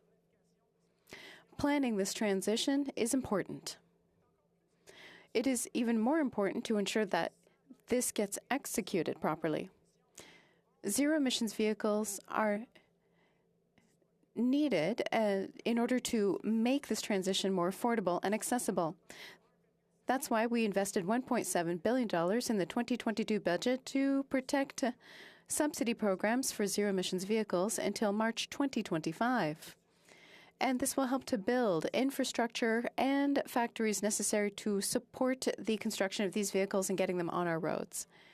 This will continue to be at the heart of our fight against climate change by increasing funding of programs such as federal subsidies for zero emissions vehicles. Our government is doing exactly that and helping Canadians to help them get closer to their goal of zero net emissions by 2050. Madam Speaker, we are taking in even more actions to eliminate plastic waste. I had the honour of working alongside the Minister of the Environment and Member of Parliament for North Vancouver as his Parliamentary Secretary to put forward a ban on certain harmful single-use plastics in 2021. Budget 2022 continues on this legacy by investing $183.1 million over 5 years to continue to reduce plastic waste and increase plastic circularity. Our actions, past and present and future, will dictate the outcome of our planet, Madam Speaker, and the countless species, the millions all around the world we share this beautiful planet's ecosystem with. This is not the time to be idle or complacent, Madam Speaker. It's a time to be purposeful, and the circumstances demand nothing less. Finally, Madam Speaker, I want to speak briefly to Budget 2022's commitment to Canadian families.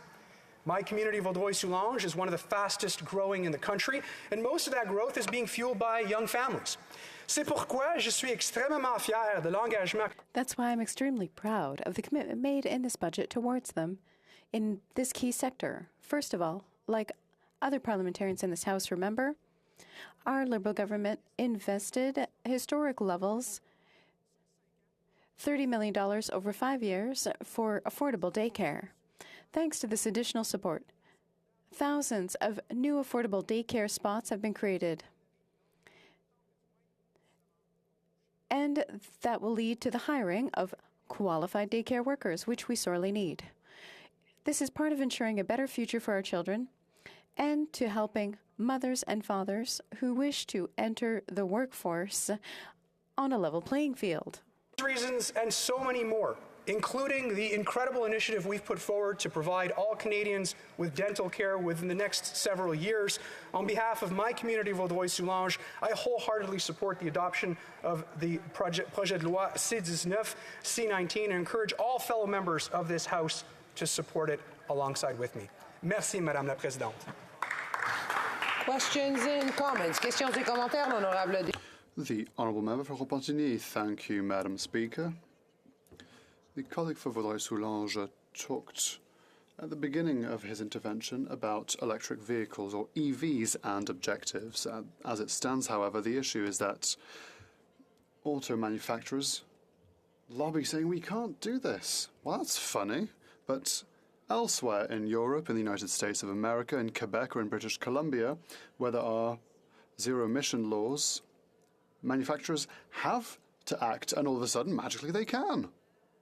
Wherever there's a law, they act. Where there isn't, they don't. So I'd like to ask my colleague if he agrees that there should be a federal Zero Emissions Act that would force manufacturers to actually build electric vehicles. The Honourable Member for Vaudreuil-Soulanges. Thank you very much, Madam Speaker. I'd like to thank my honourable colleague who works on this file with me very closely and with other members of the House. I do agree. We should do more. We need to invest in charging stations. There need to be subsidies for electric vehicles to create the infrastructure necessary to support a transition towards electric vehicles. And in order to, we must also implement a bill that would force EV producers to move forward with guaranteed minimums every single year. Honourable Member for Stormont Dundas South Glengarry. Thank you, Madam Speaker. And my question to the my colleague across the way, one of the big issues we talk about budget is I'm hearing about gas prices. His riding is just on the other side of the provincial border from mine in Eastern Ontario, and I know commuters are having a very difficult time with rising gas prices. Can he confirm that the budget reaffirms the commitment to a carbon tax of adding to the cost of fuel every single year for the foreseeable future? Or would he not agree with me that perhaps a gas tax relief holiday on the GST, on the carbon tax, keeping more money in people's pockets as costs and the cost of living, groceries, everything goes up, if that would not be the better way to help his constituents in his riding? The Honourable Member for Vaudreuil-Soulanges. Well, Madam Speaker, I'd like to thank my honourable colleague for that question. The first thing I would say is that, living in Quebec, we've had a price on carbon pollution for over a decade.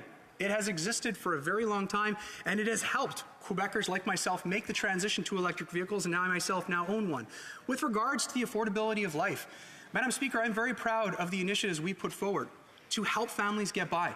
The Canada Child Benefit has been a game changer. Hundreds of thousands of children lifted out of poverty, making life more affordable, which is indexed to inflation. So as the cost of goods go up, these families will receive more. Cutting taxes for middle-class families, which was the very first thing that we did when we came into power, putting hundreds of dollars more in the pockets of families by increasing taxes on the richest 1%, those who don't need it. And Madam Speaker, we're continually looking for ways to make life more affordable for families, and we're going to deliver on that. The Honourable Member for Skeena-Buckley Valley. Thank you, Madam Speaker, and thank you to my friend across the way for his speech. We were talking about sustainable transportation, and I heard the member's remarks about zero-emission vehicles. One thing that the Liberals promised in the election was to create incentives for the purchase of second-hand zero-emission vehicles so that the benefits, the operating cost savings can be experienced by lower-income folks who might struggle with the upfront cost of purchasing the vehicles. And yet we don't see anything in the budget to that effect, and we haven't seen any action on the creation of those specific incentives. Could he perhaps tell the House when we can expect to see incentives for second-hand zero-emission vehicles? The Honourable Member for Vaudreuil-Soulanges. Thank you very much, Madam Speaker. I'd like to say that I would very much like to see that in a future budget. I myself just sold one of my electric vehicles. I would have probably benefited from such an initiative, Madam Speaker. But I will say this. I have the utmost confidence in the Minister of Finance, the Minister of the Environment, to come together and work out the priorities.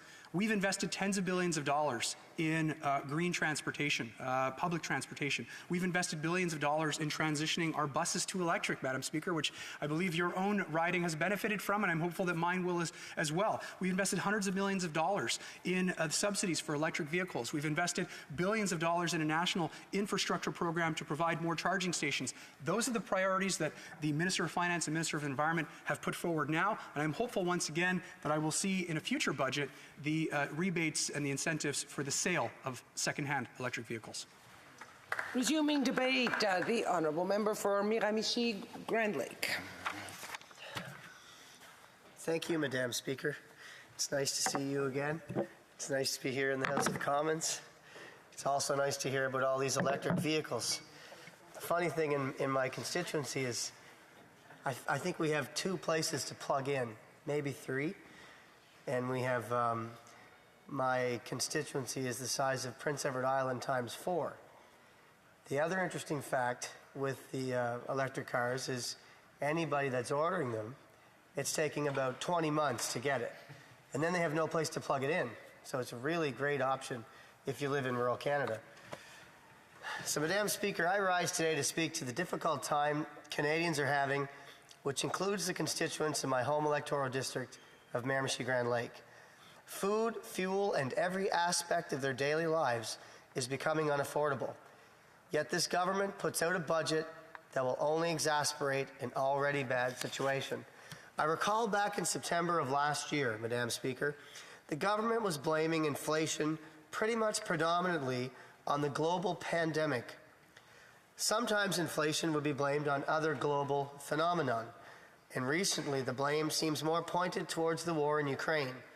There's lots of blame to go around, although that's only been with us for a short time compared to the pandemic itself. Nobody's looking into the mirror. Nobody on the government side of the floor is willing to look at themselves and see how they could have been adding to this inflation. The pandemic was primarily blamed for supply chain issues, shortages, and inflation, and now the war is blamed for those.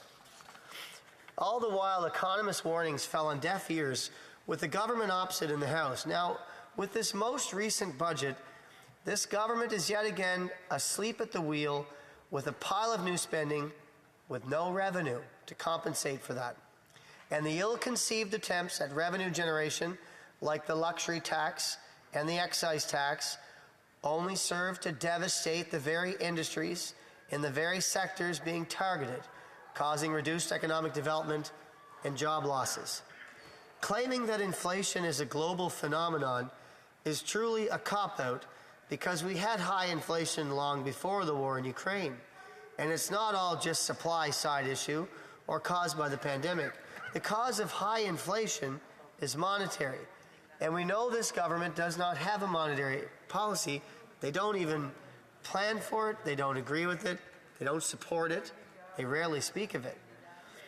But the cause of high inflation, as we do know, continues to be monetary. Plain and simple.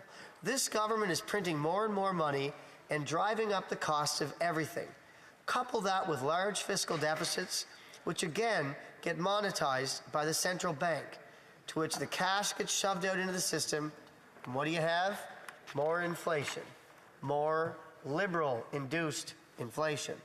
To most Canadians, Madam Speaker, it seems like there's a level of complacency in this government with respect to inflation. The government seems oblivious to the struggles of average Canadians, yet continuously regurgitates all that they're doing to make Canadians' lives more affordable. But all the while, it's Canadian citizens making the hard choices between nutritious food in the fridge and gas to get to work with in your car. That's right, gas. Where I live, there are not a lot of electric cars. And the folks that want them, God love them, are waiting a long period of time to get the cars. Then when they get them, there's no place to plug them in. Great idea, maybe for, I can imagine a couple decades down the road, I'm sure we'll all be driving electric cars. We're nowhere near that level in this country, Madam Speaker. So it borders on outright hypocrisy that every day we have to learn about this agenda, which is not working for my riding. And it's not because I'm a conservative member of this House. It's because I live in an area that doesn't support this concept. It would take many, many years to have the infrastructure to support such a concept. But this government's failed economic policy further drives the divide between the rural and the urban. I witnessed it in Miramichi Grand Lake, which as I said, is very rural. I think my riding is a couple times the size of PEI. It's either 3 or 4, but I usually say that it's 4 because it's quite a lengthy area to try to drive around on the weekend. Most people travel a long distance to their jobs while it takes costly fuel. And that fuel is hurting their pocketbooks badly now, Madam Speaker. So badly that they're making choices like whether they can keep their children in sports, which creates a healthy lifestyle, or whether they can take a family vacation, and worse yet, whether the family can eat healthy food or not. Madam Speaker, these are not the choices that any government should want Canadian citizens to make. But a Liberal member opposite said the high gas prices are positive, as more people will buy an electric car or ride a bicycle. Wow. That had to be the statement of the century. I think maybe that member should come to Miramichi Grand Lake and bike some of the distance that people must drive to work. Maybe take a bike from Escuminac to McGivney, or from Minto over to Sunny Corner. Maybe take one from Nigawak up to Boys Town. You know, enjoy that ride. It's definitely going to take you a little while to get there.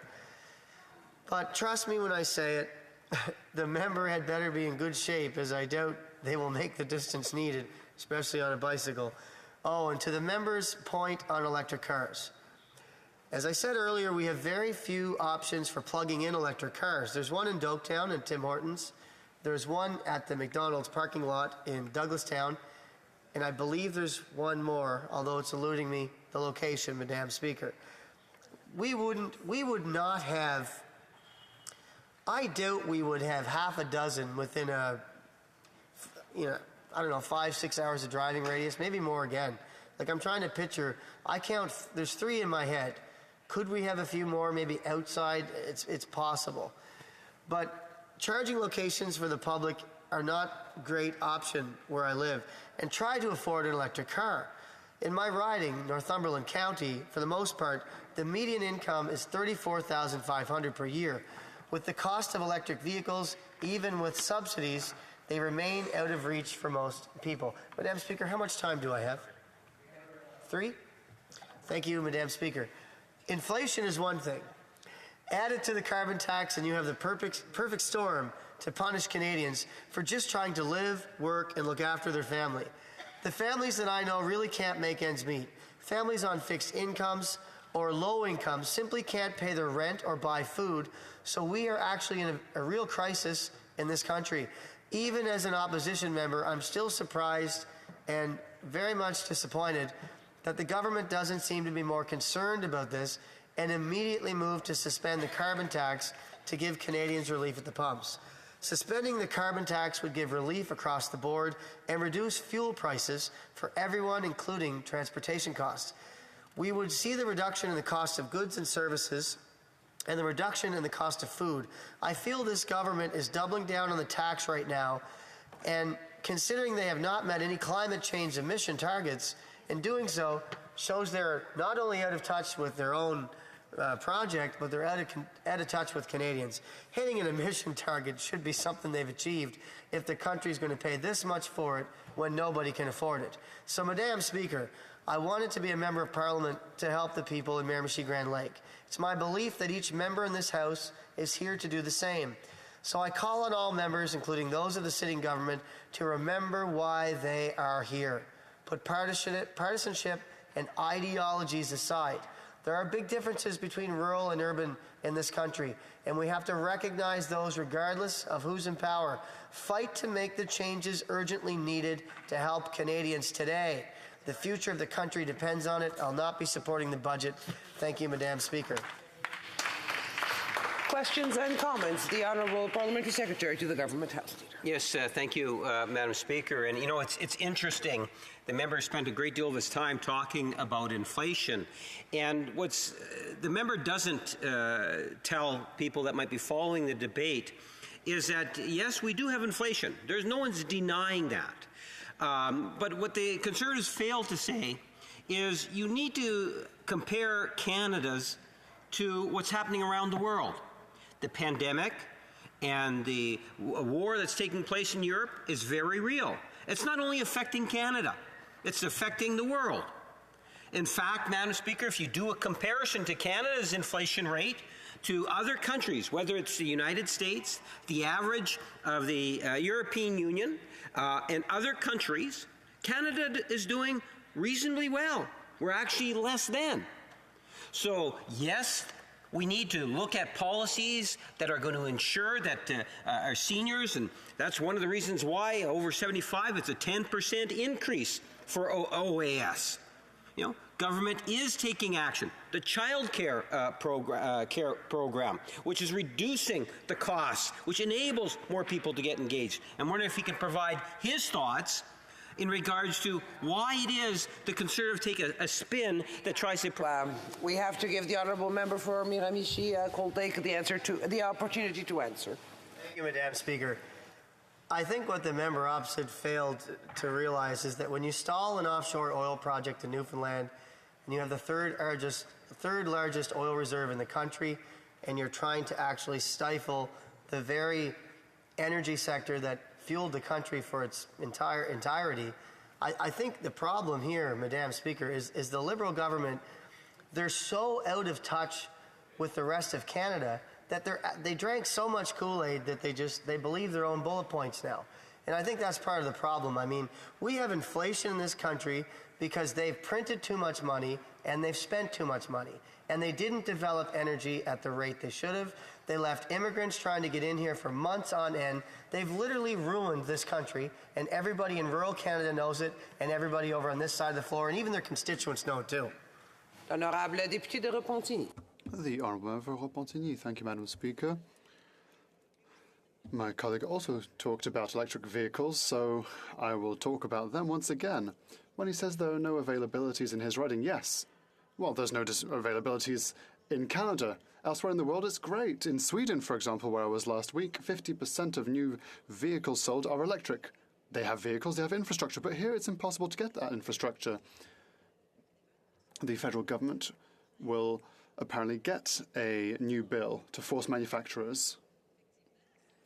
We need charging stations to have cars, and we need cars to justify charging stations. But it's weird. In Quebec, things are going great. In Gaspésie, on the north coast, you can go with an electric vehicle because there are charging stations. Some say it's too expensive, but what's most selling right now are F-150s, Dodge Rams, those big pickup trucks, $40,000, about the same price as an electric vehicle. It uses gas, which is very expensive these days. And so I'd like to ask my colleague, what should we do? Nothing? Just nothing at all? Should we perhaps bank more on electric vehicles? Thank you for the question. As I said, driving an electric car in the future, I'm pretty certain will be a good idea, deep into the future. I was listening not too long ago, but the Tesla car actually takes more fossil fuels to build than probably the Hyundai that I drive in my riding. So, you know, of course, we have to have, protect the environment, but we have to still develop our industries. And if you're incentivizing Canadians to buy vehicles that you have no capability to actually receive or plug in, then what's the point of it? So you take all the rural areas that don't have the capability, and what are you saying to the people in my riding? What are they supposed to do? We have rural terrain, rugged terrain, rural people, long distances, bad roads, and no places to plug in. So there's no way you can sell that product. One last question, the honourable member for Edmonton Strathcona. Here. Madam Speaker, I'd like to thank the member for his intervention today. And one of the things I want to ask him about, he talked a lot about the idea of revenue versus spending. And so we have seen the Conservative Party vote against, all of our common sense tax reform efforts that we've brought forward. We've seen them vote for, 2% spending for defense, spending for NATO. But I'm just wondering, what idea, just one, I would love to hear just one idea from him on a revenue stream that the Conservatives are supportive of, that they would be looking at to deal with that revenue side of our equation. Honourable member for Miramichi-Gold Lake in about 10 seconds. Madam Speaker, I'm really thankful that it was the NDP that asked this great question. You see, while the NDP was busy selling their soul to join the Liberal Party of Canada, here's my example to you. Offshore oil in Newfoundland, build pipelines, develop gas, develop oil, sell gas to the West, cut Putin off from selling his energy over to those Western countries. Canada makes more money. Eventually, the price of gas. Resuming debate, the honourable member for Whitby.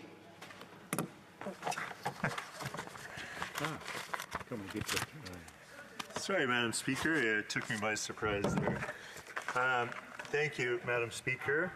I'm pleased to contribute to today's debate on Bill C-19, the Budget Implementation Act, and to highlight some of the measures in Budget 2022 that contribute to a healthy environment. We know that to protect our planet and to build a stronger economy, we must do even more on climate action. Canada can be in the vanguard, on the leading edge, or we can be left behind. That is, of course, no choice at all, which is why our government is investing urgently in this transition. And achieving net zero is not going to be easy, that's for sure. It will require all of us at every level, across every industry, on behalf of families and members of the general public, we're going to have to shift our lifestyles, and that's going to be painful at times. Our plan is driven by our national price on pollution, which is the smartest, most effective incentive for climate action. And we also have in Budget 2022 the Canada Growth Fund, which I'm very excited about because it will attract billions of dollars in private capital we need to transform our economy at speed and at the scale that we truly need to meet the magnitude of the challenge of climate change. For our children, this will mean cleaner air and cleaner water for tomorrow, and it will mean good jobs for Canadians today and into the future. Madam Speaker, we know pollution has a cost, and the dangers of climate change are real. Despite what the Conservatives may tell us, climate change is real. Putting a price on carbon pollution is the most effective and efficient way to reduce greenhouse gas emissions associated with climate change. We've seen examples of other countries around the world, such as Sweden, the UK, Denmark, Finland, Norway, Switzerland, Portugal, Slovenia, France, Japan, Chile, and more. That is why in 2019, the government introduced a price on carbon pollution to protect Canadians from the dangers and costs presented by climate change, and to ensure that Canada continues to reduce its greenhouse gas emissions to put us on a path to reach net zero emissions by 2050. Under the federal carbon pollution pricing system, the government applies a price on pollution in jurisdictions that request the federal system and in jurisdictions that do not have a system of their own that meets the federal standard, i.e. Ontario, Manitoba, Saskatchewan, and Alberta.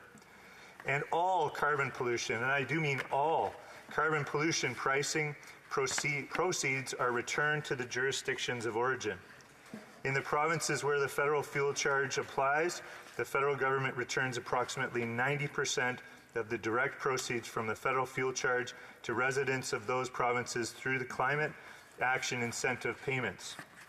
And the other 10% goes to projects to reduce GHG emissions. So despite what the Conservatives keep telling this House is that the government is somehow profiteering off the carbon price, in fact, it's not true. 90% goes back to families and households, and the other 10% gets invested into projects. Today's legislation, The Budget Implementation Act proposes to change the delivery of the CAI payments from a refundable credit claimed annually on personal income tax returns to quarterly payments made through the benefits system. And I supported this change wholeheartedly, and I was very glad to see it in the Budget Implementation Act. For Canadians, this would mean checks would be delivered more frequently. Payments would start in July 2022, around July 15th, in fact, with a double-up payment. This payment returns proceeds from the first 2 quarters of the 2022-2023 fuel charge year, and then follow on quarterly basis after that. Going forward, payments would be received before families had to pay for the fuel charge. I also want to mention the rate reduction for zero-emission technology manufacturers.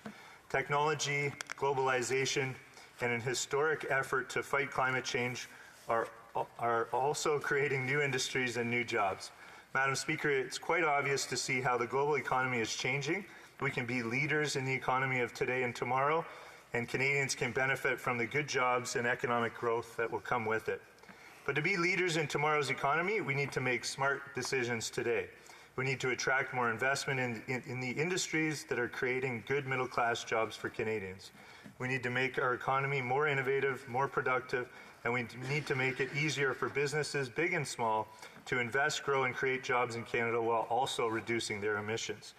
Canada is already home to some of the fastest growing markets for high-tech jobs in North America. Toronto, not Silicon Valley, led high-tech job growth from 2019 into 2020, and Vancouver outpaced New York City, Madam Speaker.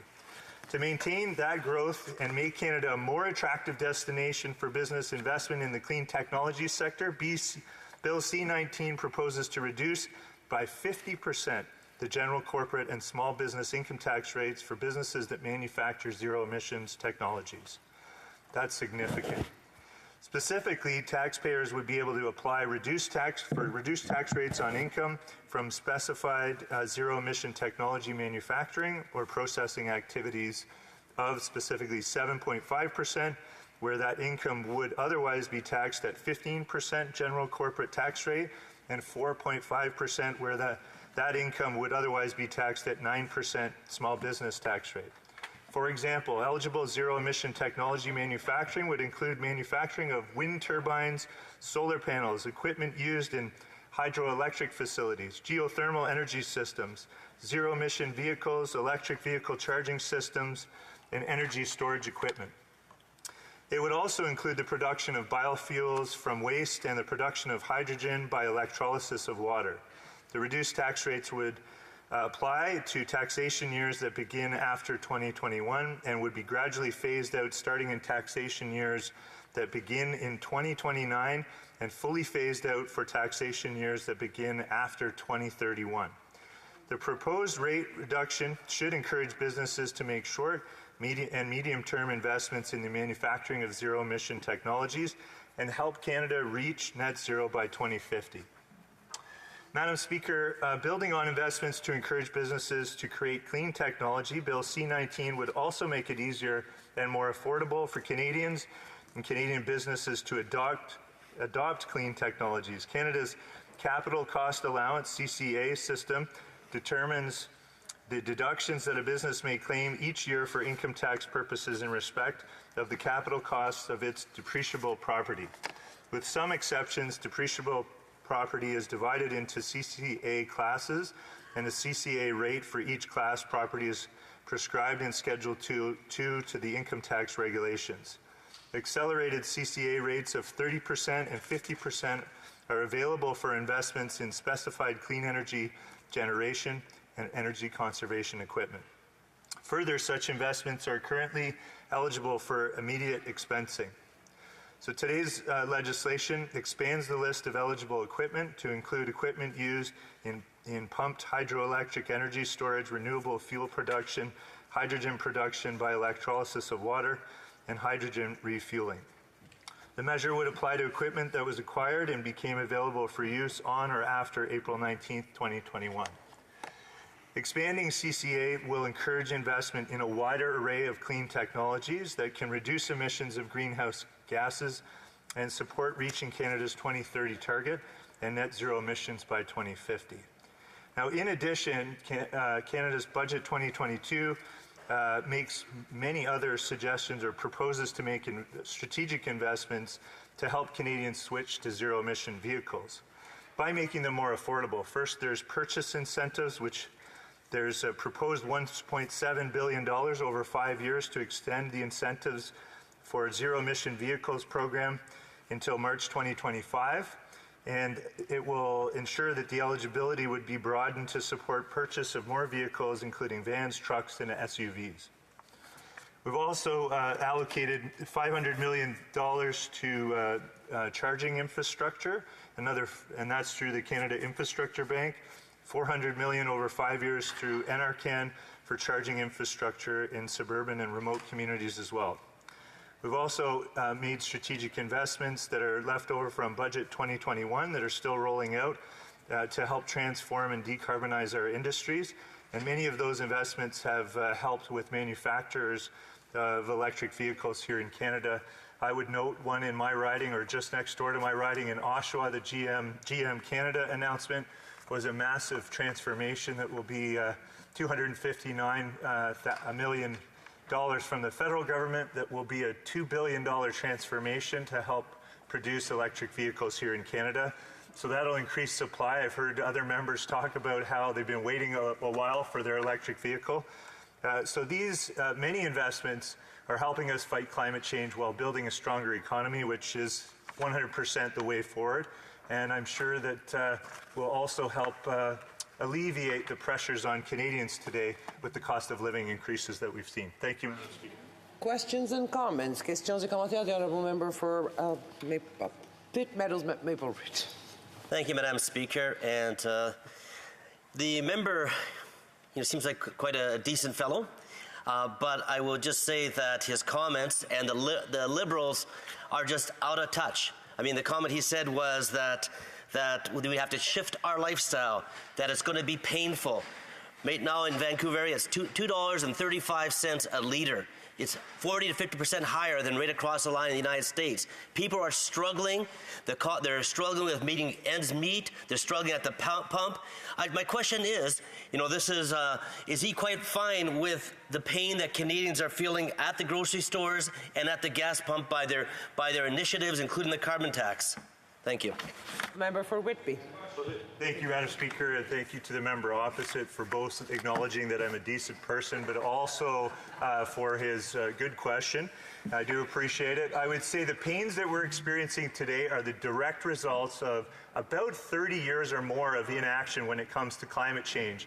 We've known this is coming. It's gotten so bad that it's reaching our doorsteps today, and our government has a comprehensive plan for tackling climate change while building a stronger economy and making life more affordable for Canadians. There will be short-term pains, but there will be long-term gains, and that's what we're working towards, a long-term vision that sees a cleaner future for our children and grandchildren.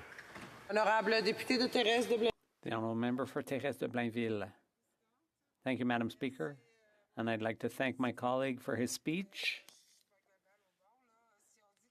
I'd like to pick up where he left off.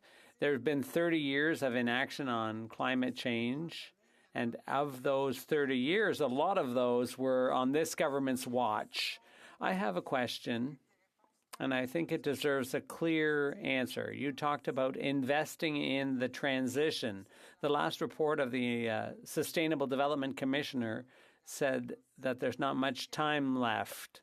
It says that the government wasn't willing to support the transition towards a low-carbon economy and wasn't up to the task in ensuring that there was an equitable transition for workers, particularly in the coal industry. So my question is this.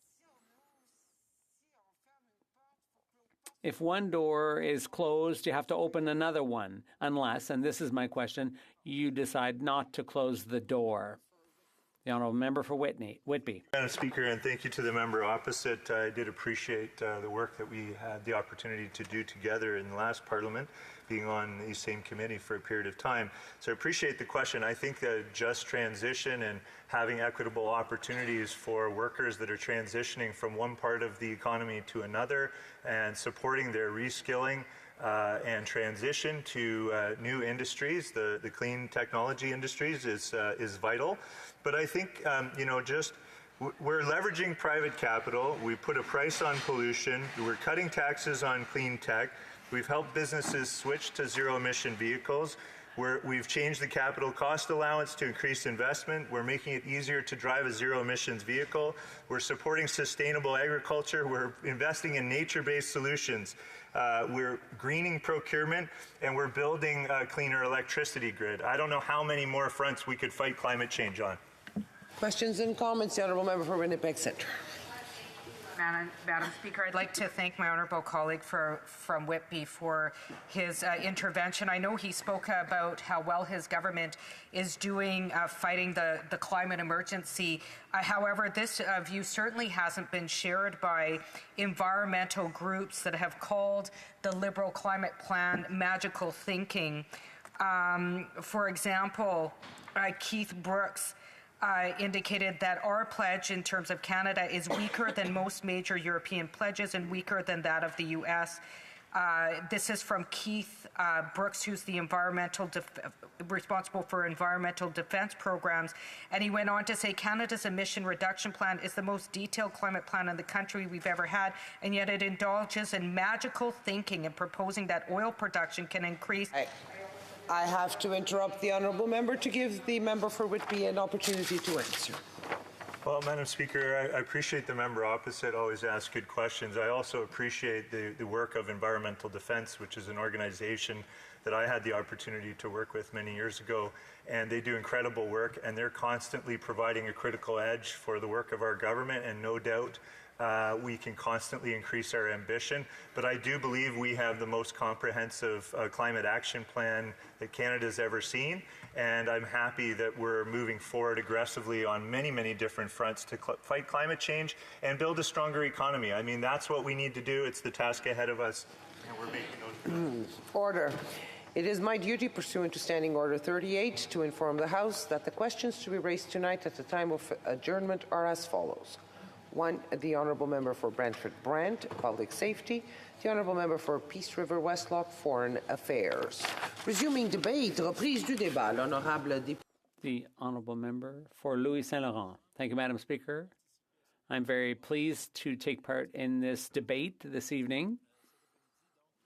afternoon, on Bill C-19, which has to do with public finance, and I'll come back to that in a few seconds. But first of all, Madam Speaker, on this June 6th, I'd like to pay tribute to the memory of all those who paid the ultimate sacrifice on the beaches of Normandy to free the entire world from Nazi tyranny, and they will always have my gratitude.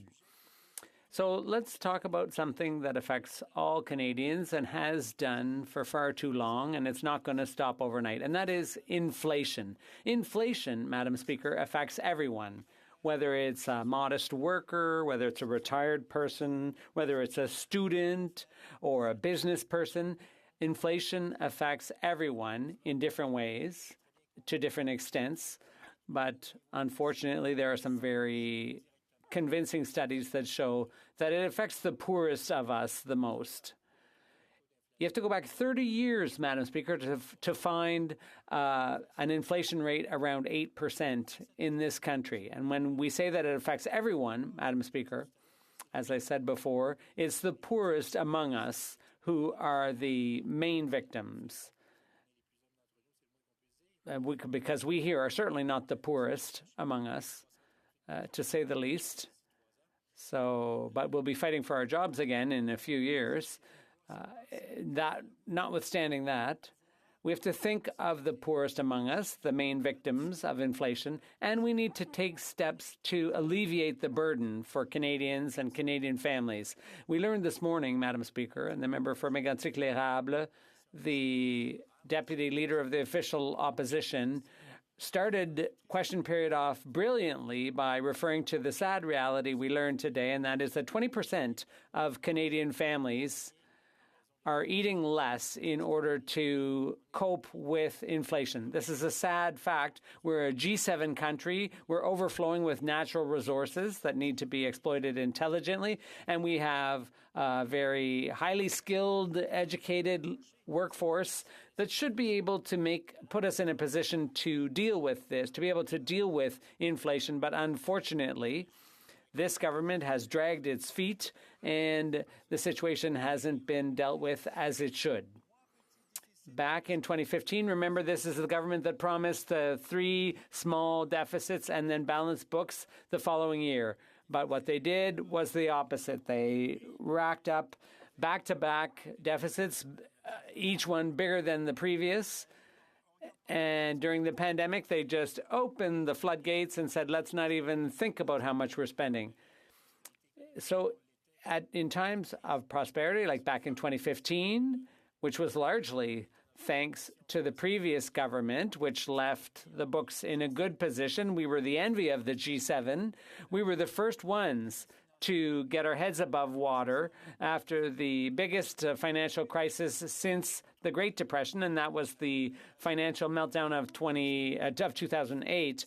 And our economy was strong, and that was the right time to balance the books and even sock something away for rainy days. But no, instead of small deficits, the Liberals racked up big ones. And we're paying for that today.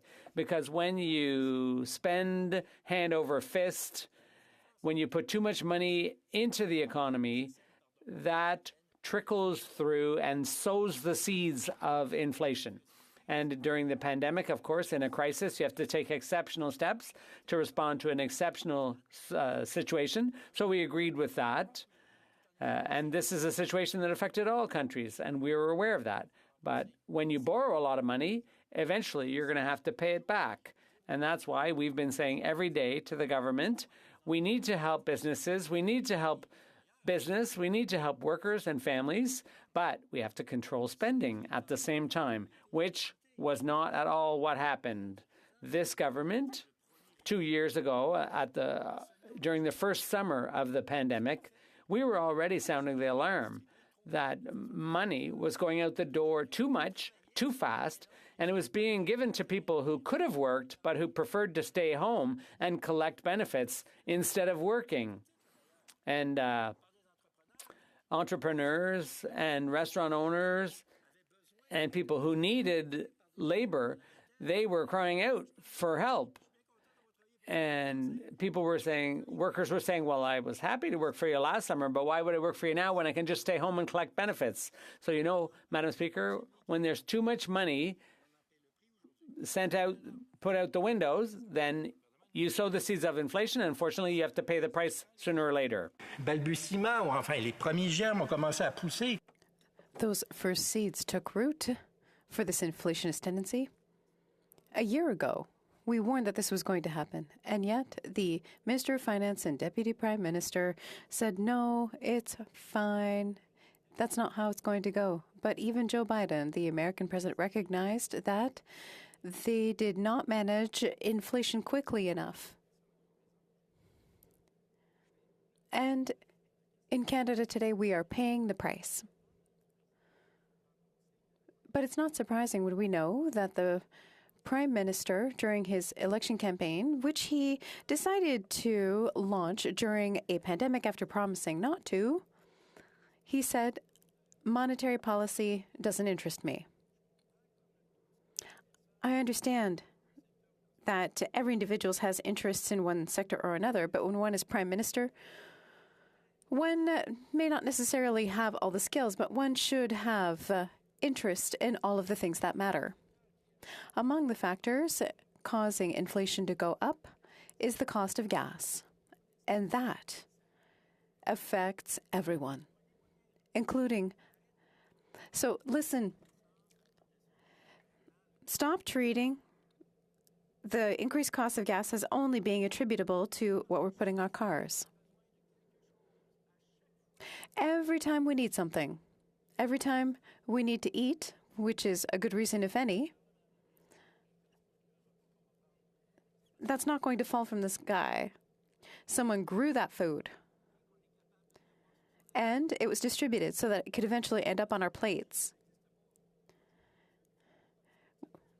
We can't simply wave our hands and have dinner magically appear. How did that food get there? With a vehicle that is powered with gas. And that's the reality. That's today's reality when we see the cost of gas. There are people who are deeply committed to environmental causes. However, not everyone can use public transportation. My colleague mentioned earlier that there are sectors or regions in which there is no public transportation. If one wants to go anywhere from point A to point B, one needs a vehicle, which uses gas. And so the cost of gas has an impact on everyone. I know that I'm running out of time, but there's one point that I'd like to raise. A few weeks ago, the former Minister of Finance for this government, the Honourable Bill Morneau, said that he was concerned about the situation of the economy, which, in his opinion, is worse off now than it was in 2015. And we thought the same thing when he was Minister of Finance. He considers that the current government does not have a long-term vision for Canada's economic future and is more interested in distributing wealth than creating it. Everyone's in favor of sharing wealth, but we have to have some to share. And the more we have, the more we can share.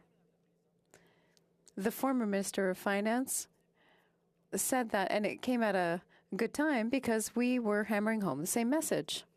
I was the finance critic at the time of our former leader, Rona Ambrose, and I congratulated him for being someone from Bay Street who decided to contribute to the work of the House of Commons. However, the policies that led to his success in Bay Street did not necessarily lead to success here in the House of Commons. He said, however, that Canada is falling behind in productivity, which is going to lead to difficult decisions in the future. What I want to say is that Canada's number one priority right now is inflation, and the best way to deal with inflation, which the government can contribute to, is to control expenditures and not increase taxes. Thank you very much. Questions et commentaires. Questions and comments, the Honourable Parliamentary Secretary to the Government House Leader. Madam Speaker, the former Minister of Finance also said that it was not very advisable for the member for Carleton to want to be leader of the Conservative Party to be critical of the Bank of Canada and the Governor General, and the Governor of the Bank of Canada, and even some of his own caucus colleagues, even though one of them received a demotion for speaking out against the member from Carleton's policies on the Bank of Canada. I wonder if he could provide his thoughts, and I realize he could be putting his political future at jeopardy here if he says the wrong thing, but does he not agree with the member from Abbotsford that maybe the Conservatives should be a little bit more considerate in their criticisms of the Bank of Canada and the Bank Governor? I would just like to remind the honourable members that partisan politics are not the business of the House. The honourable member for Louis Saint Laurent. I respect, Madam Speaker. My future is not in the hands of my colleague from Winnipeg North, neither from any member in this House. My future, or former Premier of Quebec, my future is in the hands of the people of Louis Saint Laurent, and I wish that they will decide whatever they want, and I will be pleased to serve them if they want to.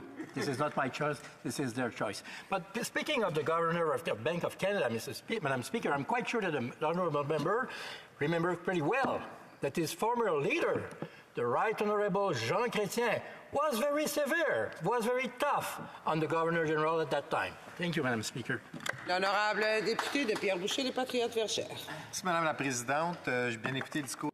Thank you, Madam Speaker. I carefully listened to my colleague's speech. However, I think that there is one subject that was in the budget. We're talking about the Budget Implementation Act. That was very important. I think he heard me earlier when I asked a question of another of his colleagues. This is a significant detail. Originally, there was a $7 billion infrastructure fund set up There was an agreement signed with the government of Quebec, and there was supposed to be 3 years to submit project ideas, but now that deadline has changed and there's only 10 months left. And so there's a significant amount of money that could be lost due to that decision. I haven't heard the Conservatives talk about it, and I think it's a shame, because when we see a federal government that simply unilaterally decides not to respect an agreement with the provinces, it makes me think that the federal government is not a good partner for Quebec. Mr. Deltel, who I think is an ultimate federalist, how does he feel about this? The Honourable Member for Louis Saint Laurent. I don't have all the qualities that my colleague just mentioned. I must remain humble. The member raises the question as an ultimate sovereignist, and it's interesting, but his question is an interesting one. This government, since 2015, elected in 2015, like many of us, committed to creating wealth with infrastructure, and infrastructure investments took years to do it, and now that they're doing it, they're not maintaining their own agreements. From a political point of view, I'll remind this House that in 1983, there was a provincial government that had committed to providing certain amounts of money to its employees and then went back on it and paid a high price. Questions et commentaires. The Honourable Member for Central Okanagan, Similkameen. Je veux remercier Madame la Présidente. Thank you, Madam Speaker. Je voudrais remercier les électeurs. I would like to thank the voters for Louis Saint Laurent on its choice of parliamentarians. It was an excellent choice. Président, on a attendu du comité. We have heard from the Finance Committee that the government is going to change the Competition Act. Perhaps the member could explain the perspective of the committee and why this is important for many Canadian businesses. Je vais attendre la réponse du député.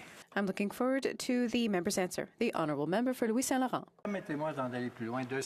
Please allow me to congratulate my colleague from British Columbia as the critic for finance, but also to congratulate him for the quality of his French.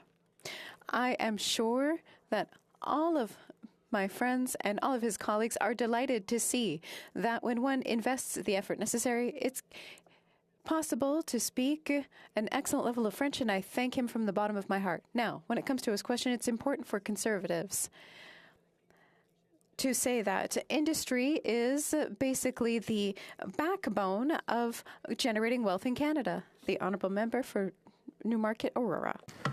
Thank you, Madam Speaker. I'm pleased to contribute to the debate on Bill C-19, the Budget Implementation Act, and to highlight some of the measures of the budget for 2022 that will build on the workforce that Canada needs. The past 2 years have created an enormous stress on our economy, but workers in Canada have shown remarkable resilience. We have seen Canadians pivot to working from home while juggling children. We have seen them restructure entire businesses to manufacture personal protective equipment. And we've witnessed the strength of Canadians who have headed to their frontline jobs in the middle of a lockdown. Mr. Speaker, the determination and the ingenuity of Canada's workforce has kept our economy moving, and during an unprecedented and challenging time. And since the start of the pandemic, the federal government has introduced significant economic supports to help them through. Those investments worked. Canada's economy has recovered 115% of the jobs lost from the onset of the pandemic. Job creation is remarkably strong, and even our hardest hit sectors are starting to get back up and running.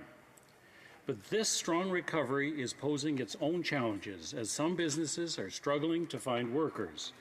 And at the same time, we know that a strong and prosperous economy requires a diverse, talented, and consistently growing workforce. And yet, too many Canadians are facing barriers to finding meaningful and well-paid work. This includes women with young children and new graduates, newcomers, Black and racialized Canadians, Indigenous peoples, and peoples with disabilities. So with the budget 2022, our government is proposing important measures that will help address those issues and meet the needs of our workers, our businesses, and the Canadian economy so we can keep growing stronger for the years to come. Madam Speaker, structural shifts in global economies will require some workers in some sectors across Canada to develop new skills and to adjust the way that they work. But the transition to a new career can be a difficult and a stressful time. So as our economy changes, Canada's jobs and skills plan must be tailored to those needs of the workers and help them to meet the needs of growing businesses and different sectors. In recent years, the federal government has made significant investments in the Canadians to give Canadians the skills that they need to succeed in an evolving economy and to connect workers with jobs. And the measures in Bill C-19, the Budget Implementation Act, would build on these past investments. These measures include working with provincial and territorial partners on improving how skills training can be provided. Madam Speaker, Canada is growing, and that means that more homes, more roads, and important infrastructure projects will need to be built. Skilled trades workers are essential to Canada's success, and we need them to be able to get to the job site no matter where it is. Our government is aware that workers in the construction trades often travel to take on temporary jobs, frequently in rural and remote communities, but their associated expenses do not always qualify for existing tax relief, and we are looking to bridge this gap. Improving our labor mobility for workers in the construction trades can help to address labor shortages and ensure that important projects like housing can be completed across the country. And that is why Bill C-19, the Budget Implementation Act, is proposing to introduce the labor mobility deduction. This measure would provide tax recognition up to $4,000 per year in eligible travel and temporary relocation expenses to eligible tradespersons and apprentices. And this measure would apply to 2022 and subsequent taxation years. Madam Speaker, we believe that this action, in addition to several other measures proposed in Budget 2022, would help address the barriers to mobility for tradespeople so that they can take on additional important projects and to complete them. Madam Speaker, we also know that immigration is vital to meeting our labor market needs and supporting our economy, our communities, and our national identity. Canada has long been a country that is diverse and welcoming to everyone. And throughout the pandemic, many newcomers have been on the front lines working in key sectors like healthcare, transportation, service sector, and manufacturing. And without them, Canada's economy would not have overcome the challenges of the last 2 years. In the decades to come, our economy will continue to rely on the talents of people from all over the world, just as we have in the past decade. Our future economic growth will be bolstered by immigration, and Canada will remain a leader in welcoming newcomers fleeing violence and persecution.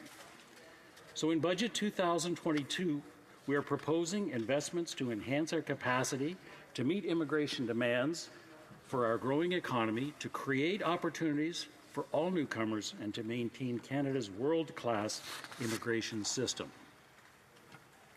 Canada welcomed more than 405,000 new permanent residents in 2021, and that's more than any other year in Canadian history.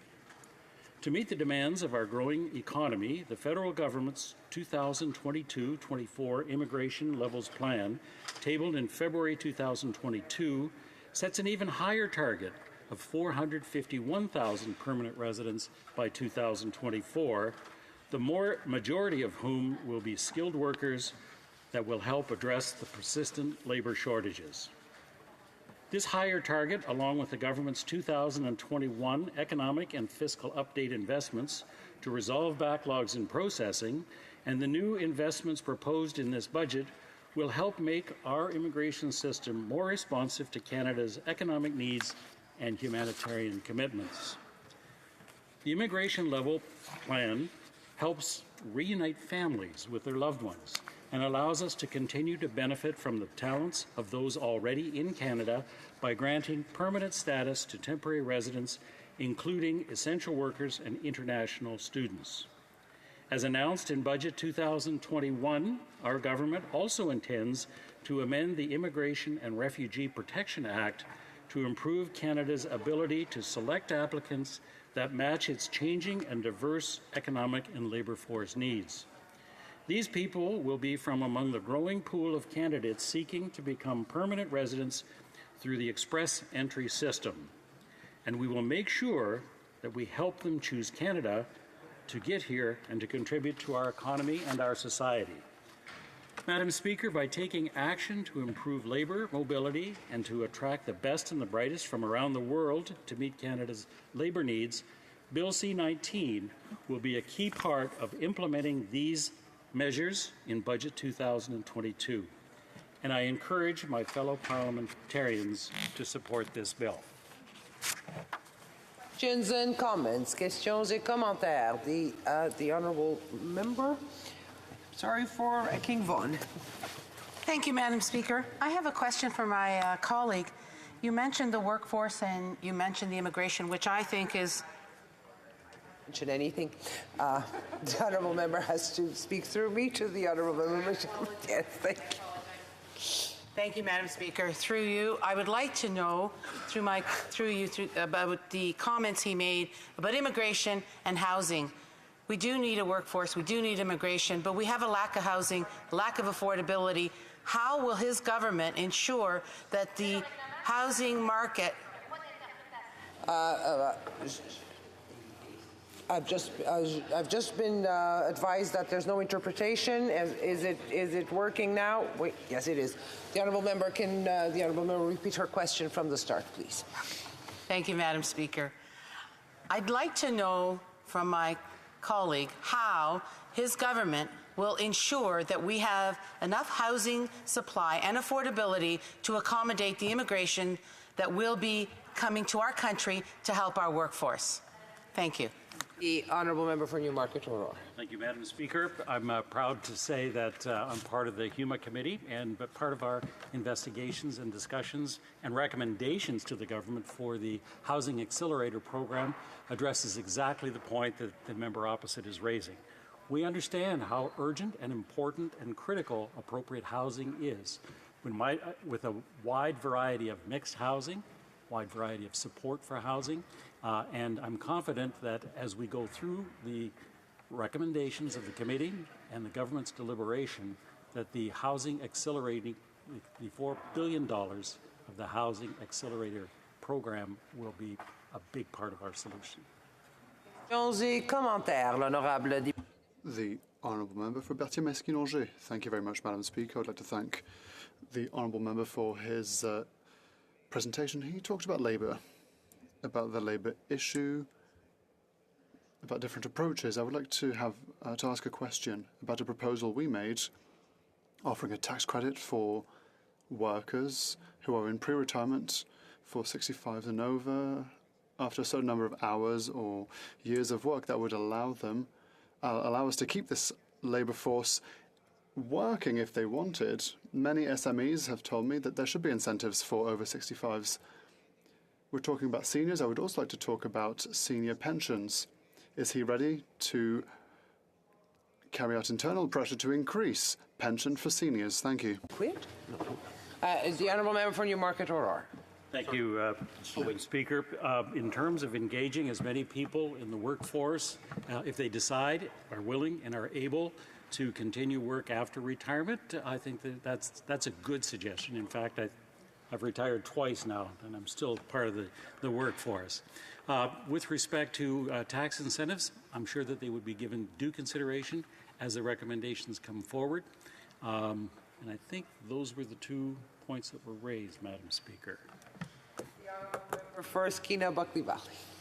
Madam Speaker, I thank my colleague way over there in the opposite corner for his speech. He spoke about immigration and the needs of our workforce. A lot of our communities and indeed our country relies heavily on the temporary foreign worker program. We know that these temporary foreign workers aren't given the same protections as other workers in our economy, and they're vulnerable to exploitation. We have evidence from the Auditor General that federal inspections of temporary foreign worker programs are showing that the problems are getting worse, not better, despite the government's promise to address this back in 2020. Does the member not agree that it's time to look at replacing the temporary foreign worker program with a permanent residency program so that every worker in our country is able to negotiate livable wages and good work conditions throughout our economy and across all employers? The Honourable Member for Newmarket Aurora. Thank you, and I appreciate the question from the member. And I agree with him that temporary foreign workers are a critical component of the success of many of our businesses. I also agree that the Canadian standards and values of being fair to workers is an important value that we need to continue and we need to support. Programs that take us in that direction, in my mind, would certainly be welcome, and I appreciate the benefit of his perspective. Resuming debate, reprise du débat, l'honorable député de... The Honourable Member for Vaudreuil-Soulanges. No, Salaberry-sur-Loire. My apologies. I don't want to take your dreams for a reality, Madam Speaker. My apologies. The Honourable Member for Salaberry-sur-Loire. Thank you very much. Madam Speaker, I am pleased to rise today to speak to Bill C-19. No doubt, earlier today, everyone heard that I was against time allocation for C-19, which is a huge bill with many clauses, 432 pages, with a lot of legislative amendments to extant statutes, and very little time to study the implication of their implementation. It would take a lot of work, and I'd like to take the time to commend our MP for Joliette, a finance critic who has spent many hours with Guillaume, his assistant, to hear witnesses and to see what was in the best interest of Quebec and Quebec businesses in Bill C-19 in order to highlight what is missing and what should be improved, because that is what we should do when we analyze a bill. It's to improve it. If there are any shortcomings and breaches, we have to remove them, and there are many in C-19, some of which I would like to highlight today. For example, removing, or rather an amendment that would allow cideries to not have to pay excise duty on alcohol. And we were the party that suggested this amendment, and we asked them the experts to appear before the Finance Committee. It's a small bill in a huge bill. Why did we notice this? Because we listen. We listen to what people have to say. We listen to producers. We listen to artisans. And we try to improve bills so that everyone can have a better time in this time. It's a win for the Bloc Québécois, yes, but also for Quebec cider and Canada cider producers and those who make mead. There are 50 honey wine producers, half of which are in Quebec. I have one in my riding, Miel Nature. Miel Nature, led by Ali Agagou, a Quebecer. I'm sorry, could we ask people outside of the House to calm down a bit? It's highly disturbing for our deliberations. The Honourable Member for Salaberry-sur-Loire. Thank you. You stopped me in my enthusiasm to thank and encourage the excellent work and high-quality work by Ali Agagou, who is the Vice President of an association that represents honey wine producers in Quebec. Anne had a good idea to call my office and say, Claude, there is something happening in this bill. This isn't possible. We are small producers. We don't export, and so we cannot be taxed. We need an exemption. We need to continue to be exempted. Can you do something with the Bloc Québécois? And so very rapidly, I contacted our agriculture critic, the member for Berthier-Masquis-Longet, who is the biggest defender of agriculture in Quebec, and I also contacted the member for Saint-Essed-Bagotte, who he is a specialist when it comes to international trade, and other MPs, also our finance critic, among others. And we understood that for these people, this was a dramatic situation. It would be terrible on our economy if C-19 were not to be amended. So we worked very hard. These experts appeared before the committee, and then our work continued. Committee members were persuaded that this was a good idea, not only for Quebec producers, but for producers from coast to coast to coast. So apple cider and honey wine are now exempt from excise tax and excise duty because of C-19 amendment in my riding.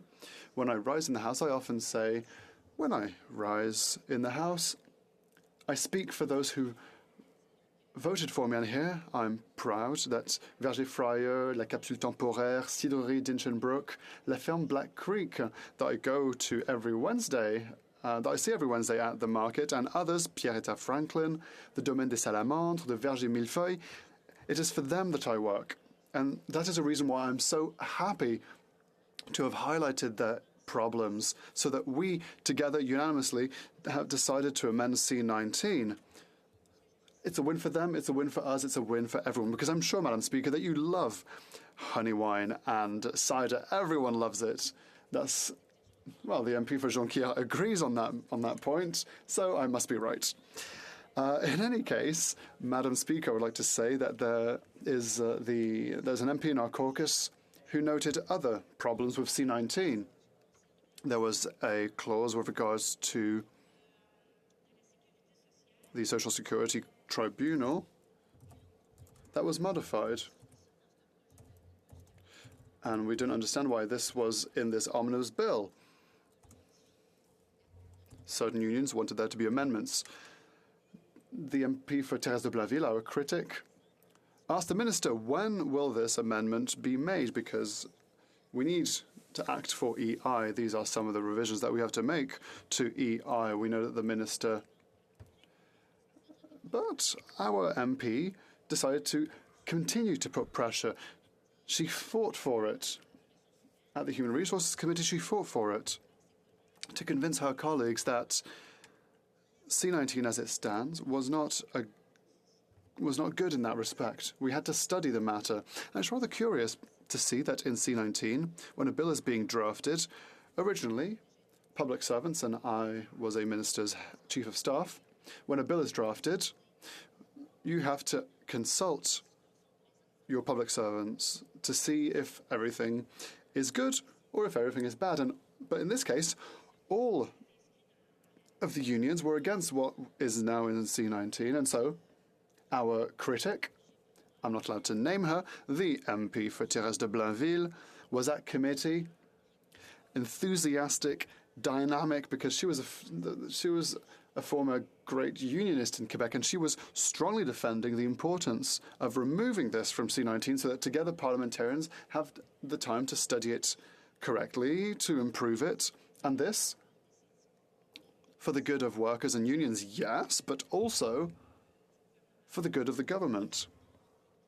And so, wins that are based on what? Based on rigor, which is very important. And here at the Bloc Québécois, we are rigorous in the highest. This morning, for example, there were some accusations, false accusations, allusions, saying that we are a party that just wants to block. No. Everyone will say, everyone who works with the Bloc Québécois work with us to improve Canada. Sometimes through compromise, but for the good of Quebecers and Canadians. And so I would like to commend the Honourable Member for Thérèse de Blainville for her excellent perseverance, and she finally managed to convince her committee and the government to remove this clause before it was even studied at committee, which is great. I have 2 minutes left to explain that there is a small amendment that we would have liked to have discussed. That is one that has to do with the luxury tax. Here in the Bloc Québécois, we fully agree with the taxation of luxury. However, when we started to study the matter, we spoke to witnesses, we spoke to Quebecers, and we realized that as it was drafted, there was a huge impact on the aerospace industry. There were very big, significant issues down the line, and so we asked that an amendment be made. If we didn't have time, we didn't want to delay C19. We said, well, instead of preserving that in C19, let's just remove it let us study it in a separate bill to study the for and against. The Liberals still adopted this clause in the bill, which, as drafted, will strongly penalise a part of our aerospace industry, the majority of which can be found in Montreal. Madam Speaker, C19 is a step forward and is a win for the Bloc Québécois. We have managed to take great steps forward for Quebec. So we will now hear what the MP for Jonquière has to say, because he will have something to say.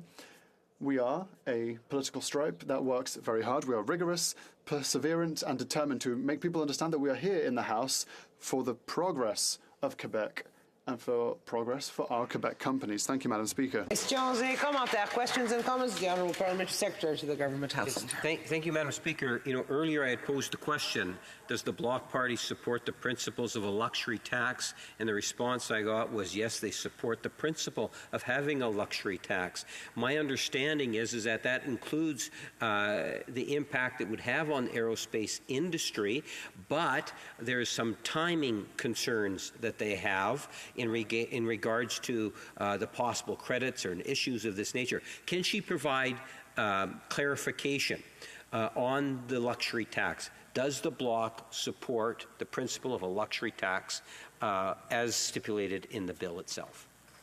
The Honourable Member for Salaberry-sur-Loire. Madam Speaker, I'd like to thank my ever-pertinent colleague. Yes, we approve of the principle of a luxury tax. What we are asking of the government is that the clause be amended, be maybe fine-tuned. If we want to do this rigorously, then it has to be removed from C19 in order to study it individually. But once it is still possible, the government could still perhaps amend the text to make it a bit more, shall we say, compliant to the requests made by the aerospace industry. And so the Honourable Member can count on our support to help the government to try and find a better wording that will cover the breaches in the current C19. Comments? The Honourable Member for Stormont Dundas, South Glengarry. Thank you, Madam Speaker. And thank you to my colleague from the Bloc. Our riding's actually neighbours side by side, just split between a provincial line. I'd like to ask her for her comment on rising gas prices. It is something I know is impacting both Ontario and Quebec residents. We both have a lot of commuters that rely on drives to go to work, to access general services, to see their family, to do the basic day-to-day needs. We don't have the option in many parts of any part of my riding of a subway or an LRT. The Bloc Québécois, the NDP, and the Liberals all support a carbon tax and the escalation of it year by year by year. In contrast, we're proposing a gas tax break. Would she not agree with me that would help her constituents keep money in their pocket as the cost of living is skyrocketing in this country? The Honourable Member for Salaberry-sur-Loire. I would like to thank my dear neighbour. I will call him my neighbour, my riding neighbour across the Ontarian border. I would like to say that what concerns us the most are profit margins in refineries. There's a way to work with them. To whose benefit are these increases in gas prices? Oil and gas companies.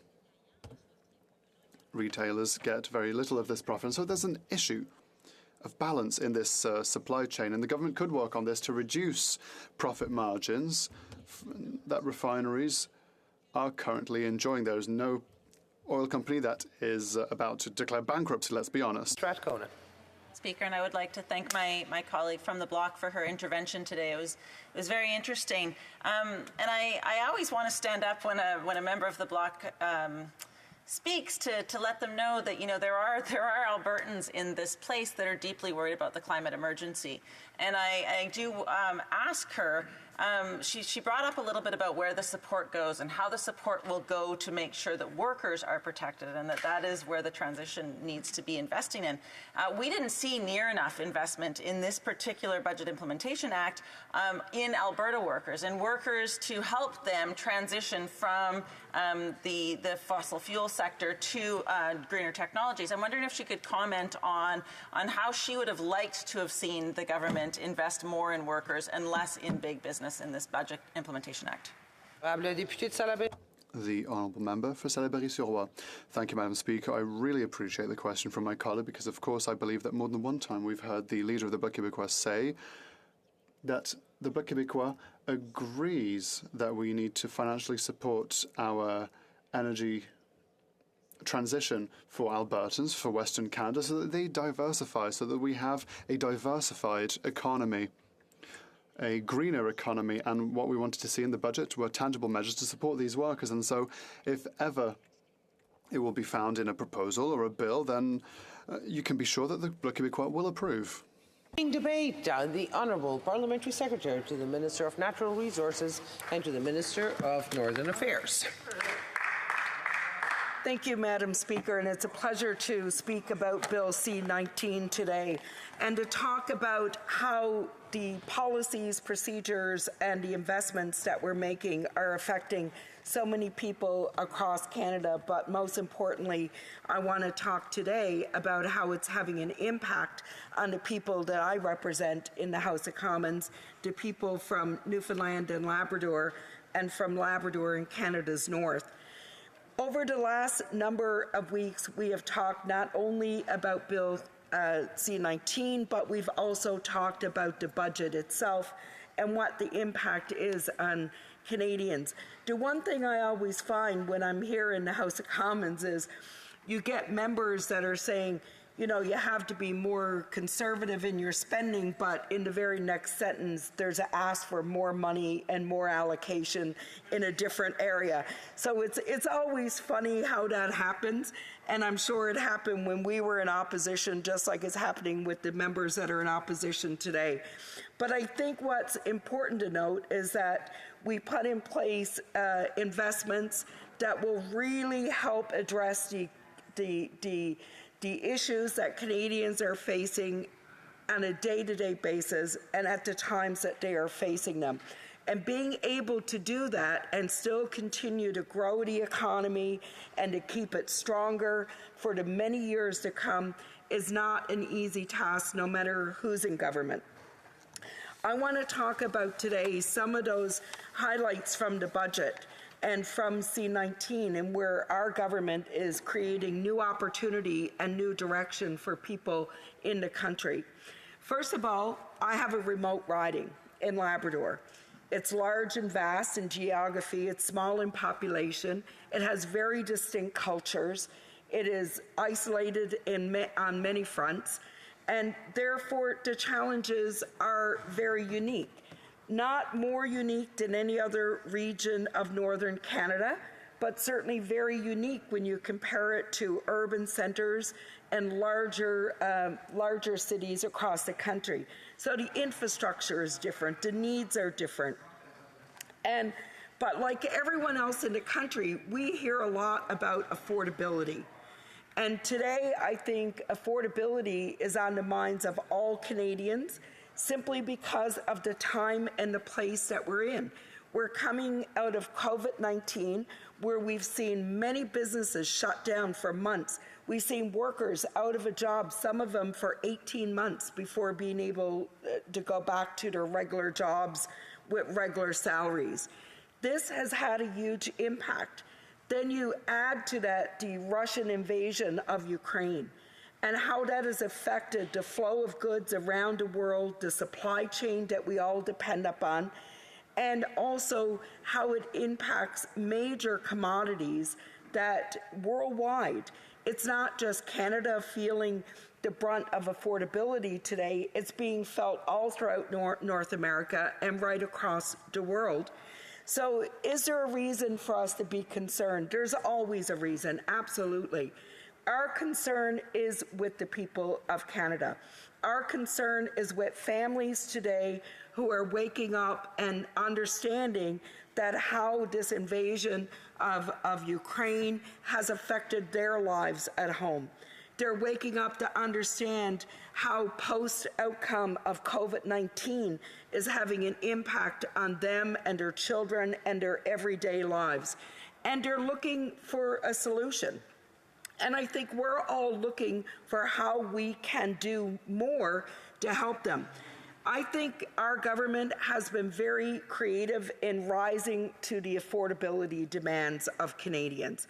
First of all, when you look at the fact that we are we are focused on connecting more and more Canadians through internet, high-speed internet, no matter where they live. Some may say, oh, you know, that's an old story. I don't have a problem with internet. Try living in rural Canada. Try living in northern Canada, where you're feeling not only the pressure of affordability, but being cut off from the rest of the world. So when you see investments in those kinds of infrastructure, it do make a difference, and it do help with issues around affordability. When you look at childcare, building on the childcare agreements has been something our government focused on with every province and territory in Canada, with $625 million for early learning and childcare infrastructure fund in many provinces and territories.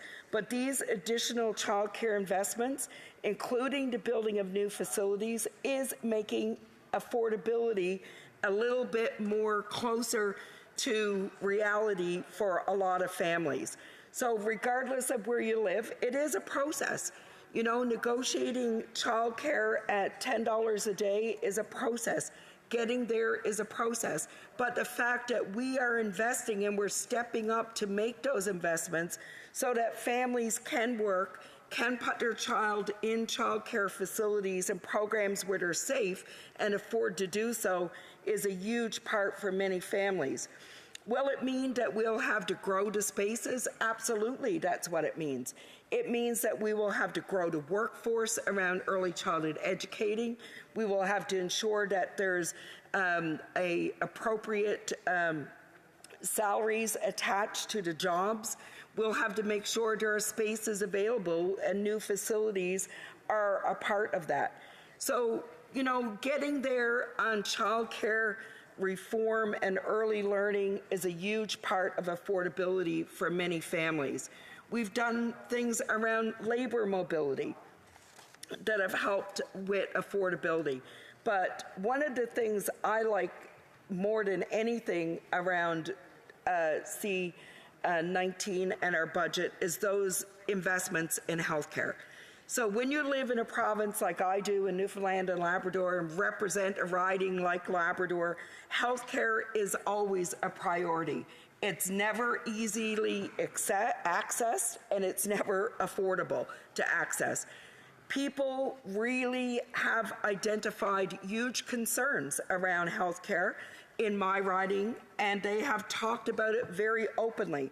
To be able to access specialists, doctors, more healthcare professionals, the ability to be able to get services that they could not get in the past. And that's what I like about what we're doing with healthcare.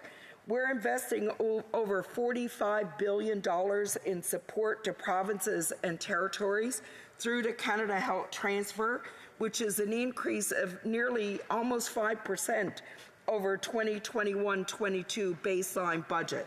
That money is there to help provinces like Newfoundland and Labrador deliver better services to residents like those that I represent. We also increased the the Canada Health transfer by $2 billion to help with the backlogs of surgeries and procedures. We are seeing this right across Canada, here in Ontario, across the border in Quebec, and home in Newfoundland and Labrador, where people are going on wait lists for backlogs of surgeries and procedures. As a government, we're stepping up to help our provinces and territories be able to deal with this problem, because Canadians need to get those procedures in order to maintain good health, and we know how important that is. And of course, the investments we're making in dental care. We have seen so many people for so long go without appropriate dental care because they could not afford a dentist. This is a program that will allow seniors to get the dental health that they need and be able to afford that dental health. It'll allow families who have incomes less than $90,000 a year to access dental health care.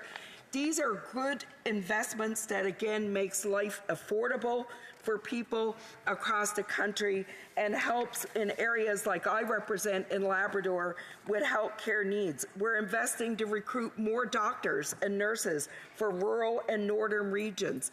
This will allow us to be able to have better services at our hospitals in places like Labrador City and Wabush, like Happy Valley Goose Bay, like remote clinics in Labrador and across northern communities. This investment is allocated for the recruitment of doctors and nurses, but it's allocated to improve the health care and access to health care for so many Canadians that need it. So, Madam Speaker, I am definitely supporting this bill simply because this bill allows people to seek good childcare for their kids and afford to live a better life in Canada. Questions and comments? The honourable member for Sherwood Park, Fort Saskatchewan. Thank you, Madam Speaker. I'll just ask my question about the point the member was just speaking about on the issue of dental care. So people pay taxes to the government, and then the government decides how to fund dental care, is presumably the policy objective of the government. Why doesn't the government simply cut taxes or provide additional financing directly to those low-income individuals who are identified as vulnerable and let them choose how to spend their own money as they wish, whether it's on dental care or other things that are priorities for them? Why not simply give people more control of their own lives and their own money, by all means targeting support to the most vulnerable? Why is it necessary for the government to create a new program to control how they would spend those resources for them? The Honourable Parliamentary Secretary to the Minister of Natural Resources and to the Minister of Northern Affairs. Thank you, Mr. Speaker, and I thank my colleague for his question, but we already have basic tax exemption in the country. That is standard and it applies across the board to all people. What I've experienced, Madam Speaker, is too many people in this country that are suffering through ill health because they're unable to deal with their dental health. I had a lady come up to me who thought she was supposed to have back surgery because she had so many back problems. When they narrowed down to a final diagnosis, it was all related to her dental health. In fixing her dental care, providing her access to dental care, it provided her a better, healthy outcome overall. These are particular people in our country who cannot afford these services that are critical to them, and I support making sure they have access. Questions et commentaires. The honourable member for Winnipeg Centre. Thank you so much, Madam Speaker. You know, I agree with my honourable colleague that, you know, it's getting hard for people. But their government seems to be more interested in padding the pockets of their, you know, corporate friends, including Big Oil. Suncor, for example, made a net profit of $4.1 billion and paid out $3.9 billion to its shareholders, $1.6 in dividends and $2.3 billion in share buybacks, for example, as an example. This government still provided $2.9 billion for fossil fuel subsidies, yet they provided no increase for health care transfers, something that my colleague spoke of as being important, nothing for long-term care, nothing for mental health, no new funding on a just transition for workers. Would my honourable colleague agree that investments are needed to get to people rather than big wealthy corporations? Honourable Parliamentary Secretary. Thank you, Mr. Speaker. But the member knows we've increased the health transfers in this budget by nearly 5% to provinces and territories. We've added more money under the Healthcare Transfer Fund to be able to do more recruitment around doctors and nurses, reduce the backlog of surgeries. We've signed agreements to bring the cost of childcare down for every family in Canada who needs that service. We've invested heavily in housing programs for both Indigenous and non-Indigenous regions. We've established the first housing strategy ever in Canada. And when it comes to labor mobility and the transition of labor, we are at the table with every union, every group in Canada that will be affected. They are leading the way on energy transition, and they're leading the way for new jobs, high-paying jobs, and jobs that will be sustainable for the future. For a brief question, une brève question, l'honorable député de The honourable member for Berthier-Masconoget. Thank you, Madam Speaker. The member makes a great speech talking about health transfers, but the fact is that there's a unanimous request from all provinces and Quebec to have health transfers boosted to 35% of costs, and this government has turned a deaf ear to that request. Will my colleague work with the government from the interior to boost health transfers to meet the demands of the provinces and Quebec? The Honourable Parliamentary Secretary. Thank you, Mr. Speaker, but there's no deaf ears when the Government of Canada increases its health transfer by almost 5%, when it puts more money out there for provinces and territories to deal with the backlog of surgeries, when they put more money in to recruit more doctors and nurses, when we're prepared to step up and pay for dental care for those Canadians who cannot afford it. That is not a deaf ear, Madam Speaker. That is responding to health care demands that Canadians are asking for. Resuming debate, the honourable member for Medicine Hat, Cardston Warner. Thank you very much, Madam Speaker. It's always an honor to rise in this place and speak to the issues that impact Canadians. And today, that issue is Bill C-19, the Budget Implementation Act. And if I could make reference, Madam Speaker, to my colleague from across the way, her speech and her comment that she made, no disrespect to the people who are having health issues, but my sore back is carrying the debt that this Liberal government has carried, my share of the national debt that this Liberal government has accumulated over the last 7 years. Madam Speaker, the Budget Implementation Act is, in short, the way that the Minister of Finance plans to carry out the promises made in her budget. But maybe we should start with looking at a brief examination of what the budget really is. I think that when the minister first decided to draft the budget, she got a couple of definitions confused. Investopedia gives a pretty layman's term approach to what a budget is. And I quote, "A budget is to manage your expenses, prepare for life's unpredictable events, and be able to afford big ticket items without going into debt. Budgeting is important. Keeping track of how much you earn and spend doesn't have to be drudgery. It doesn't require you to be good in math, which is clearly we know that, and doesn't mean you can't buy things that you want. It just means that you'll know where your money goes and you'll have greater control over your finances." End of quote.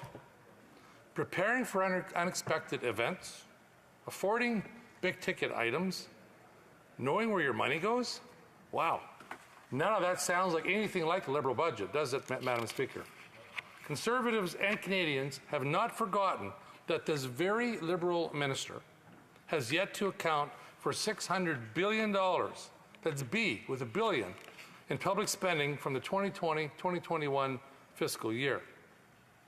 The definition of rhetoric, on the other hand, Madam Speaker, is, and I quote, "the art of persuasion, of using language both written and oral, to convince others of one's point of view," end of quote. Yet many perceive such convincing as dangerous, especially in democracies where individual voices actually matter.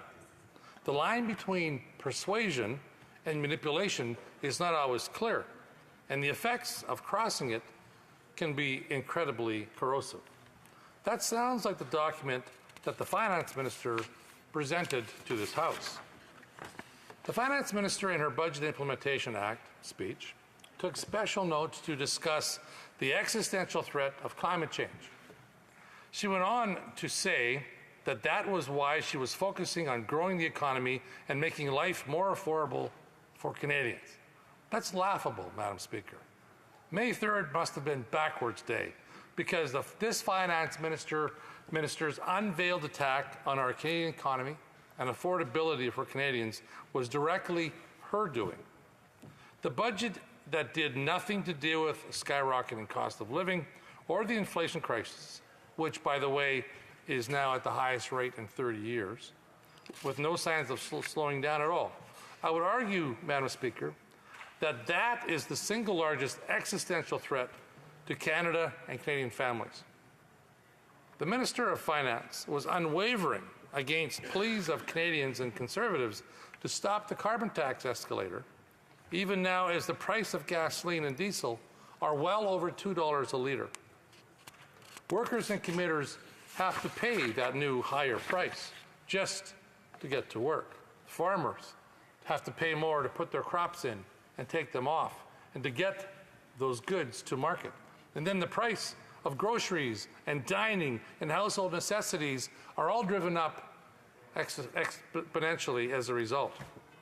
She calls climate change an existential threat, but for Canadians, this Finance Minister, her policies, and her government's poor financial management are the real existential threat that most Canadians face, Madam Speaker.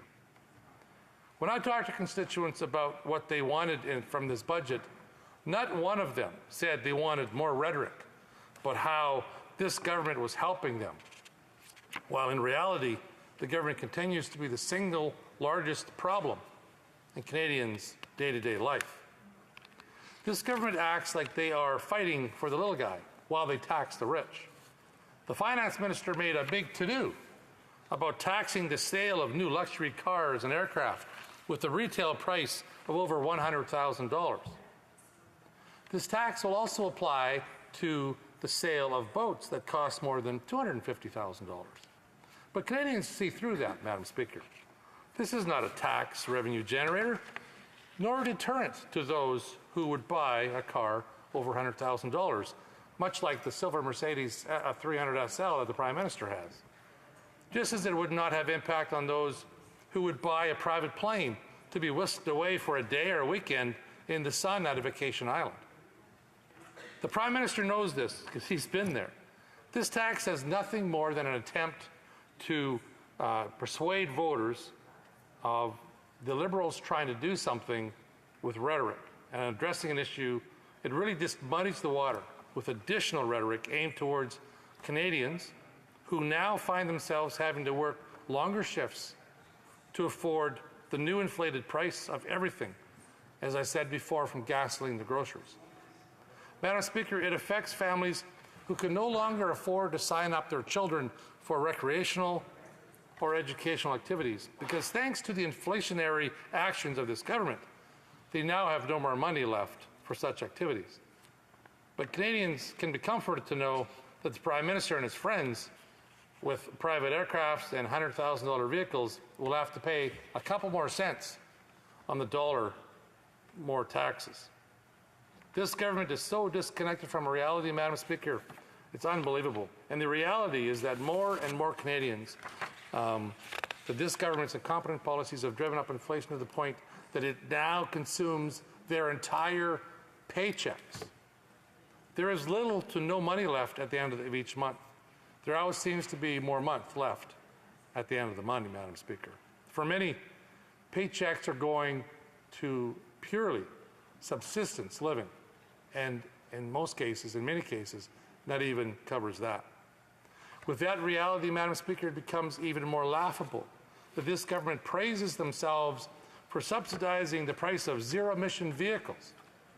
It's like the Finance Minister and the Liberal Cabinet has never ever met, has only ever met urban downtown Toronto socialites. She thinks that new cars are in the budget for the average working Canadians. And even if those same Canadians scrimped and saved to be able to remotely afford such a vehicle, they would be plagued with backlogs, delays, and chip shortages. Madam Speaker, maybe the finance minister's world of social elites, in that world, they decide to just scrap their barely used cars and buy new ones. However, for the majority of Canadians, like the hardworking constituents of Medicine Hat, Cardston, Warner, we work hard, we budget carefully, we buy quality vehicles, and we maintain them because we rely on it to last. We simply don't throw the baby out with the bathwater. Or to put it in the language of the Liberal cabinet, for they to better understand, they don't throw out the champagne with the cork. And speaking of champagne, Madam Speaker, the Liberals have a tax on that too, with an automatic escalator annually. They just want to ensure that no matter what Canadians do and how they live their life, there will always be a tax creating price inflation.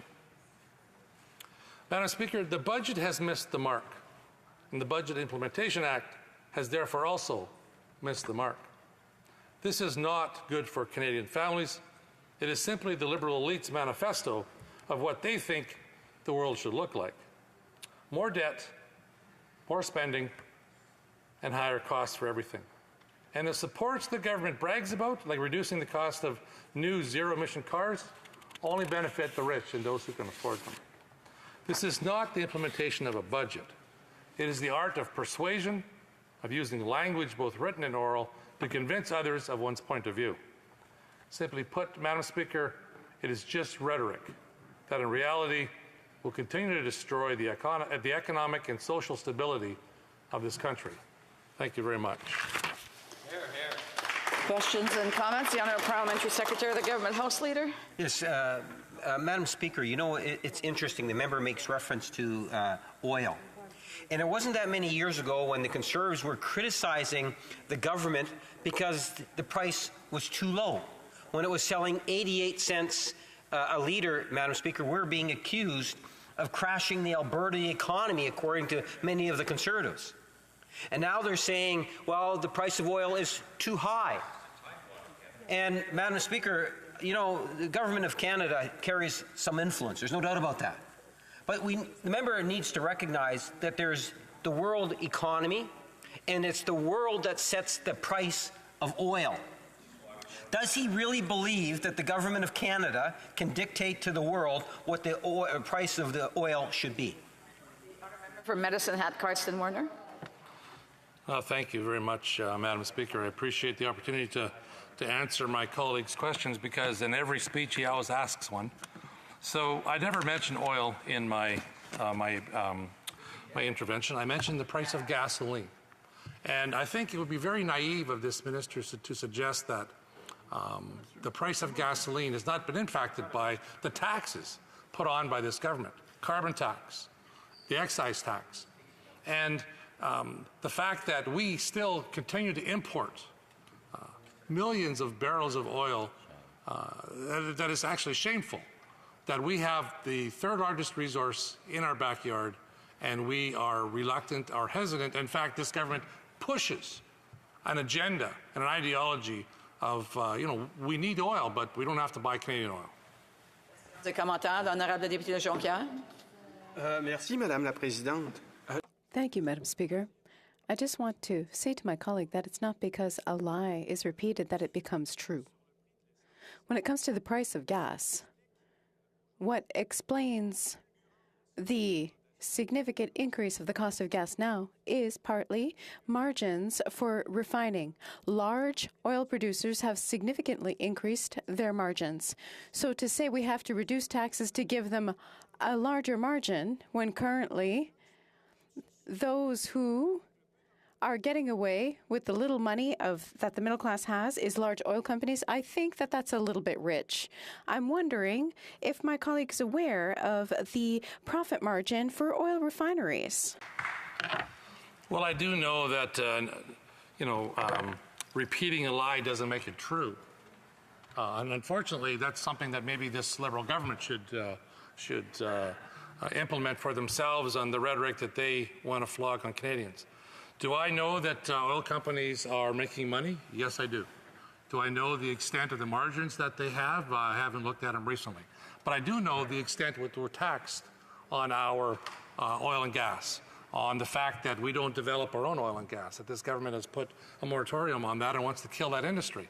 If we think that the price of fuel is expensive now, wait until this government, if they stay in power for another term, has their way with Canadians' oil and gas sector. We are doomed. We have time for another question. Bref question. L'honorable député de Rosemont-la-Petite-Patrie. Merci, Madame la Présidente. Thank you, Mr. Speaker. The question that I have for my colleague is that oil companies are making record profits on the backs of those that drive, on the backs of consumers. What does he think of perhaps imposing a special tax on them? And with that money, we could increase the tax credit for GST and provincial sales tax, which would directly help those in the middle class and those who are struggling. Marston Warner has 1 minute to respond. The whole minute? Awesome. Well, thank you for very much, Madam Speaker, and thank you to my colleague for the question. I will say that, if you look at the Canadian tax scheme, we always hear from the NDP and Liberal coalition that those corporations don't pay their fair share of tax. I can tell you that you should look at what they actually pay to this government in taxes, and I would hope that we would want to do everything we can to eliminate the excess taxes that the government charges on oil and gas, on fuel, and support the industry that we have here in this country to ensure that we have a viable and sustainable future in the oil and gas industry. Resuming debate, the honourable member for Edmonton Strathcona. Thank you, Madam Speaker, and it is an honour to stand as the representative for Edmonton Strathcona today to speak about the Budget Implementation Act, C-19. I thought what I would do today is start with some of those parts of this Budget Implementation Act that I like, that I'm very supportive of. I know many people think that politicians only oppose, and I have to say there are things in this Budget Implementation Act that I really like, that I'm really proud of. And so I thought maybe that's where I'll start, and then I'm going to dig down to a few of the things in this Budget Implementation Act that cause me a lot of concern and a lot of problems. But the first thing I want to say is that I am absolutely delighted to see the first step taken to recognize the desperate need for dental care for children in this country. Thank you to my colleague across the way. And I'm so proud to be part of the New Democratic Party that made that happen in this Budget Implementation Act. Madam Speaker, the previous member for St. John East was just here today. I just had an opportunity to speak to him earlier today. I can say his name now, Mr. Jack Harris, who brought forward the exact bill to make sure dental care was available for children last year in the Parliament, the previous Parliament.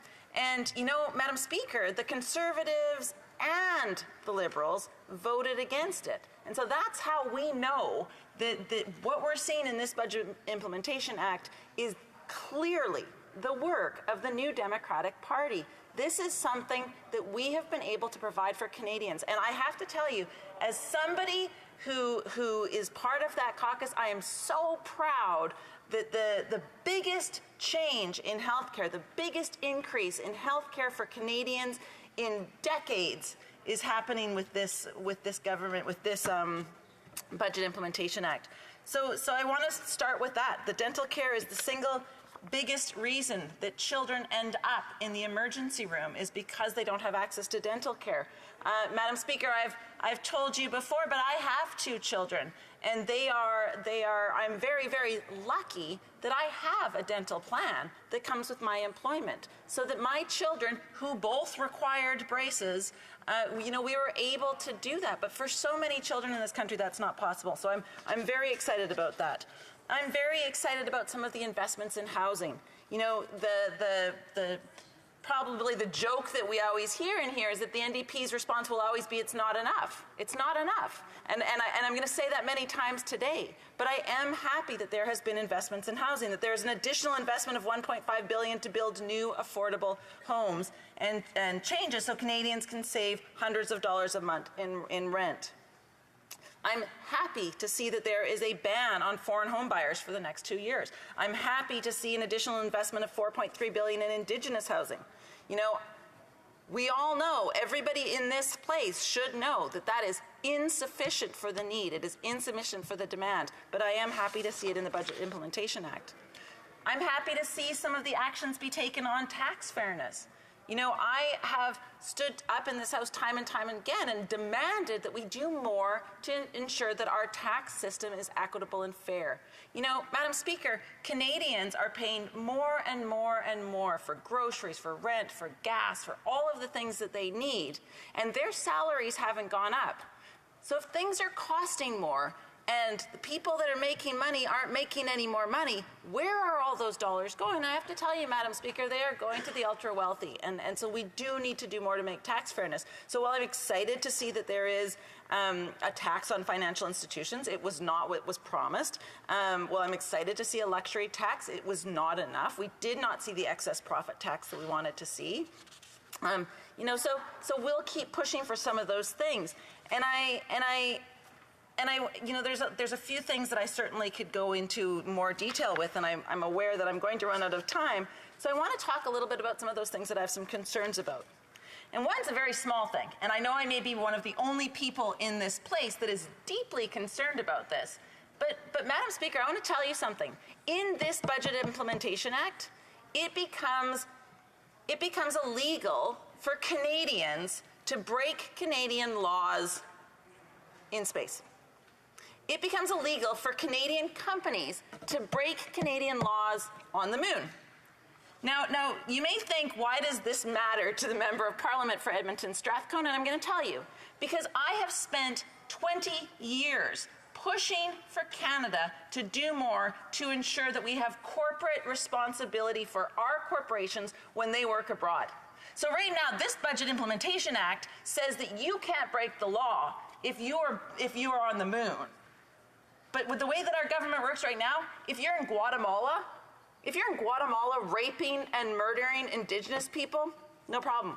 If you're in Papua New Guinea and you are causing environmental destruction that will never be recovered, no problem.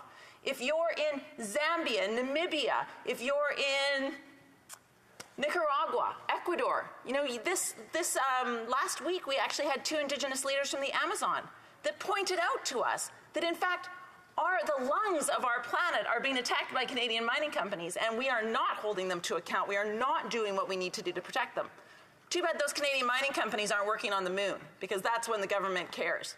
They don't give us a core ombudsperson that can do its job, but they're happy to make sure that the moon's safe. So that's where we're at the moment. The other thing that I'll talk about, and Madam Speaker, you'll have heard me say this many, many times, we have not near enough in this Budget Implementation Act to deal with the scale and the scope of just transition for workers in Alberta. And you know, it's workers across the country, of course, but we know the impacts will be felt in Alberta more than it'll be felt anywhere else in this country. Our economy has more invested in the oil and gas sector, and as that shifts, as that economy shifts, we will need more and more investment in the transition. You know, we should be investing in post-secondary, making sure post-secondary is more accessible, more affordable, easier to access for people so that they can retrain for different jobs. We should be thinking of massive projects that we can do that will employ workers, unionized workers, mind you, unionized workers to build electrical grids, to build other infrastructure projects that we are going to need as we go forward into the new economy. And we're not seeing that investment here. You know, one day, a few weeks ago, I asked a member of the government what they were planning on doing for Alberta, and basically they told me that they were really excited to invest in the auto sector in Ontario. You know, that's great, and I'm happy to see that. That's important. But how is that exactly helping with the just transition for Alberta? You know, what we need to do is we need to see a clean jobs training center. We need to see just transition legislation. You know, my colleague that was in this House before me, Linda Duncan, worked so hard on that. And she worked on it for 11 years. We still don't have those supports for Alberta workers. Madam Speaker, Another thing that I want to talk a little bit about is the direction and control aspect that we have in this. I've worked very close with some of my colleagues. The member for Northumberland, Peterborough South, and I have worked very closely to move forward the work on just transition. I was really happy to see that the member for Elmwood-Transcona was able to get some modifications to what was in the BIA and direction and control. This is something that protects charities. My goodness, of all the things that we should be working towards, it is making sure that the charities, the charitable sector is able to do its job effectively and well. So Madam Speaker, I realize that I am running out of time, and I could talk about a whole bunch of other aspects of the BIA. What I will say is that I'm disappointed that we have not near enough in just transition. I'm disappointed that we have no actual increase, despite what you'll hear from the government, no actual increase in health transfers. I'm disappointed that there's nothing for long-term care in this Budget Implementation Act. And of course, disappointed there's nothing for mental health. And finally, we really did want to and expected to see something on the disability benefit. And we have not seen that yet. And for shame, because really, this is the thing that is something that's been promised to some of the most vulnerable people in our community. So it is disappointing that it is not in there. You know, I'm proud of the victories that we've been able to win with this Budget Implementation Act. I'm proud of what we see in there, but this is not a budget that a New Democrat would have brought forward. So we will continue to fight, we will continue to push, and we will continue to get wins for Canadians. Thank you, Madam Speaker. Questions and comments? The Honourable Parliamentary Secretary of the Government House Leader. Well, Madam Speaker, there's a number of things that the member says is just not true. To say that there's no investments in terms of long-term care or mental health, when we have invested record amounts of money in designation for those categories, to try to give the impression that there's no increases in health when that's just not the case, whether it's the health transfers, to try to give the impression that the Government of Canada hasn't been there in a very real and tangible way for the province of Alberta on the transitional government. Talk to some of the ministers and you'll get a list of things. We have spent record amounts of dollars in infrastructure in the province of Alberta. We have worked previously with the former NDP Premier and now current Conservative Premier to ensure that the federal government is there for a real and tangible way for Alberta. How does she reconcile the reality versus what it is that she just finished saying about Alberta?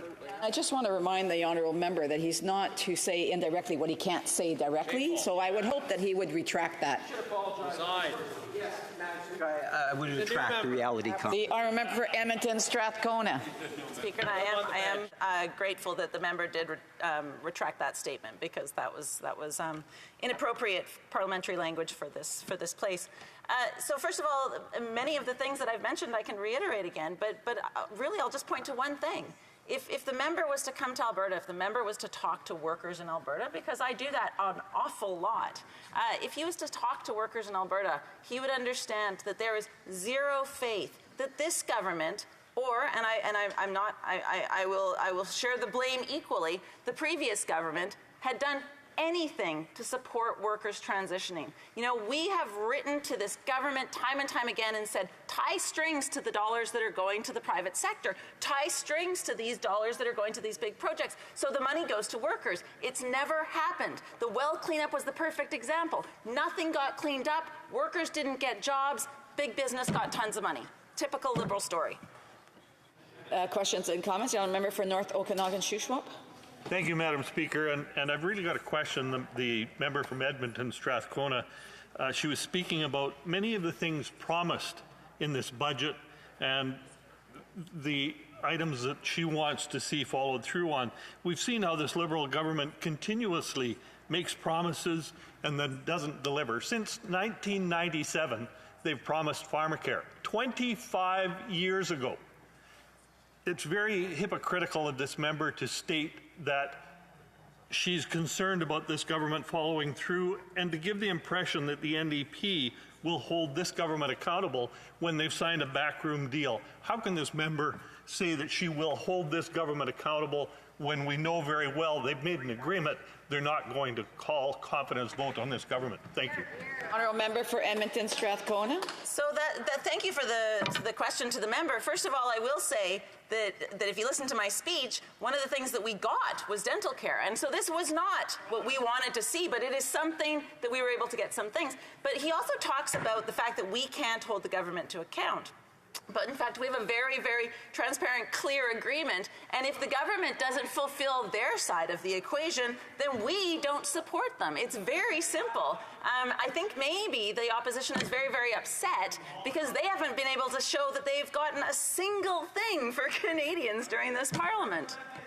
I want to ask members that if they have questions to please wait until I call for questions and comments. Otherwise, they shouldn't be speaking out. Questions and comments? Questions et commentaires. Une brève question. A quick question to the Honourable Member for Jonquière. The Honourable Member for Kitchener Centre, rather. See, Madam Speaker, I agree with much of what we heard from the member for Edmonton Strathcona, in particular coming from Alberta and talking about the needs we have to invest in a prosperous transition for workers and the concerns with not seeing any emergency funds for Canadians with disabilities. In particular, though, she brings a lot of experience and expertise to this place with respect to corporate accountability abroad, and in fact has a private member's bill on this topic. I wonder if she'd share more with this House in terms of what she's proposing with that bill. A brief answer from the member for Edmonton Strathcona. Thank you, Madam Speaker, and I would like to thank my colleague. His interventions in this House are always very, very helpful, and I love the opportunity to speak about my Bill C-263. Basically it is to do what the government had promised to do initially, and that is to give us a core ombudsperson that has the ability to compel testimony and compel documents. It is basically to give the core ombudsperson the teeth necessary to do the job that was promised in the first place. Right now we have an ombudsperson, Madam Speaker, who was put in place in 2018 and has investigated an entire 0 cases of misbehavior by Canadian companies, despite numerous, over 40 complaints by people around the world. Reprise de débat. Resuming debate, the Honourable Member for Jonquière. Thank you very much, Madam Speaker. I am pleased to speak today to C-19, especially because it will give me the opportunity, perhaps, to reconcile myself with the Honourable Member for Winnipeg North. This week we had a bit of a chat on Quebec's political weight, and I am a softie. I didn't want to offend the member for Winnipeg North in any way, and so I thought to myself, perhaps a more positive 10 minutes ahead of us so that everyone can be happy. Let us begin, Madam Speaker. There is a rather wide rhetoric from the Minister of Canadian Heritage saying that we're looking for a fight. Well, I mean, politics is various political parties that have different opinions that confront one another, and so fighting is normal. But in C-19, there's also the demonstration, and I think that's what we did with C-19, the demonstration that we are a party of proposals, as we did, for example, for COVID programs, for example, various measures enacted thanks to us. So we have shown that we are a party of proposals, and we are ready to work in order to improve government bills. An example. Let us talk about what the member for Joliette does. What my colleague, often called Bogabi, does for meaderies and honey wine distilleries. In my riding, there's Brasserie Valkyrie in La Marche and Pierrot-le-Sart. The owner came with some students. Some students went from political science to the production of alcohol. He said that if excise taxes were to be implemented, then they would no longer be competitive. And so they saw a cliff edge coming towards them. And so I talked to my colleague for international trade, the member for Joliette, and there was great work, the great collaborative work, which sometimes can bring us together. For example, me and the member for Winnipeg North. Just to say very quickly that the levy of excise taxes when it comes to our agreement with Australia represents a lot for Quebec. There is a development underway in Quebec with regards to microbreweries. We see that in Quebec, but also in meaderies and cideries.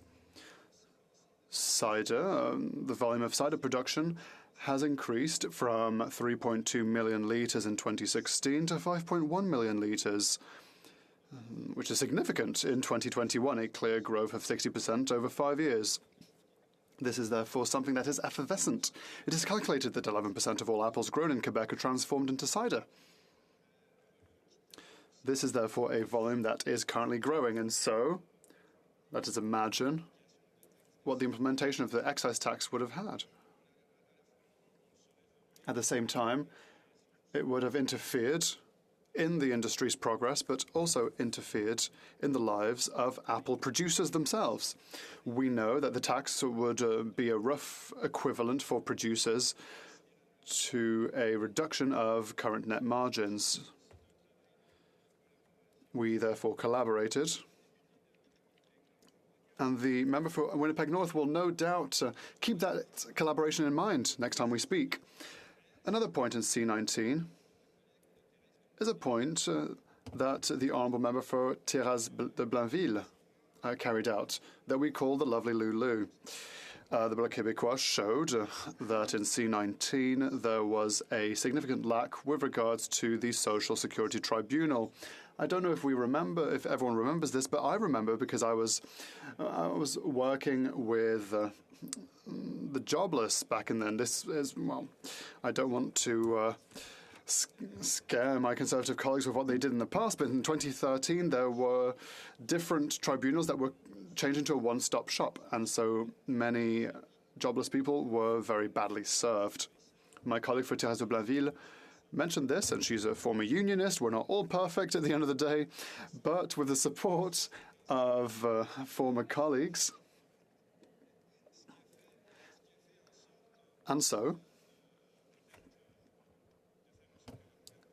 the government perhaps decided to suggest a change in the system, and KPMG recommended it. My colleague for Thérèse de Blainville defended it, and so C19 was redirected in such a way that better represents and protects the jobless and the unemployed. I wanted to say that I wanted to try and be as jovial and positive as possible, but there are some things that aren't working too well in C19, let us be honest. I'm a great fan of the Minister for Finance.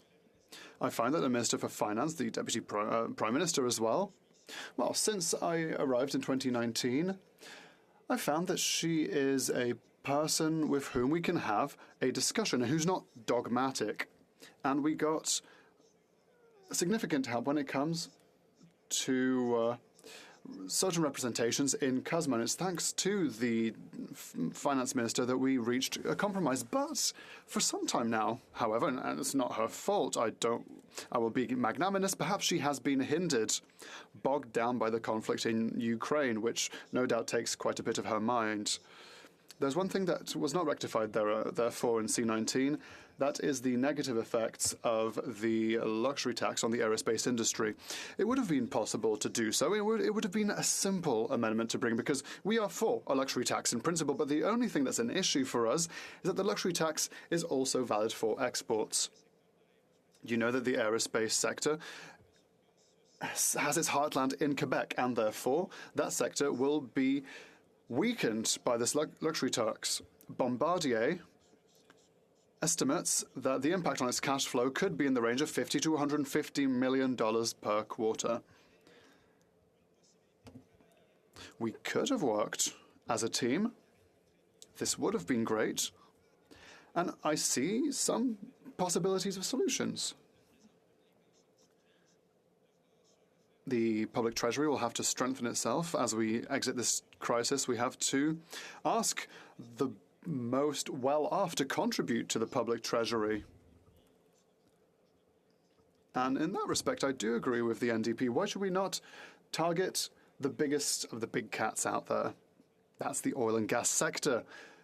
Record profits, Madam Speaker. It's completely indecent, an aberration, if you will, to hear that every large oil and gas company is currently grabbing wealth from the middle class, who are prisoners of oil and gas while we wait for the electrification of transport. And I think there could be a solution in that regard, perhaps more ambitiously, aggressively taxing the rich, and maybe pressing off the gas pedal when it comes to subsidies to the oil and gas industry. We could invest more in carbon capture and storage. $2.6 billion in the budget to support oil and gas. Well, that's kind of hard to swallow because support to the aerospace industry from the federal government is, well, nowhere to be found. This is an essential part of Quebec's future, but I'm here to be jovial. I'm a fair player, and I hope that after the conflict we'll see Madam Freeland come back and perhaps we'll find a solution. You can't use the first or last name of ministers or any MP, so I'd encourage the honourable member to watch out. 1 minute 30 seconds remain. My apologies. I've clearly made a mistake. I would be remiss not to mention what is missing in C19. There are $2 billion of non-recurring funds that are absent. You don't hire a doctor or a nurse in a non-recurring way just for a year. So one of the biggest issues in C19 is healthcare funding. $28 billion increase, that is what all provinces have asked, so that Ottawa's share of health spending goes from 22 to 35%. Everyone knows what this represents for Quebec. About 46 to 48% of Quebec's budget that is invested in healthcare. So what remains for education? Primary, secondary, tertiary education. What about funding for the rest of government operations? Well, there's not much left, and this is collaboration we could have with the government in order for us to create a healthcare system that is strengthened, and that happens through healthcare transfers. I'm sure we will be able to talk about that with Liberal colleagues. Thank you, Madam Speaker. Questions and comments? The Honourable Parliamentary Secretary to the Government House Leader. Yes, thank you, Madam Speaker, and receive for the wonderful references and the attempt in terms of the speech. And what the member does demonstrate, Madam Speaker, is that, in the last federal election, there was a very clear indication that Canadians in all regions of our country want a higher sense of cooperation, and you can provide that. And I'm going to pick up on the member's last comments in regards to the importance of healthcare transfers. We all recognize how important that issue is, and I've always thought maybe it's something in which we should have some ongoing discussion and debates, whether it's opposition motions or, in fact, going into a standing committee. And it would be very much interesting to get a better sense of exactly where we're at and what the future might hold in terms of long-term investments into healthcare. But in order to appreciate that, we also have to appreciate the history of healthcare transfers. And if I can get his thoughts on that aspect. The Honourable Member for Jonquière. I would like to continue where my colleague left off during the election. Election campaign. Canadians sent a message, and the message didn't end at the end of the electoral campaign. We have to listen to what civil society is saying even now. Recently, we came with healthcare unions, and what they said was that there needed to be an increase in healthcare transfers up to 35%. The same is true for provincial premiers. And so collaboration does imply that the Liberal government listen to the people and to interveners, which is not really the case. This new NDP Liberal alliance makes it that the Liberals can sometimes pretend not to hear. It's not a judgment, it's just what I've noted. Questions et commentaires. The honourable member for Skeena-Balclay Valley. Thank you, Madam Speaker, and thank you to my colleague for his remarks. He noted the tax on luxury goods, which is included in Bill C-19. And, while this is something that we certainly support, the direction of, I can't help but note the trend or the theme whereby the government makes symbolic but largely insignificant moves on things like wealth inequality or housing affordability, but they refuse to pull the larger levers that are going to make an actual difference on these important issues. Does my colleague agree that this is a troubling theme that we see from this government? The Honourable Member for Jonquière. Yes, absolutely. But what is my main concern is all this public money that flies off into the hands of the oil and gas sector, a sector that is currently literally making record profits. So I don't understand how a government could support a sector activity that is currently having record profits, a sector of activity that contributes to jeopardizing us all, because this is a sector that creates the greatest GHG emissions. And so in 20, 30 years' time, we're going to analyze the situation, and I can guarantee that people won't believe in the rationality that we're trying to put forward as the government. We have time for a very quick question. The Honourable Member for Kitchener Centre. Thank you, Madam Speaker. I'd like to thank the MP for Jonquière for his intervention. To be clear, the budget projects a total of $7.1 billion in a new subsidy for the oil and gas sector by 2030 in the form of a tax credit for carbon capture and storage. Academics from coast to coast to coast have said that this was a false solution for the climate. I know that he agrees with my disappointment. Could he say more about the way that these funds could be better provided to, for example, workers to support a prosperous transition? The Honourable for Jonquière, a quick answer. Yes, well, I completely agree with my colleague, especially because the Minister for the Environment said that he was going to put an end to fossil fuel subsidies, ineffective and inefficient subsidies. But these subsidies, but this seems just to be pure rhetoric. What we're looking for today is to join hand in hand the oil and gas industry and a green transition, which is antinomic by nature, but we could invest in much more interesting things by investing in clean energies, which is not currently the fact. It's a 1 to 14 ratio. 1 billion for green energy, 14 billion for the oil and gas industry. Trail Eagle Creek. Thank you very much, Madam Speaker. I am pleased to have the opportunity to rise and speak this afternoon to the Budget Implementation Act at report stage, which seeks to implement certain measures found in Budget 2022.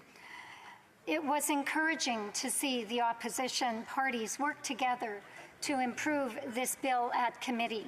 However, I do believe that more amendments are needed. I also want to recognize the hard work of my colleague, the member for Central Okanagan-Similkameen, Nicola, in his role as the Shadow Minister for Finance. Through these deliberations, parliamentarians will decide the direction of our country for the next year and beyond. These decisions will have long-lasting effects. That is why it is very important for all members in this place to have the opportunity to speak to this legislation. Regrettably, the government, with the support of the NDP, has once again stifled debate on legislation by imposing time allocation. An issue that remains top of mind for many Canadians, for millions of Canadians in fact, and many in my riding, is healthcare. If the pandemic highlighted anything, it is the importance of having a strong healthcare system in place, one that can respond effectively and efficiently in a crisis.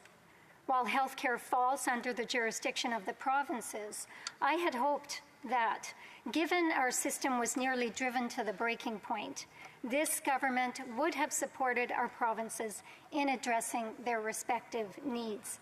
The First Ministers were clear. They asked for an increase to health transfer payments to deal with the remaining effects of the pandemic. However, once again, the Liberals, supported by the NDP, decided to disregard the requests of the provinces and not provide any additional support to them. Regarding the cost of living, the pattern set by this government over the years is a complete disregard for the needs of Canadians and an inability to properly manage Canada's finances. In 2015, this government inherited a balanced budget, which was made possible by the careful management of Canada's finances through the 2010 financial crisis and the years that followed. And while the Liberals continue to claim that the pandemic caused inflation, we know that high deficits pre-2020 were already setting the stage for inflation. The reckless spending in the 5 years that preceded the pandemic put Canada in a more precarious position than we needed to be. This is having dire consequences on the ability of Canadians to manage their finances. Record government spending has caused the cost of living to rise dramatically, with inflation at a 31-year high, reflected in rising food prices, gas prices, and astronomically high home prices. This has been devastating to many Canadians across the country. While the NDP Liberal government brags about the amount of money they have spent, they fail to recognize that their programs inevitably end up costing more with little to no results. Now, with this budget, they are doubling down on many of the same failed policies.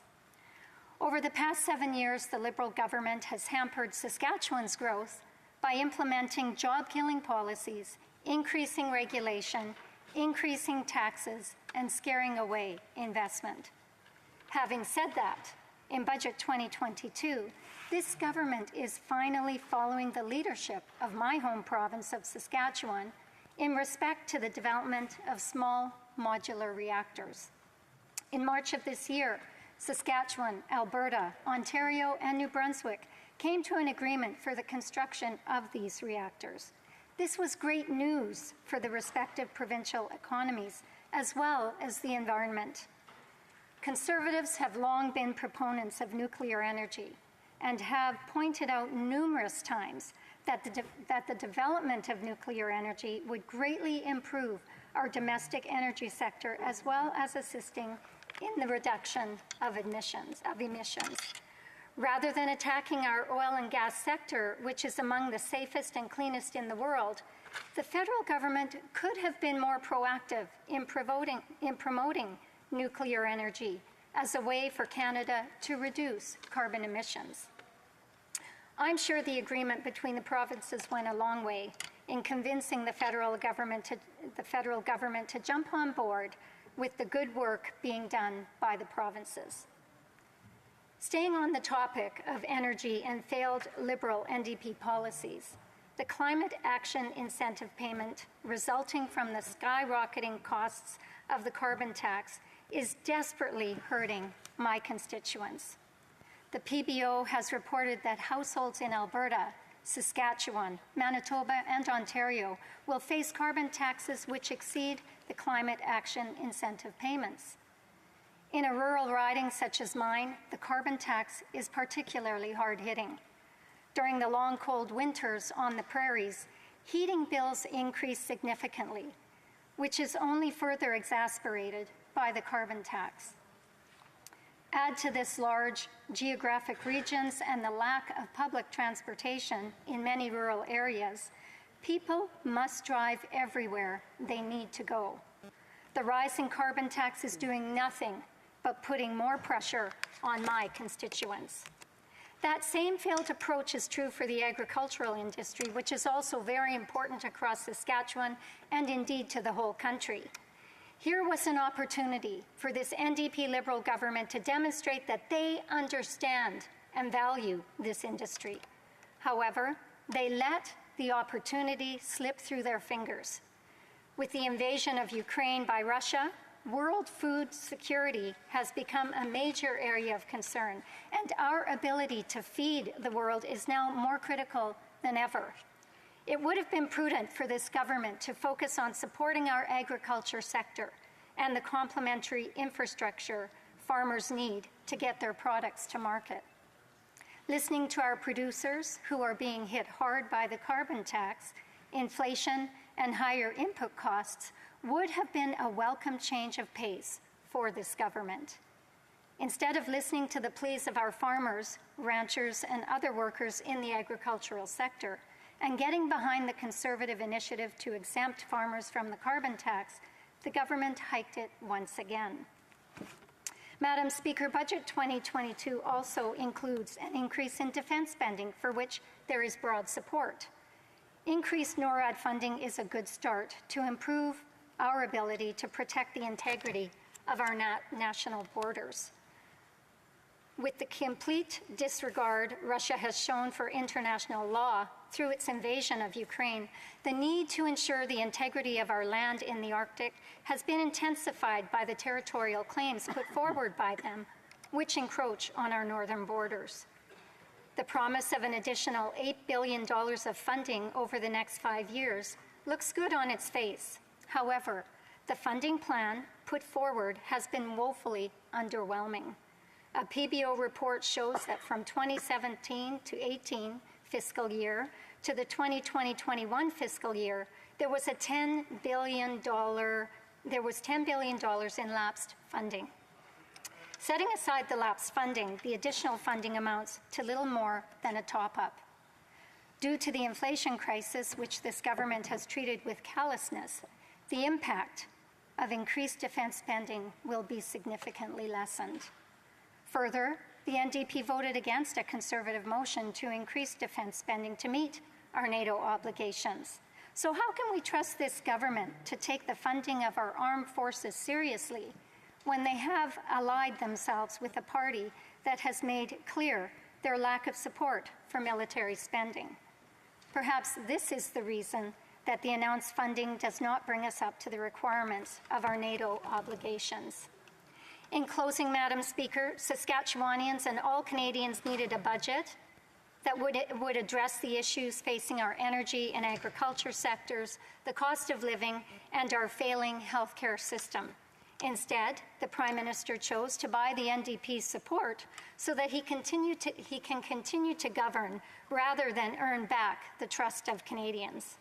This budget is symbolic of broken promises and the Liberal track record of leaving Canadians behind. Thank you, Madam Speaker.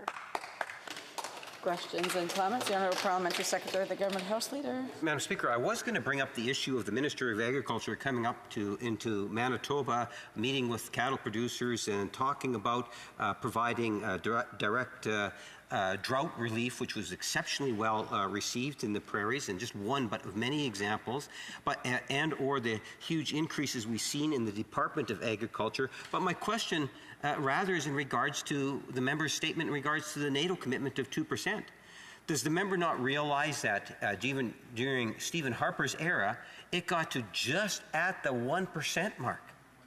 And we have seen dramatic increases under this administration in support of our allied countries. And I'm wondering if she could provide her thoughts, if she has any regrets that Stephen Harper didn't have that same sort of commitment that she seems to have today in terms of supporting NATO. The Honourable Member for Carlton Trail, Eagle Creek. Thank you very much, Madam Speaker, and I do appreciate the question from my colleague. What I will say, Madam Speaker, through you to that member, is that this budget makes it very clear that the NDP Liberal government has no plan to increase defence spending to reach the 2% of GDP target Canada committed to as a NATO member. Despite promising to invest $6 billion in the Canadian Armed Forces, there is no plan to ensure that this NDP Liberal government will follow through on any of its commitments. Thank you, Madam Speaker. The Honourable Member for Berthier-Masquinongé. Thank you very much, Madam Speaker. I'd like to thank my colleague for that speech, but I did notice some problems when she talks about oil from the West being among the cleanest in the world. You have to face the fact that oil sands oil is extremely highly pollutive. And so I'd like to know, what oil is she talking about? And given that problem, wouldn't she agree that it's high time that we embarked on an environmental and economic transition, a shift, and we're willing to invest the same amounts that are currently being invested in oil in support for that region to make the energy shift or the transition. I'd like to hear what she has to say about that idea. Thank you very much. Thank you very much, Madam Speaker, and I do thank my colleague for the question. And the simple answer is no, I don't agree with that member. I believe that we should be developing our resources here in Canada to meet the needs of not only our country, but the world when it comes to ethically produced and developed oil. From the beginning, this Liberal government has been anti-energy. Its policies have been destructive to the energy sector in my home province of Saskatchewan and the West. And so I would urge this colleague to reconsider his stance on the ethically produced oil within our own country. Questions and comments. The honourable member for Winnipeg Centre. Thank you, Madam Speaker. You know, just weeks ago, the Conservatives were in the House arguing on an opposition day that we need to increase the defence budget in a way that, according to the PBO office, would cost more than $30 billion. But then they oppose dental care. They oppose, investments in childcare. So my question for the honourable member is if she had a choice, which programs would the Conservatives cut first? Because they're certainly not standing up for people. Would it be dental care, child care, or the $8 billion increase to military spending? Thank you, Madam Speaker. The honourable member for Carleton Trail Eagle Creek. Thank you very much, Madam Speaker, and I do thank my honourable colleague for her question. I think one of the important things to note in this debate is that after 2 years, this Liberal government has still not demonstrated any national leadership, which has caused provincial governments to have to spend more on health care. And I truly do believe that with the dental care program that they negotiated to put into the budget with their NDP counterparts, they are attempting to infringe on provincial jurisdiction. Provinces have been bearing the brunt of dealing with COVID, and now the government is repaying them by trying to infringe on their jurisdiction. So I would encourage that member to continue holding this member to account for the decisions that they're making. Resuming debate, the honourable member for Langley-Aldergrove. Thank you, Madam Speaker. It's a pleasure for me to rise to talk about Budget 2022, what the Liberals are calling a plan to grow our economy and to make life more affordable. So I thought I would put that audacious claim to a test against reality on the ground. Inflation at a generational high. House prices out of reach for most first-time buyers. Price of gas soaring. $2.36 a litre in my home in the Lower Mainland. And now interest rates creeping up with promise of more to come as the Bank of Canada seeks to fight this inflation. Madam Speaker, this is hardly a formula for making life more affordable. Now, we're going to hear in a minute about what the current Minister of Finance says, but I want to just draw your attention to what the former Minister of Finance has said, now that he's no longer tethered to the talking points of the Liberal Party. This is what he says about the government of which he used to be a part. Quote, so much time and energy was spent on finding ways to redistribute Canada's wealth that there's little attention given to the importance of increasing our collective prosperity, let alone developing a disciplined way of thinking and acting on the problem. So there you go, Madam Speaker. This is what Bill Morneau said to a recent Chamber of Commerce. The emphasis is on wealth distribution, not on wealth creation. So we talk about dividing the pie, we're not talking about growing the pie. And so that thinking has led to reduced economic productivity numbers. Let's compare us to our biggest trading partner, the United States, where the average worker earns $67,000 a year. And in Canada, that's only $50,000. So 25% lower productivity number. The average American worker pumps $66 per hour worked into the national GDP. In Canada, it's only $50. So again, a 20% reduction. Now, this is Canada's Achilles heel, this lag in productivity, and I'm so happy that the current Minister of Finance has acknowledged that in her budget report. Get to that in a minute. First, I want to talk about housing. We're all happy to hear that the government has finally acknowledged that economic fundamentals are at play here, that the free market can help us find solutions, and that the federal government can help by leveraging monetary policy in a way that helps private enterprise find solutions. Now, here's a quote from page 6 of the budget report. Over the next 10 years, we will double the number of homes we build. This must become a great national effort. It'll depend on a new spirit of collaboration underlined.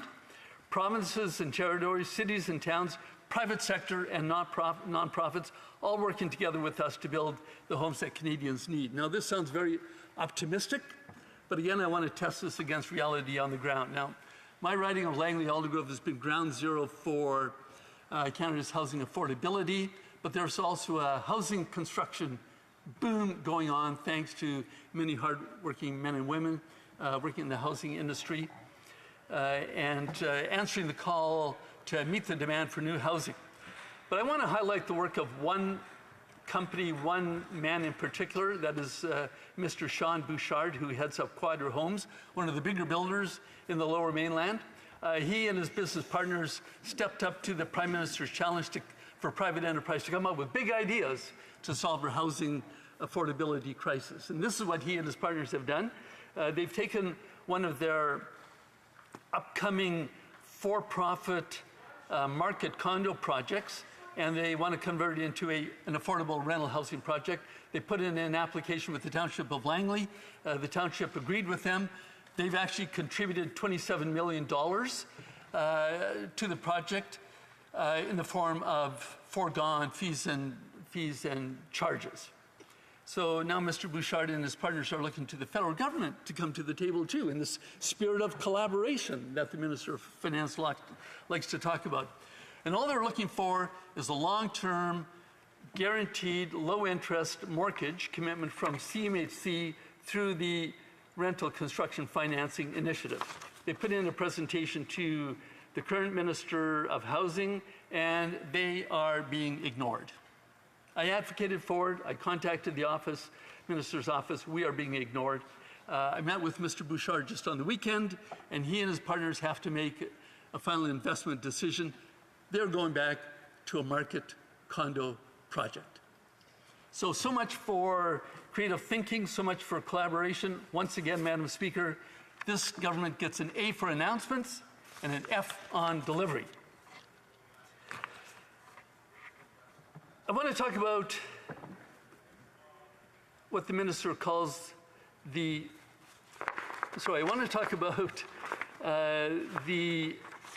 what the minister has been saying about investing in the green transition. This is what she has to say. Climate change is an existential challenge, and that means it's also an economic reality. Well, Madam Speaker, being in the Fraser Valley, I know that probably better than any member of Parliament with all the flooding that we had recently. I, together with some of my colleagues, all Conservative MPs from the area, met with Mayor Braun.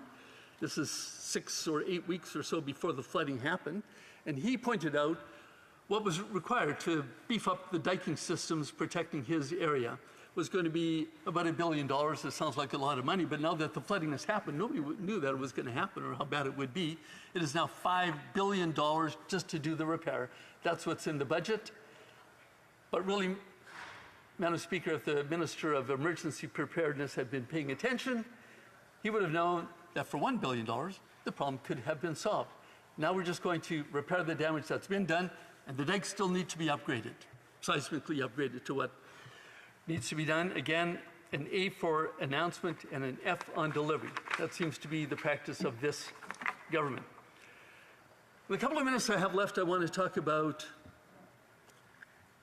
what the Minister of Finance calls Canada's Achilles heel, our lagging productivity numbers. Now, we've heard from witnesses in committee that Canada indeed does have highly educated workforce. We have the best research universities in the country. We've got lots of potential to compete with Silicon Valley. But here's the problem. While we are very good at technology startup, we're not very good about technology ramping up, scaling up into productive corporations. Investment dollars follow great ideas follow investment dollars, and that unfortunately is happening in the United States, in the European Union, and sadly also in China. Now, in an exchange that I had with one of the witnesses, I said, so are you saying that a company like Huawei gives research grants to universities and then they walk out the back door with the intellectual property assets? And he says, well, just one small correction. They walk out the front door with it. So, Madam Speaker, I'm very encouraged that the Minister of Finance is now recognizing this as a problem. A couple of quotes. She says this: "This is a well-known Canadian problem and an insidious one. It is time for Canada to tackle it. We will encourage small companies, Canadian companies, to get bigger. And we will encourage Canadians and Canadian companies to develop new intellectual property, turn their new ideas and new businesses, into new businesses and new jobs."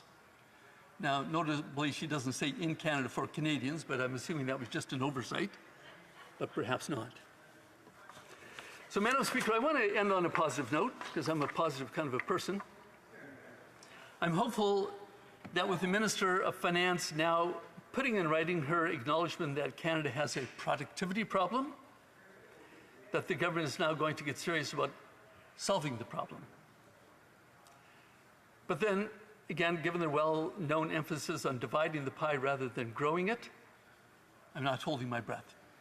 I'm sorry, Madam Speaker, that's as positive as I can be about this budget. Thank you. Time for a brief question. The honourable member for Fleetwood Port Kellis. Thank you, Madam Speaker, and thank you to my neighbour for his very good speech. I want to talk about housing prices and get his reflections on this, because the free market has allowed people to use homes as investments. Like his riding, my riding has seen a huge boom in construction. But the people who need housing aren't the ones buying it. It's the people who are sinking money in it to make money back. Would he and the Conservative Party think about restricting the amount of property that investors can actually own and speculate on? A brief question, so I need a brief answer. The honourable member for Langley and Aldergrove. Good, so I'll be really brief. And that is, we also need rental properties, and so a lot of these investors are renting properties out, and that is satisfying a market demand. So I don't, I'm not that worried about it, to be honest. Thank you. It being 18:45, pursuant to order made earlier today, it is my duty to interrupt the proceedings and put forth with every question necessary to dispose of the report stage of the bill now before the House. La mise aux voix porte sur la motion numéro. The question is on motion 1. This vote also applies to motion number 2. Okay. That was on motion number 1. Si un député d'un parti reconnu. If a member of a recognized party wishes to request a recorded division for the motion to be adopted on division, I invite them to rise and indicate it to the chair. Peace River Westlock. I'd like a recorded division. Recorded division. The recorded division on the motion stands deferred. The recorded division will also apply to motion number 2. The question is on motion number 3. A vote on this motion applies to motions number 6 to 43. A negative vote on motion number 3 requires a question to be put on motion number 4. Mr. Albus, seconded by Mr. Lawrence, move that Bill C-19 be amended by deleting Clause 135. Si un député d'un parti reconnu présent. If a member of a recognized party present in the House wishes to request a recorded division or that the motion be adopted on division, I invite them to rise and indicate it to the chair. The honourable member for Whitby. Yes, I request a recorded vote, Madam Chair. Okay, the recorded division on the motion stands deferred. Le vote par appel nominal s'appliquera également. The recorded division will also apply to motions 6 to 43. La mise aux voix porte sur la motion numéro 44. The vote on motion 44, the results of this vote will apply to 45 to 63. Motion number 44, Mr. Elwood, seconded by Mr. Loris, moved that Bill C-19 be amended by removing clause. The President in the House wishes to request a recorded division or that the motion be adopted on division. I would invite them to rise and indicate it to the chair. The honourable member for Langley Aldergrove. I would request a recorded division, Madam Speaker. The recorded division on the motion stands deferred. Le vote par appel nominal s'appliquera. The recorded division will also apply to motions 45 to 63. À ce moment-ci, la Chambre devrait procéder. At this time, the House will proceed to deferred recorded divisions at report stage of the bill. However, pursuant to order adopted Thursday, November 25th, 2021, deferred recorded divisions will be held at the end of oral questions on June 7th. The Honourable Parliamentary Secretary of the Government House Leader has a point of order. Yes, Madam Speaker, I suspect if you were to canvass House, you'd find unanimous consent at this time to call it 7 o'clock so we could go into adjournment proceedings. Does the Honourable Member have unanimous consent to see the clock at 7 o'clock? Agreed? Yes. Agreed? Agreed and so ordered. Alors, dans ce moment-ci, Order. Pursuant to Standing Order 38, a motion to adjourn the House is deemed to have been made and seconded at this time. Therefore, the question is that this House do now adjourn. The Honourable Member for Brantford Brant.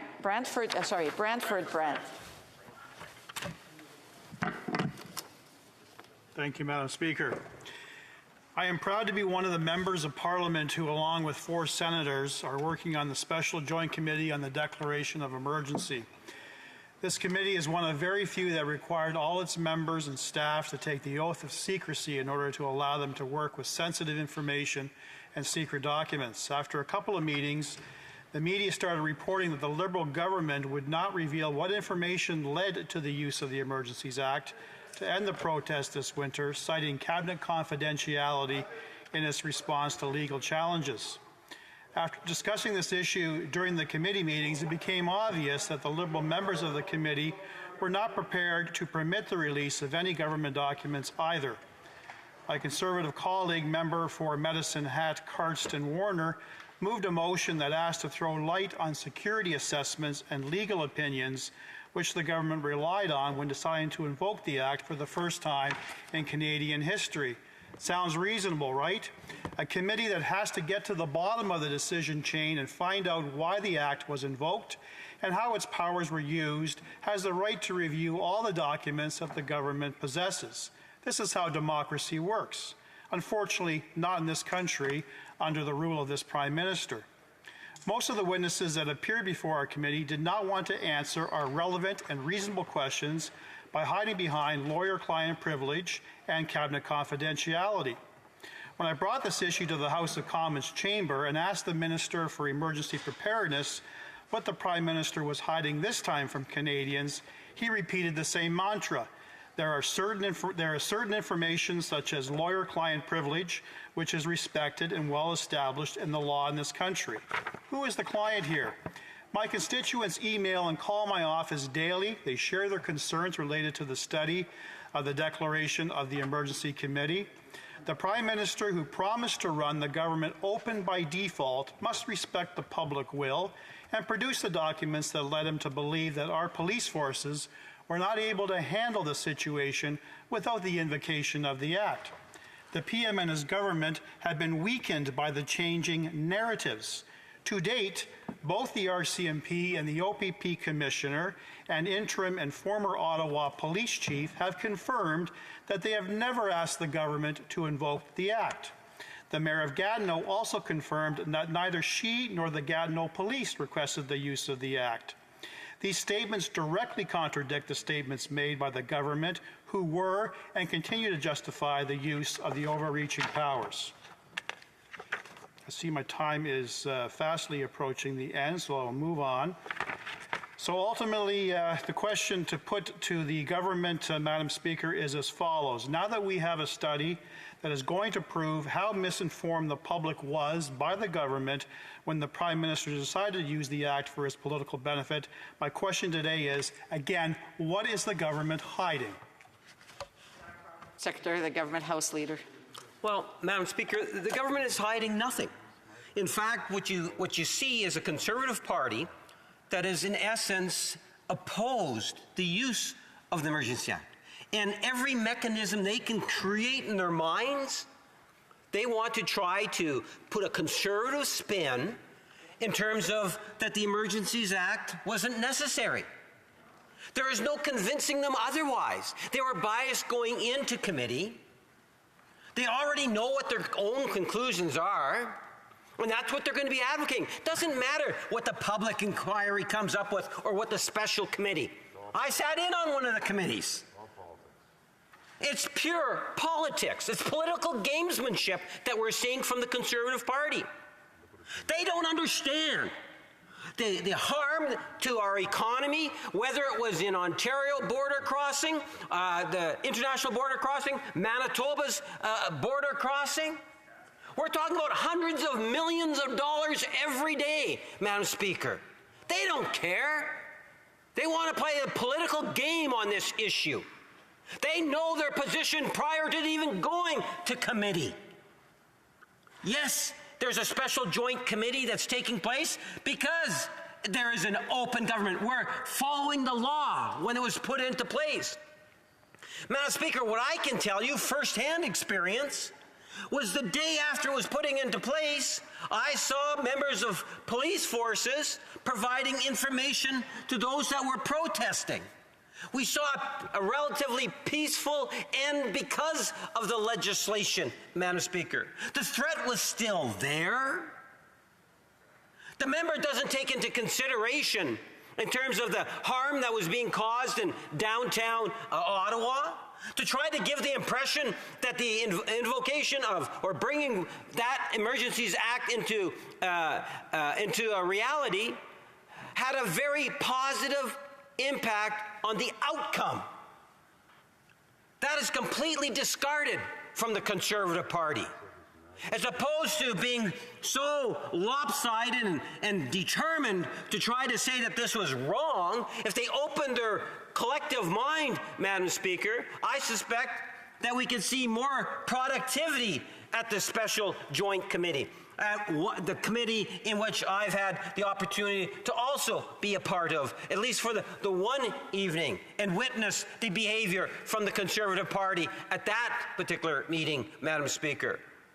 The Prime Minister, as all members of the Liberal caucus, want to see, and we are anxious to see, the reports that come forward, Madam Speaker.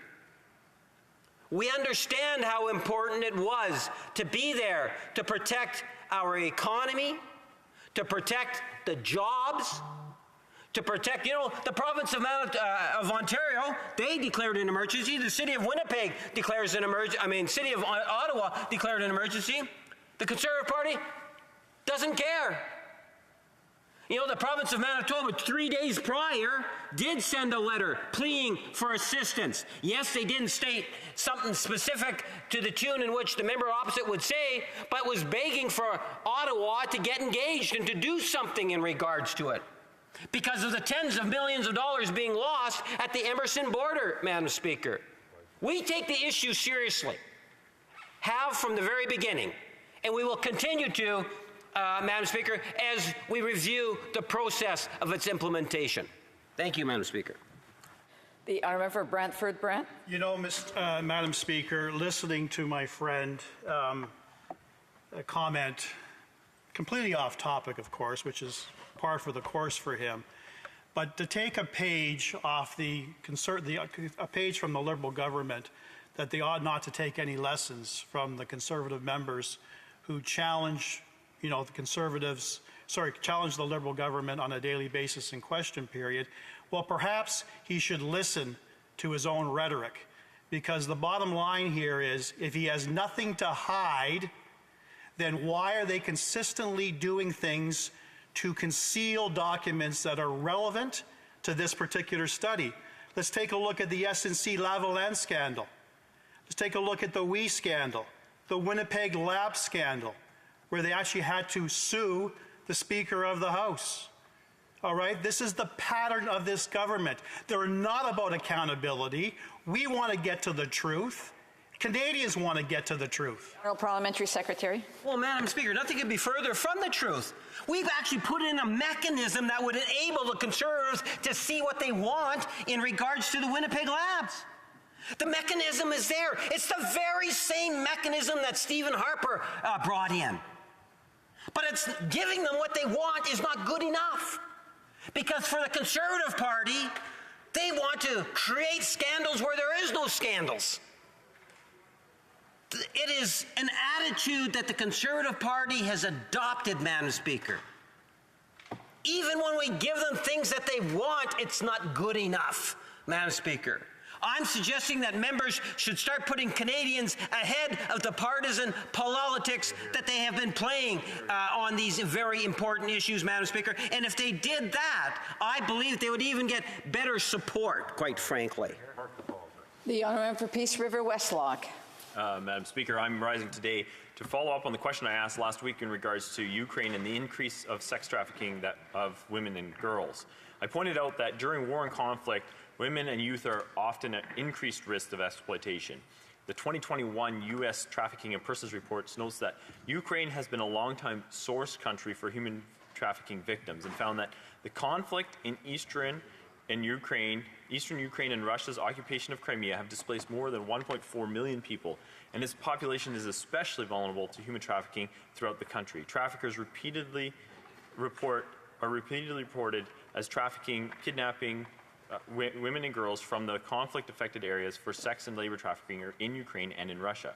Traffickers target internally displaced persons and subject some Ukrainians to forced labor on territory not under government control, often via kidnapping, torture, and extortion. This was from a report 1 year ago, before Putin's invasion of Ukraine. Now that millions of women and youth have fled Ukraine, we know that human traffickers have been targeting them. I asked the minister what specific steps was the government taking to ensure that Ukrainian women and youth seeking refuge here in Canada are not being trafficked or exploited.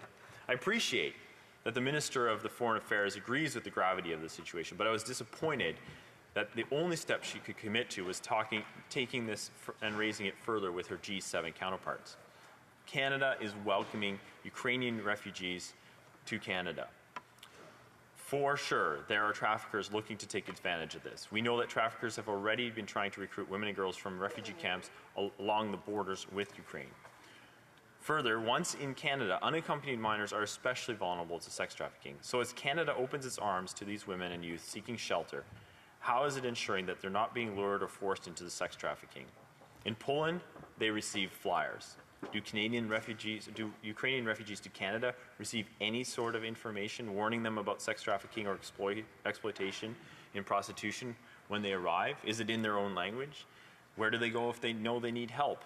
Canada's national human trafficking hotline is 1-833-900-1010. That's 1-833-900-1010. It operates 24 hours a day, 7 days a week, and it's available in Ukrainian. I'm appalled that there doesn't seem to be any process in place to flag potential cases of sex trafficking. My other great concern when it comes to fighting sex trafficking is when the government ignores one of the most important part, the demand, the sex buyer. Sex trafficking exists only because there is a demand from sex buyers. And with the significant amount of displaced Ukrainian women and girls, the demand for buying sex for them has increased. For example, Ireland's largest escort website offers sex buyers the opportunity to live out their war-inspired fantasies with Ukrainian women and reports a 250% increase in interest for Ukrainian women. Valiant Ritchie of the Special Representative and Coordination for Combating of Human Trafficking for the OSCE has this to say. He warned that in some countries the spike in online searches for buying sex from Ukrainian women was as much as 600%, and there was immediate interest in exploiting them. An example he gave from a recent operation in Sweden, where out of 38 sex buyers who were arrested, 30 of them were attempting to access Ukrainian women specifically. But unlike in Sweden, this Liberal government refuses to tackle the demand for sex buyers. As a result, sex trafficking and gender-based violence increases. So my question is to the government, what steps are they taking to ensure that Ukrainian women and girls seeking refuge here in Canada are protected from exploitation and sex trafficking? Thank you, Madam Chair. The Honourable Parliamentary Secretary to the Minister of Foreign Affairs.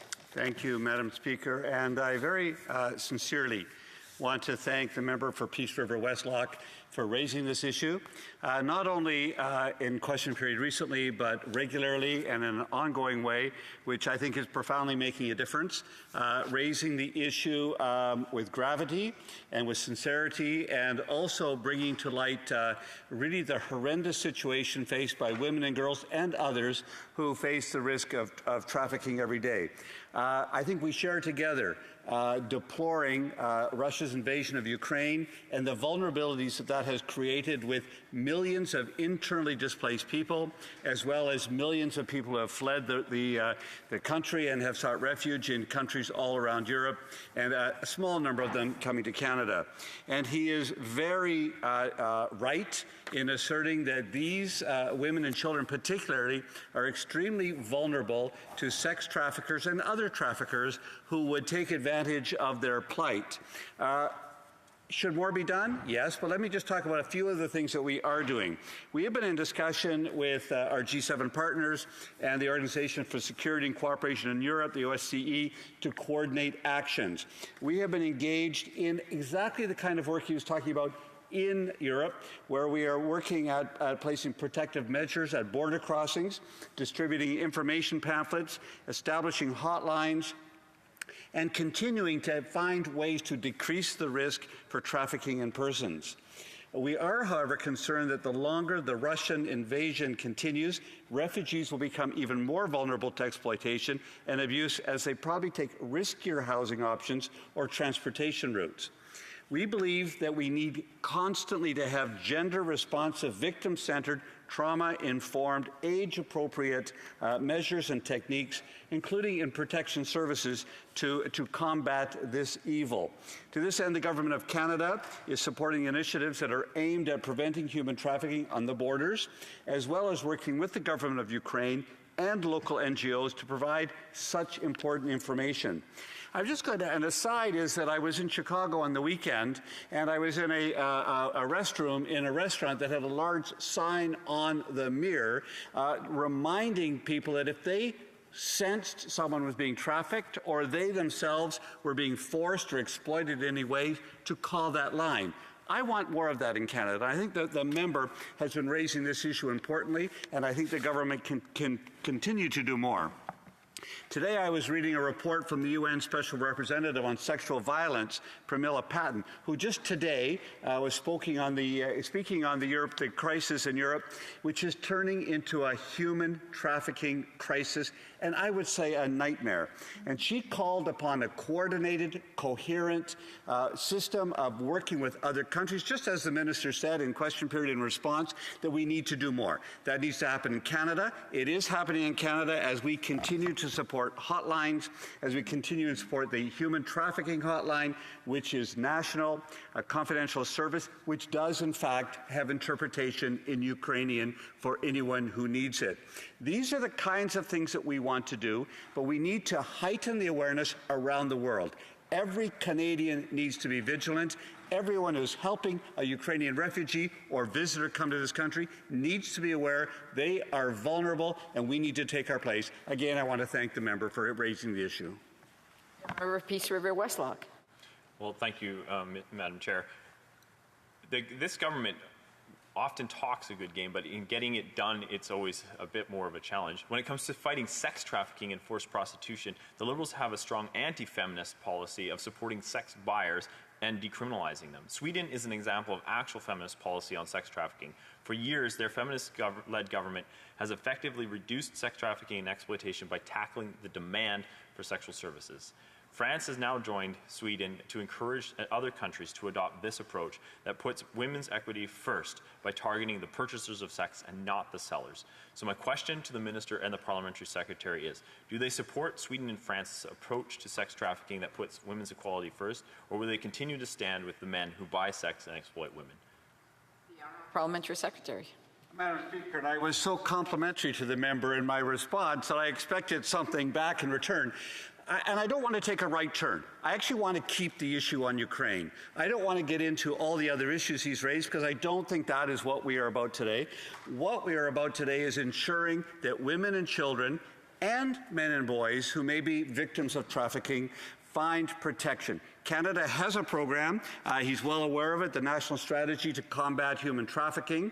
And we continue to be working with a program of NGOs and partners in Canada and around the world to ensure that we continue to do this. A broader discussion on sex workers, on the sex industry, on the sex trade is absolutely necessary, but I don't want to mix apples and oranges at this time. These are different issues that they may be related, but I think it's very important that we tackle the issue of millions of vulnerable Ukrainians needing safety, needing our protection, and we'll be there. And I look forward to working with the honourable member in that regard. The motion to adjourn the House is now deemed to have been adopted. La Chambre demeure donc. Accordingly, the House is adjourned till tomorrow 10 a.m. pursuant to Standing Order 24-1.